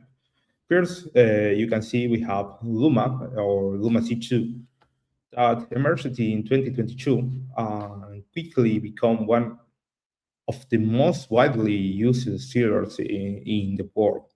It is primarily developer, operates under the alias called Shamel, and it's believed to be based in Russia. I am highlighting Luma deliberately because this is the perfect case of a story in disruption versus elimination. I will show you why in a moment. The next one is Redline, was identified in March 2020 through a campaign that spoofed a legitimate coronavirus research effort. At the height of the pandemic, victims were lured with the promise of helping find a cure. It went on to become one of the most prolific credential stealers on the last 5 years. And the next is Peter. Peter appeared in October 2018. It's a fork of the earlier arcade stealer, and it earned its place in the history as one of the first stealers to specifically target two-factor authentication software and also target the Tor browser. An early signal of where this whole ecosystem was heading. The final in these top major families is MetaSealer that surfaced in March 2022. This is essentially a Redline derivative, the same code base and panel, marketed as an improved version, and established itself as a serious Windows threat in its own right. Now, I want to that you read the line at the bottom, because this is one of the most important things on this slide.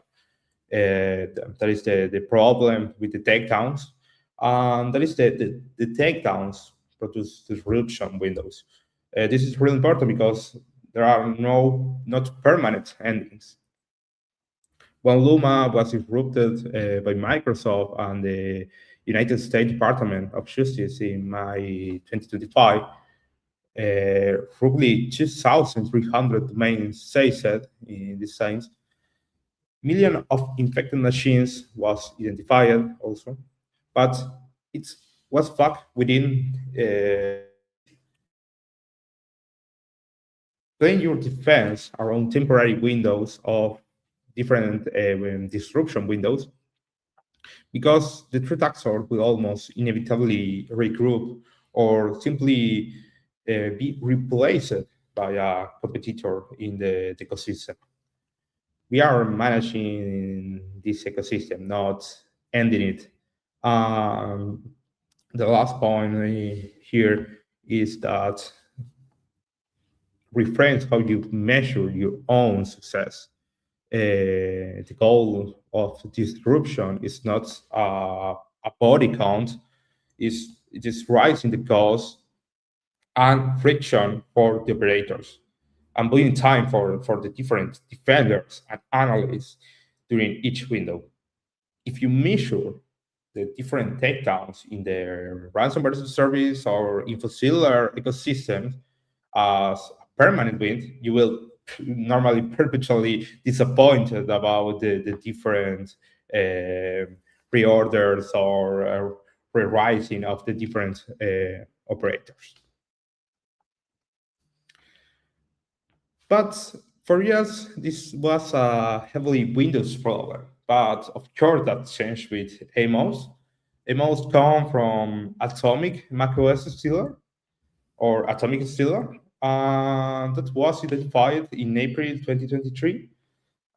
It was purpose-built to target focuses on Apple machines, filling a genuine gap in what had been a Windows-centric market.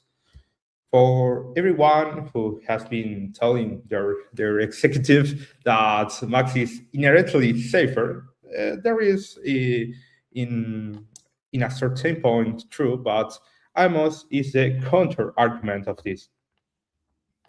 The rich history of Amos is worth to telling, because and I want to precise about my sourcing here. These accounts come from the researcher Gonja and the team of infociller.com. So it is is as the underground community reporting, rather than a courtroom fact. In this case, a threat actor known as XFFF, with an early macOS stealer on the forum cookie.pro, which was owned by an actor using the handle of Pinger. The team behind this part of the team behind Titan Stealer, and this is reported to have reverse engineered that will and developed the initial version of what we know with what now we call Amos. So on the right, you can see the actual panel of this forum, and the native macOS sealer marketed openly with the different crypto collection, Chrome Passport, etc. Well, what does the product actually looks like? What it lands? This is a simple, really simple example of an anatomy of a log. When a stealer exfiltrates, it doesn't send back a messy dump. It sends a structured archive. The naming convention vary by family, but the identifiers very often embed the victim's IP address or the country ISO code, because after that, the sellers want to sort price this data geographically.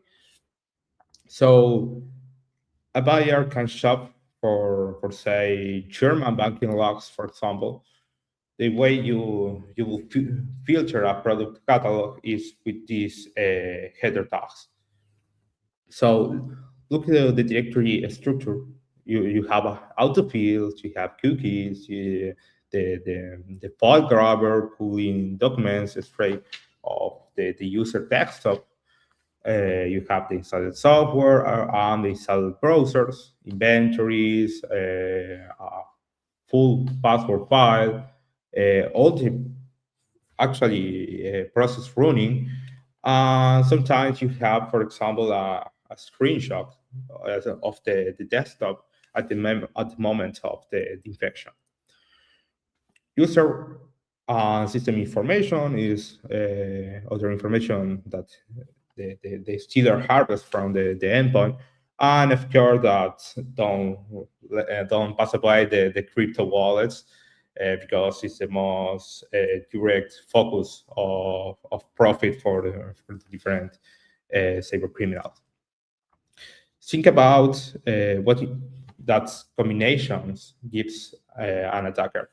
It's not just password, it is password plus live session cookies plus a map of exactly what software the victim runs and which versions run with that software. So you can, you as an attacker, you can start to search different vulnerabilities in that versions to continue the compromise.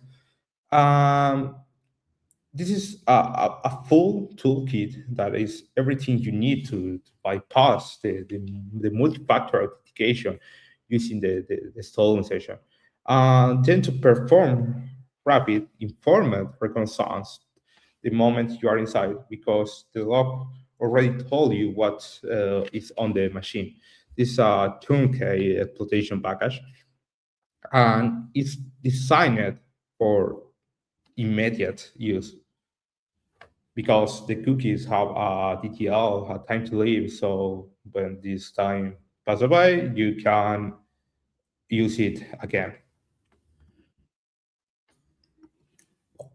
Now, how does the stealer get onto the machine in the first place? The delivery stack has shifted dramatically. The headline today is focused on the click fix. Click fix has become a new standard, not the only, but a new standard for the initial access. According to the Microsoft 2025 Digital Defense Report, it's accounted for 47% of the initial access methods observed by Microsoft Defender experts. Supervising traditional phishing, which sits at 35%, that is remarkable inversion in a single year. So here's White Sword. The execution chain is almost entirely social. The victim lands on a page with a fake captcha, or for example, with the dialogue like "prove you are a human," and the page instructs them to press impulse R to open a room dialog. We then press Ctrl D and then press Enter. What they have actually done is paste a PowerShell command that's malicious page silently copied to the user clipboard and execute it themselves. The user runs the malware by hand. There is no exploit, no attachment for your gateway to detonate, just a human following instruction for a phishing page. This technique is now formally tracked in March 2025 by Mitre, added to the attack framework as technique T12B04.004. And this is called the malicious copy and paste. When a technique earns its own sub-technique ID, that's its industry concept, it's here to stay. So ClickFix is a leading edge, but it's right on two older channels. The first is search exploitation, malvertising, and SEO, the search engine optimization, poisoning, that flood fake installer, for example, for Chrome, for OBS Studio, or Notepad++, ChatGPT, clients poisoning the search engine optimization, and put all this malware on the top of search results, sometimes under the advertised or advertisement tags. So next, we have the second, that is the content baiting, sometimes like YouTube tutorial for cracked software and game mods that deliver Luma, a Redline, or different families through fake, for example, Valorant and game modes on webs. Different lures, same outcome, the user install itself. But a notice to the defensive implication of all of this is every one of these vectors routes around your perimeter controls, because the malicious actions is performed by an authenticated trusted user inside your environment.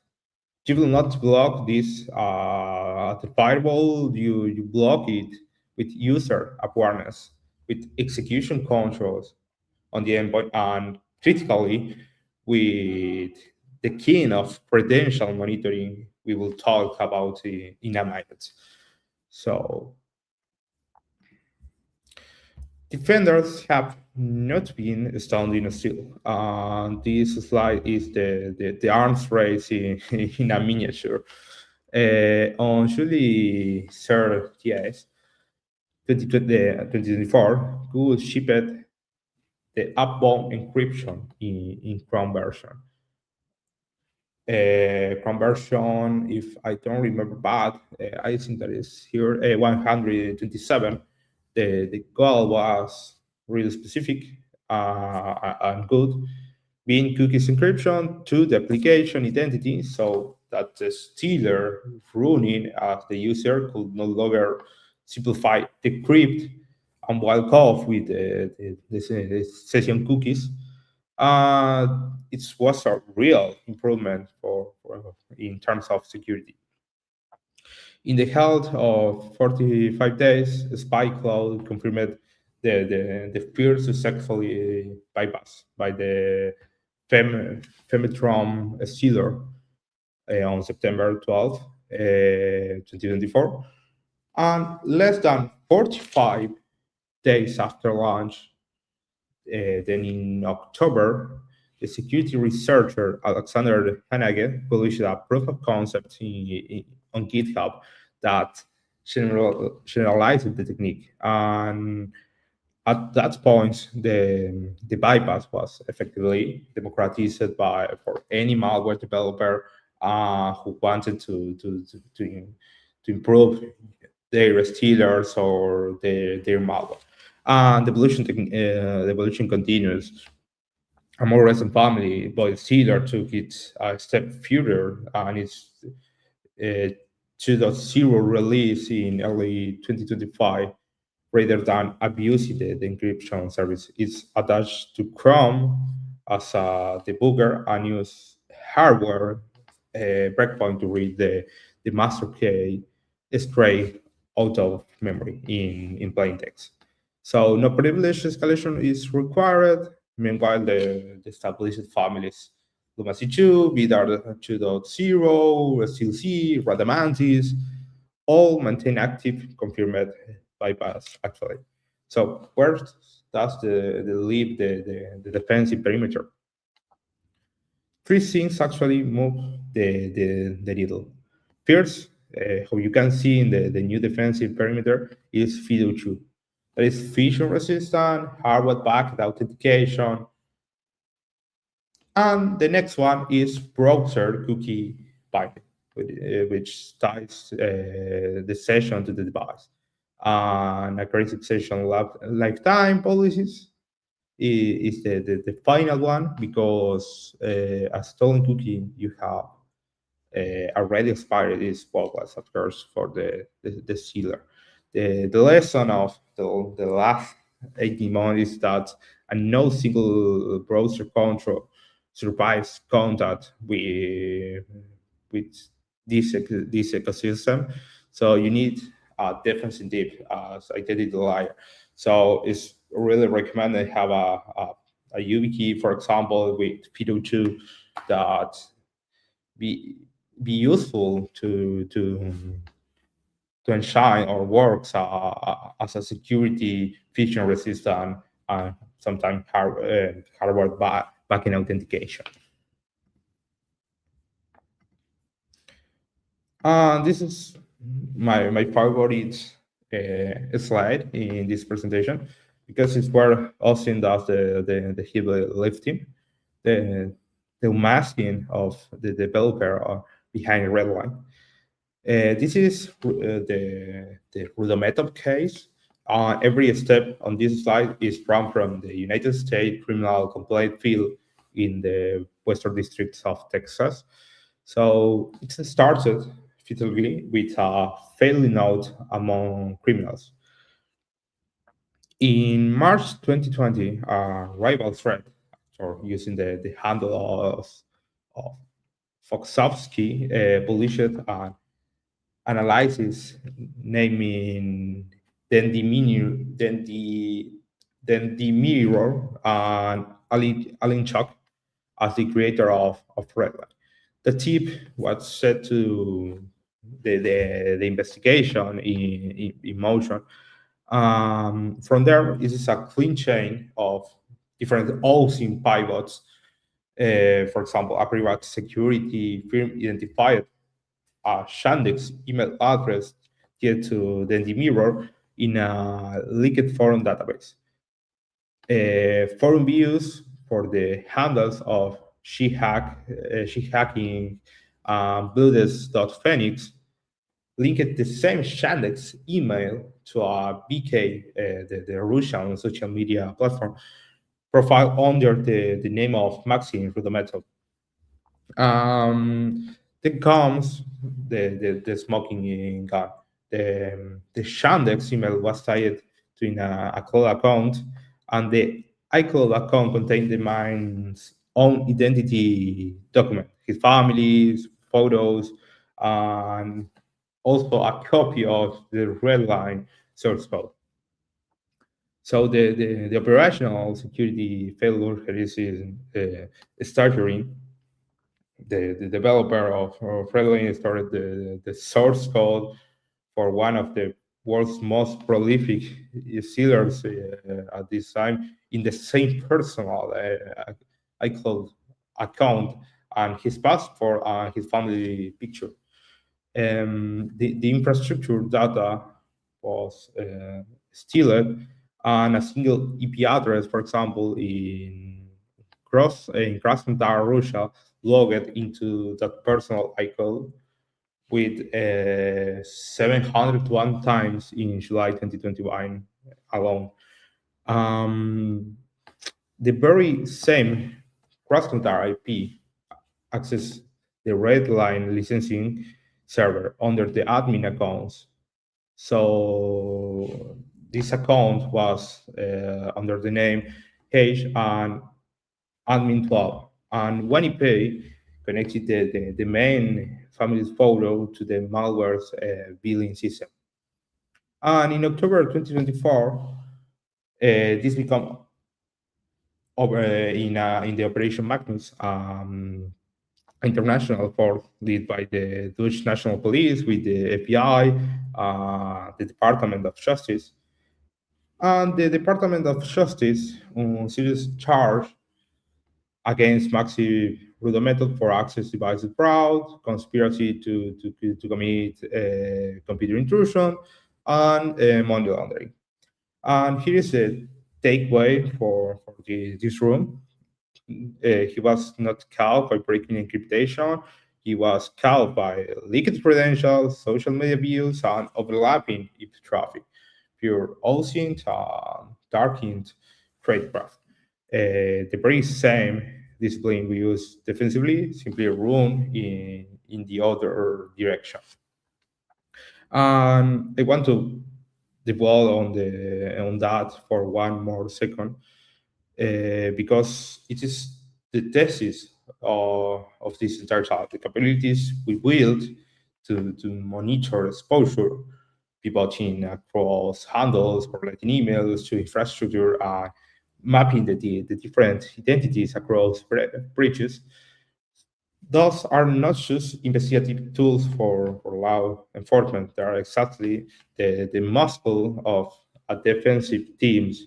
It's to find its own exposed credential before brokers does, and the skill set is symmetric. Let me change. Okay. So the log exists.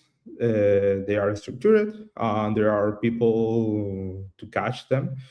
Now let's follow the money roadmap and the money moves mayor on Telegram. The distribution model has two different tiers.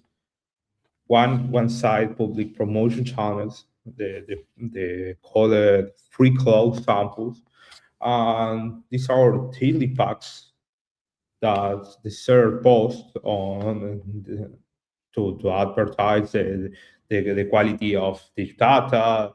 Think of it is a free sample of market salt on the, and of course that in the other side we have the paid VIP rooms, that is subscription access, typically somewhere in the range of 10 or a few $100 a month for curated log and sorted by sector or sometimes by country. This market is extraordinarily resilient. Look at the migration pattern following a major takedown. Probably a successor platform like Acrid can absorb the displaced demand almost instantly. Acrid reportedly uploaded over 4,000 blog in the first week of the operation after the Luma disruption. You disrupt one cloud, and the builders and sellers simply migrate to the next one within days. So this is one of the most complicated or hard analysis dilemma, and it's the entry point to everything we do. This data is right there in public channel, often previewing real corporate domain. But how do we use it without becoming part of the crime we are investigating? That is the question for the next slide to be answered. I see some questions at the finish of the presentation. I have a brief time to answer all the questions. Looking again with the previous slide, the answer is outlined on trade graph locality. These automated fields are what the underground call cloud of logs. So these are different channels where the stored data is aggregated for sale with metadata rich file previews. You can see right in this image of it's more a representation of a Telegram chat, but the tag or the title of the file is follow the same structure. The price line is analysts must never purchase log directly from criminals. Must never subscribe to private people. Doing so can constitute knowing receipt of stolen property. Just as importantly, it directly funds criminal infrastructure. You will be paying to bury people you are trying to stop.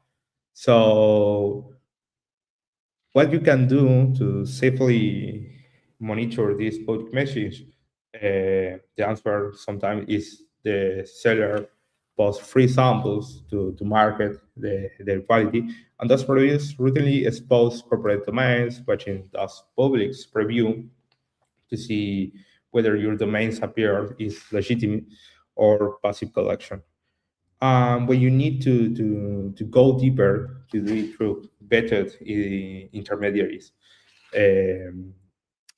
Commonly, the analysts should consume these threat intelligence through contracted CTA provider operating under documented rules of engagement. This is a real legal scaffold for this. The United States Department of Justice, CCIPS guidance from February 2020 on gathering online cyber threat intelligence, and in Europe is part of the GDPR recital 49, which explicitly recognizes network and information security as a legitimate interest for processing this kind of data. The point is simple. Vendor intermediaries and documented compliance are what you keep on the right side of the line. But it's dumped in different channels. Let me show what analysis is actually haunted for inside this log. This is the anatomy of the ULP. ULP stands for URL, login, and password. So the three fields that are contained separated by columns that make up a single credential record. Look at this fake sample. This is an internal corporate VPN hostname that's with the port, the admin username, and the password in clear text. So this is what I will call a really cool gold standard signal when a ULP record contains an internal corporate hostname. Something like vpn.yourcompany.com. That is a high confidence evidence of a genuine exposure. It's not reuse a network password. It is a doorway into the company network, probably in a critical asset of the company. So, and there is a second threat hid in the same log. This flagged early. Sometimes we have the session cookie, the stolen session cookies, and an attacker can bypass multi-factor authentication entirely because they are replying an already authenticated session. This is what is called a cookie session hijacking. The second factor was satisfied on the victim machine, and the attacker simply inherited. So now follow what happened next, because this is the pipeline made concrete. Specialized actors use this log to identify validate entry points into the different corporate networks. They package that validated access, and the final actors, sometimes, for example, ransomware operators, use that broken provided access to deploy ransomware and exfiltrate data. The single credential is this one line is the seed of a full-blown incident. So we need to, before continue, we need to make a step back, and the whole thing's resolved into a single picture. This is a real criminal business, of course, that is called malware as a service, abstraction of common software as a service, or all type of business as a service with specialized roles, the same way to legitimate the supply chain has them. So we have in this slide 4 stages. The stage 1 is the harvest, the maize operators who will and rent the seeders. Next, we have the stage 2, that is the aggregation, the different log brokers who collect and sort the stolen data. Next, we have the stage 3, that is the packaging, focused on the initial access brokers, the apps who turn raw log into validated networks. And the final stage, the strike, is the ransomware tablet void that access and pull the trigger to compromise the objective. In the bottom, we have a little pricing table that makes it concrete. These are real reported figures. Lumens 2 on Windows run from roughly $250 up to $1,000 a month. So its market status is rebounding post disruption. Exactly the grouping I described earlier. Redline run around $150 a month, and its status is infrastructure sized October 2024. This is part of the Operation Magnus. The same with Amos, the macOS, especially that I talked previously. That is around $3,000 a month, and that price has tripled since 2023. The last number is the one to treat it with the price of macOS Exterior triple 2 years. The market is telling you that demand for Apple access has exploded. The economics sometimes do not lie. But let's zoom on the most strategically important role in that chain, the initial access broker. The app is a specialized middleman that they focus exclusively on the initial access phase. Then outsource the actual version, and that division of labor is precisely what makes the whole ecosystem so efficient. By selling pre-established network foothold, the initial access brokers let ransomware as a service apply to skip the hardest part of an attack, the getting in, and move straight to the encryption. And access is priced likely any commodity by how much power it confers, the lower end, the VPN access, if it's Cisco, Fortinet, Citrix credential, then the RDP access to a single host, or the web shells on a public facing server, for example. Higher still, cloud and SaaS admin. For example, the Microsoft 365 global admin, the AWS console access, and at the very top, the most important, that is the domain admin, a full Active Directory compromise, which is effectively the case of To the Kingdom. So to put real numbers on its reporting from Cyber Reason, has placed average domain admin access around $8,000, and corporate VPN credentials at around $3,000. And here's the statistic that should reframe your entry security program.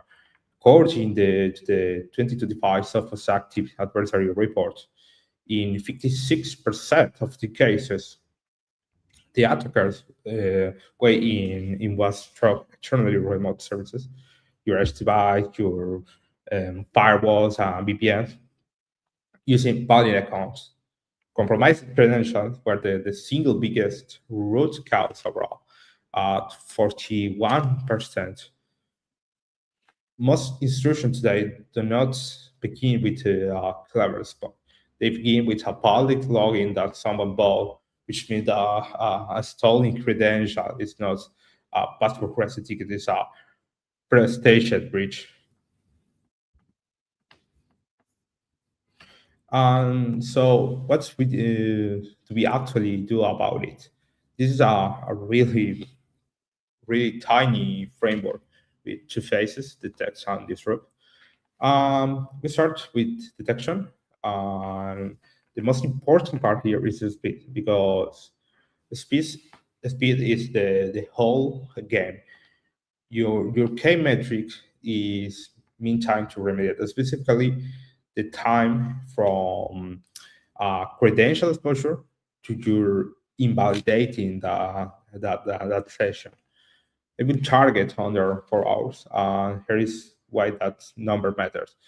The 2025 Sophos Active Adversary Report puts the median time for an attacker to reach Active Directory as just 3.4 hours after gaining access.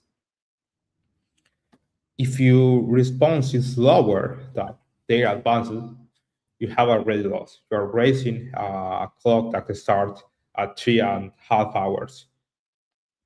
And we have the phase 2, that is the detection metric. That is coverage and freshness. But what percentage of your domain and your, for example, tenants are actually under monitoring, and how quickly does a credential go from appearing in underground to landing in your QA? Here, one of the most important proactive is the honey token. Seed deliberately fake credential, watch for anyone using them, and there is near zero false positive tripwire, and keep your overall false positive rate below 5%. So the programs stay scalable. This is part of cyber resilience and cyber deception implementation for security. And then the disruption, for example, phishing-resistant multi-factor authentication, like again FIDO2, and I want to be precise about why, because I found that in 2025, MFA was either not enabled or not fully configured, and in 46% of the incidents. So the problem is usually not the multi-factor authentication that's not work, is that it was not fully deployed. So move beyond push notification and SMS one-time code. Second, process cookie binding through Chrome apps phone encryption. Necessary, but as we saw, not sufficient on its own. And third, aggressive session lifetime policies. Short live token and set up authentication the moment you see a location of or device anomaly. This is really important for in the perspective of infrastructure and network installation. And now, if we're going to do this collection work, if your analysts are going to operate in these criminal spaces, you have to protect them and your organization. This is operational security that splits into two different disciplines: your OPSEC going in and your incident response coming out. On the OPSEC, 3 simple rules. First, isolate partner environments. Second, zero corporate footprint. Zero credential proxy, blending root through residential proxy network. And for the incident response side, there are 2 important rules. First, neutralize the called canary traps, so the adversary has seeded tracking links and tripwires and never click or interact with them. Second, and this ties directly back to the cookie problem, this is important to have mandatory session invalidation. And I want to share a closing statement that is infrastructure to access is a supply chain. The harvest, the aggregation, the packaging, the strike for business or one victim.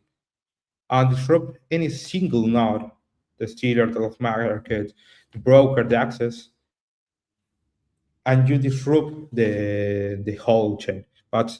And this is sentence I most want you to carry out of this room. That's only whole if you operate within a legal and ethical posture that survives both clearance review and journalistic scrutiny. The tradecraft and the ethic are not in the tension with the different mission. There are the mission. The moment you coach a corner, put a lock, skip the burnout from the market. You have stopped being a defender and started being a participant. This is the worst case. We try and OSINT target let you get ahead on the ransomware. Okay, let me change. That's everything I have for you today. Thank you for your time and for your attention. This is my handles on the screen. You can find me on GitHub and LinkedIn. Of course, you can send me whatever you need. And I answered some questions. In this case, we have, what about Linux? I never heard of infrastructure targeting Linux. Mr. Anonymous 5107 exists. Again, this is more a philosophy in the underground, but exists infrastructure for Linux because represents a percentile of the market, like the mayor of servers. Are specific or sometimes the same words. Of course, always focus on the final executable. AK02, if this malware are strong enough to bypass and fail, what can one do to protect their system? Again, changing, binding cookies, focus on multi-factor authentication, hardware bucket like FIDO2. Of course, that's being proactive in the different solutions like dark monitoring from a lot of better vendors. The password receiver work same as, yes, technically the same. The InfoSealer use different features from the password sealer. Also, it's like an upgrade of the old I think that is case sealer now. I remember about the name right now. They catch sometimes the keystrokes. For example, this is a feature that some InfoSealer have. What are the observe rules when conducting investigation into cloud? Basically, don't buy or treat with criminals. Focus on the different OSINT rules. For example, the OSINT.UK have a really good statement of rules to follow in OSINT investigation. If you need to obtain some credential related to your site, sometimes the most ethical and legal way is go to vetted vendors. Last name is linked in ULP, but the enterprise supports. Is that credential or further? Yeah, sometimes yes, or others not is the way, because sometimes you found the host name in the ULP, but the ULP is a filter of the real log of the InfoSealer. So sometimes they have the MFI with the cookie session to bypass the MFI, but you only see the ULP. From channel to contain code samples, so they violate GDPR. Yes, this is a really good example. You need to, for example, a good way is start to see the different name of the files, or for this reason, the most correct way is stay under the legal and ethical laws. Sometimes the vendors have this the way or the change to manage these different laws and solutions.